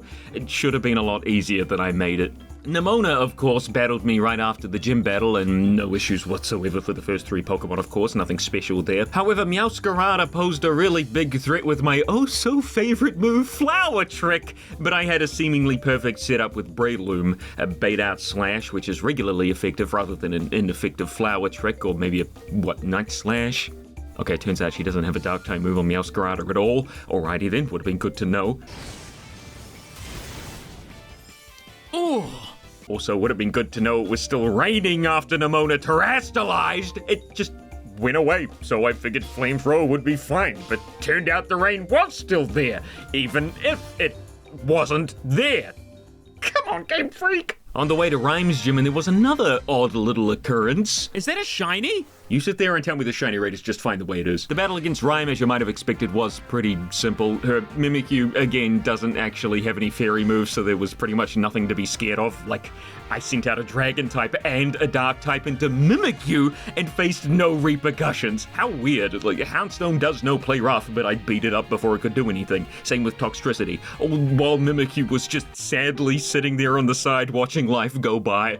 Poor little guy. Now at this point in the game, grinding up the specific Pokemon I wanted to use for certain fights started taking longer and longer, so I figured the best way to level would be to slap a normal encounter sandwich together and shred through a few hundred chances, and that is what I did each time I needed to level afterwards. Trying to get the EXP candies through raids takes way too long. I mean, not really because of the raids themselves, although they're definitely not quick, but more so just the act of finding a raid, heading to it, and then seeing it's only a 1 or 2 star, so, you know, not worth it. You won't even get like half a level out of that, and then just repeating over and over again. Easier just to crack a few eggs and be done with it. I gambled on the hope that the Great Tusk Titan didn't have any rock-type moves and brought in Jeeves Stobbs, you remember him from the first gym? Which worked out fine, actually. A double battle with Arvin also worked out well. It focused on his Pokemon instead of mine, meaning I could just wail away at it. Nemona's back with a barely different team utilizing Sliggoo and Pawmot. You already know the drill. This one was no issue. I actually forgot that it happens at this point, so I wasn't even prepared. Hey, sprint over to the lobby. Hey, okay, find the computer, okay. The battle itself wasn't too bad. Jeeves Stobbs almost went down, but hung on, and then I figured I could one-shot Forges with Throat Chop. Not a great plan, I will admit. I figured Forge's defense wasn't great due to it being a specially defensive tank, and well, yeah, it's not great, but String Bean couldn't quite dish out the damage needed, unfortunately. Now, if you thought my decision-making skills were bad before, prepare to see new lows with I just pulled an all-nighter, so let's do a 6-hour stream! Thankfully for me, it started off easy with Grusha. We already know about Grusha, we're weak to everything. Mario blasted through everybody, no surprises there. Ortega, however, I had a few issues with. Wigglytuff hit Kingdom Heart here for a crit body slam, then paralyzed him, then hit him with another crit, then hit Gassy Cleo the Lycanroc with another crit, and paralyzed her. All in a row, by the way. I tried to set up with Bulk Up, but Wigglytuff's charm lowered Gassy Cleo's attack just too much. What kind of name was Gassy Cleo? What was I doing in that stream? This fight took way too long. It was just a stall off. I mean, I could have sent in Mario the whole time, but, you know, either way, I managed to get through Ortega with no deaths as well, so it all ended up exactly the same. The Dondozo Titan was fine. My back hurt, the Lurantis finally did something for a change, but because it was so slow, I swapped to Toedscool and Breloom for the double battle, which worked a little bit better. Also got a crit against the Tatsugiri Titan, which was nice. The wheel spin landed on Ghost for one of the areas near Eri, the Team Star fighting type boss, and my chat convinced me to get a Primeape and then just immediately evolve it into an Annihilape. Unfortunately, I didn't realize this course of action would devolve into a hunting experience even Fomantis couldn't beat. I did not find a Primeape in the area it's supposed to be in. But do you know what I did find in the hour of searching? 3 different shinies! I ain't kidding around here! In this one playthrough, I found a shiny Tadbulb, a shiny Lockix, a shiny Noibat, a shiny Howlucha, a shiny Delibird, and apparently a shiny Pawmi too! I can't even remember when that happened! I used to go through multiple Pokemon games without seeing a shiny, and now I've got 6 in 1 speedy playthrough. Not even a completed playthrough, mind you. I ended up catching a Primeape that was on Glacido Mountain instead of spending another 7 years trying to find one in the right area, and used Rage Fist on it dealing 20 times to finally evolve it into an Annihilape. All so I could put it in the box. And then lose to Eri. A few low probability status effects and silly decisions on my part, probably due to severe lack of sleep, led to the Starmobile running over my team. Not that it wasn't close, but shift gear made it so I couldn't outspeed it, and it just did too much damage for me to take. I didn't go in with a plan, and as a result I failed the run. mark me down as a loser. I would say this means that a Scarlet and Violet Nuzlocke run is harder than a Sword and Shield run, but I didn't do a no item level cap rule set with that game, so one day we'll go back and see how it goes with those rules in place. Maybe. Now, I did originally restart the run, this time with a Breaking Bad Mexico filter, but eventually I thought I'd just go back to Mr. Guava and finish what I started without being incredibly exhausted from no sleep. This does mean I cheated, yeah, but oh my god, playing this game over and over is taking its toll. Do you want me to suffer or die? So let's just pretend I never lost to Eri. With the exact same team, for one last chance, I entered the Team Star base, and... well, I mean, I won. I wasn't going on 0 sleep anymore, although I did put a Lumberry on Jeeves Stobbs, whose main attacking move was Acrobatics, which, as I've already stated, does double damage if you don't have a held item. We're still recovering, I guess. But I did have a little more info on the moves that Ares' Pokemon had, mainly just the Starmobile having high horsepower. Don't think I expected that the first time. Scalar got rid of Toxicroak. Remember Mario swapped into Annihilape's Ice Punch? It did that the first time too, actually, although this time he didn't get the 10% freeze. I wanted to set up with Kingdom Heart, but Basimian for some reason knew Rock Tomb, so that couldn't happen. Lucario knocked out Scalar with a Dragon Pulse! Oh wait, look at that. And a mixture of Mario's Intimidate alongside Jeeves Stobbs doing half the damage he should have been thanks to my dumbass. The Starmobile was whittled down until it couldn't battle anymore. Not the most graceful win I've ever had. After all, I did lose. But hey, it's not like anybody's gonna be unnaturally angry about it. It was just a cruddy Nuzlocke livestream after all. Now here's where the whole level cap bit about the rules got kind of fudged. At the time I had 3 separate storylines to complete, one with the Elite Four, one with Arven, one with Clavel, and then Penny. Now, Clavel's highest leveled Pokemon is 61, Arven's is 63, Penny's is also 63, and the Elite Four has a variety ranging from Rika's 58 all the way to Gita's 62. So, it would be best, seemingly, to battle Clavel, then the Elite Four and Gita, then Arven and Penny. But the guide I was looking at, or the checklist as it was touting the fact that the level of Gita's Pokemon was 66, not 62. So I could have absolutely looked it up further, and in a future playthrough, if that ever happens for some strange reason, I'll stick to what I described just before. But for this playthrough, I went with Clavel, Penny, Arven, and then the Elite Four. Gita was, at the time, the end of the run, even though now I realize it should probably be Nimona, or if you want to wander through Area Zero again, the Paradise Protection Protocol. Either way, I was planning to go as far as I could anyway, so it didn't really matter all that much. I wasn't giving myself any more second chances like I did with Ares, so if it ended after Gita at some point, you know, that was it. Anyway, Clavel. I love this man, so what I did to him should be classified as a crime of passion. A spore from Flip Flop allowed my Indian food to come in and set up with Dragon Dance, shredding each and every Pokemon he sent out. I said during the battle if Clavel was smart, he'd have sent out Gyarados, because, you know, of the Intimidate proc, but because I'd picked Fuecoco at the start of the game, he didn't have one, instead slotting in Houndoom instead. What a downgrade, man. Game Freak did you dirty. Just like I did. Did the exact same thing to Penny, but not before teaching Indian food Poison Jab to deal with the Sylveon at the back. See, I was ready this time. One after another, Penny's evolutions fell until Sylveon was the only one left. Thankfully, as I said, I had a Dragon Danced Poison Jab up my sleeve, so Sylveon didn't stand a chance. What? My Vivify will crush you to Stardust? That should have killed! What the fuck? What is Sylveon? Oh, fuck me! You know what killed me here? Not random RNG or Sylveon's outstanding 65 defense stat. That's nothing! It was this. Rivalry. My male Haxorus was doing 25% less damage to female Pokemon. And what gender is Penny's Sylveon? You already know the answer. I was so mad. I love Indian food. Either way, with my Dragon Dancer in the dirt, I had to find a new Pokemon to sweep with, and thankfully, one particular shiny Pokemon had just what I needed in order to succeed.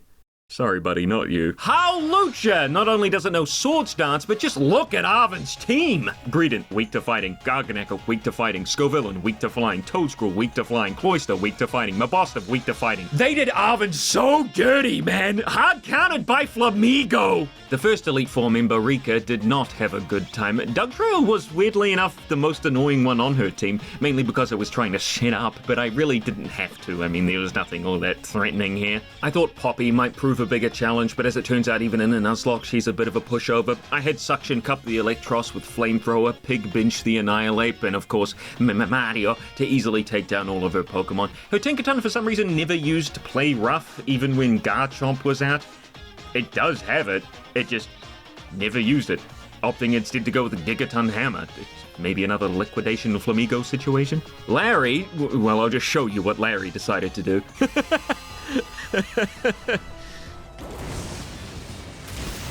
Oh shit, I shouldn't have set up the sun! Everything after that went swimmingly, except for when I made the worst play in the world and sent out Annihilate thinking Flamigo was gonna go for a close combat, just because it did on my first playthrough. What an idiot! I wouldn't have even changed anything. Flamigo has Scrappy. Anyway, so Pig Bench didn't quite make it. So much for all that agony searching for it. And we're on to the final Elite Four member, Mr. Hassel.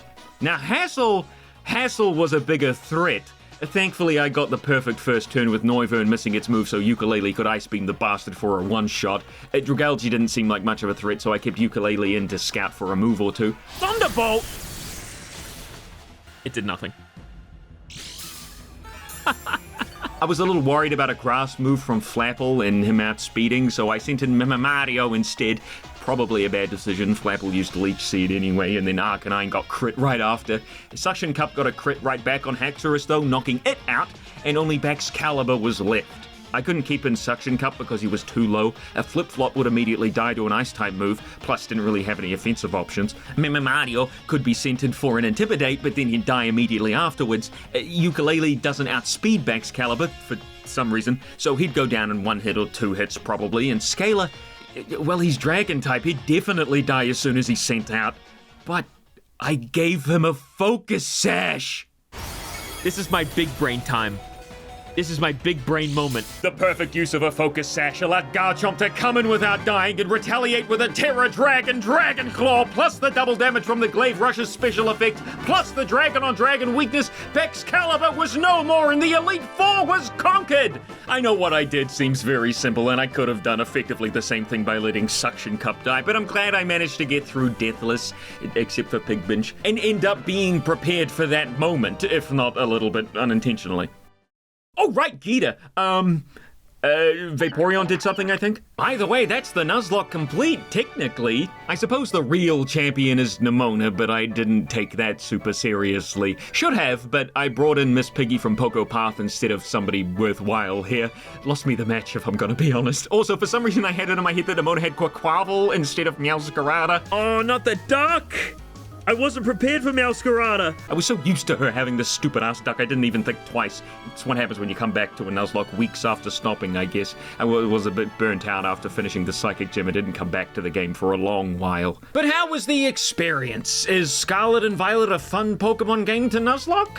Well, you know, I'm gonna say, if you're gonna go into these games without any rare candies to level up your Pokemon to the level cap, Scarlet and Violet might just be the best games to Nuzlocke. How easy it is to level up your alternative Pokemon means you aren't just stuck with a single team anymore, unless you're crazy enough to grind for hours in the wild grass in the previous games to level up a single Pokemon. My first ever Platinum run was a nightmare for that. You also don't have to battle any random trainers, meaning there is less room for error. The only battles you'll really be doing is against big bosses, auto-battling, and against Chanseys, so I mean, there's no real adventure to it, I want to say, which is something the other games did have, as sometimes there were certain trainers that'd catch you off guard and knock out a team member or two. But Scarlet and Violet has more bosses overall, so it's not that bad, it's just different. The random encounters having to be strung up on a computer monitor with randomly generated numbers or on a wheel with a list of all available Pokemon next to it, however, is a big downside to the Nuzlocking experience. You can't really get that same feeling of mystery as to what you're gonna get stepping into a bush, but overall there's a ton more Pokemon available in each area,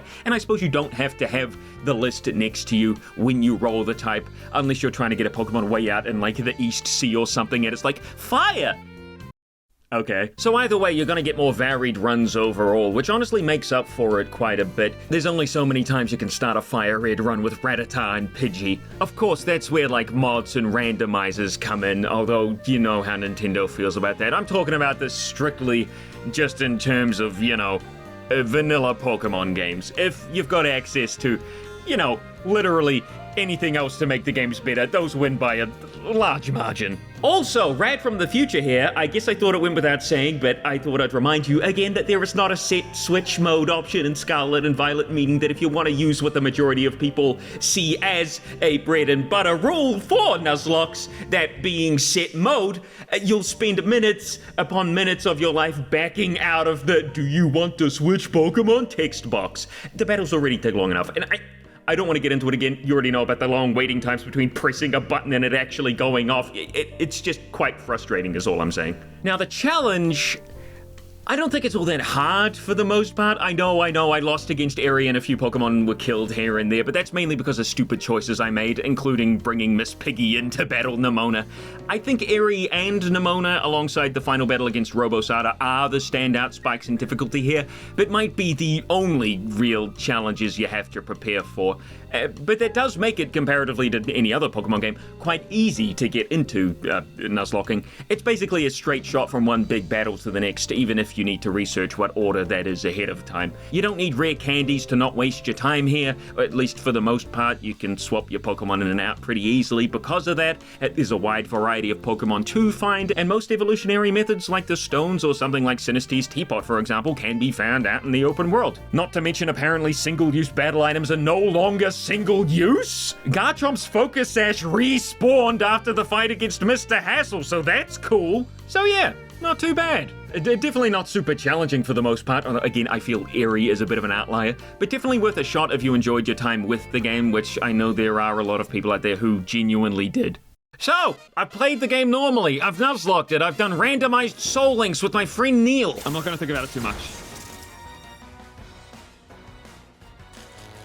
Flash cannon. It is full. Man, that flash cannon must have hit Rob really hard. My power shut off. I've played online, raids and not, and I've fully completed the Pokédex. So what do I think of the base game of Pokémon Scarlet and Violet? Well, if you don't know already, you haven't really been paying attention, have you? This game's a huge pile of ass. A fun pile of ass, one that actually got me completing the Pokédex of all things, but the technical issues, I just can't look past. 10 seconds do not go by in this game without seeing some sort of glitch, some sort of bug. The landscape will jitter, the walls will melt, the building will turn into paper mache, the mountains will disappear, you'll get stuck on a flat surface. I'm stuck. I can't even move. NPCs will pop in and out of existence. Pokemon will headbang in the distance or pop in 2 meters in front of you. The game chugs more and more the longer you play it due to the memory leak. There's too many problems. There's too many to count. A company with this much money should not be producing anything of subpar quality. And despite the game itself having neat ideas, music, and characters, the quality is less than subpar. It's subtraction. And I hate math. Fuck you, Miss Time. Yes, indeed, the quality is worse than Sword and Shield. That game is still much worse overall, but at least I couldn't peek through the ground every battle. Since writing this script, it's been so long that the game's actually received an update for the Switch 2, and many are touting the improvements the game has. It fixes the issues. RadicalSoda's review is null and void. Okay, first of all, even if it friggin' fixed everything wrong in the game, there's still a $500 patch. And secondly, it doesn't, like, at all. The two major issues the Switch 2 patch fixes are the frame rate and the resolution. Everything else? Still on the table, baby. NPCs popping in and out of existence, that's still there. Same for trees, objects, and the land itself. Battles, still slow as shit, taking seconds to start a move once selected. World still looks like ass, textures still look like shit, cutscenes still broken as hell. Sure, more Pokemon can spawn now, but that also exacerbates the issue of getting stuck in a wild battle loop. It's still the same game, guys. Even if the frame rate was like this from the beginning, the quality here would still be unacceptable. But let's say they fixed all the bugs and all the graphical issues, all the performance issues, which is funny that it took buying a totally new console to iron that out specifically. The game still wouldn't be good. It'd just be okay-ish? Mediocre? Like, even on the Switch 2, it still looks like crap and the world is still lacking anything exciting to do. There's no point making an open world game without filling that world with stuff to see and do. This game and its company respects you about as much as a possum respects a delicious native bird egg. At this point, it's clear that Game Freak sees us as money bags ready to be squeezed out of every hard-earned dollar we have and nothing much else. According to them, there is no big bad over at Nintendo, no big Pokemon Company CEO behind the scenes pulling the strings, forcing them to push out slop. In fact, we can, with pretty good confidence, assume that the director of Game Freak or the president, whatever, the one in charge, is the main reason why we get games like this. And I think that's really sad, because I've always loved Pokemon games as far back as I can remember. I've always loved Pokemon. Why else would I get this mad? It had always stayed strong as one of my favorite franchises growing up. And I can't tell you how excited I was for Pokemon like Emerald, Pearl and Diamond, Black and White. And to see Game Freak go down this route and just releasing this? Man, after the anger fades away, and it takes a while, I'm just left sad. But I bet the DLC will fix all that. Take my money!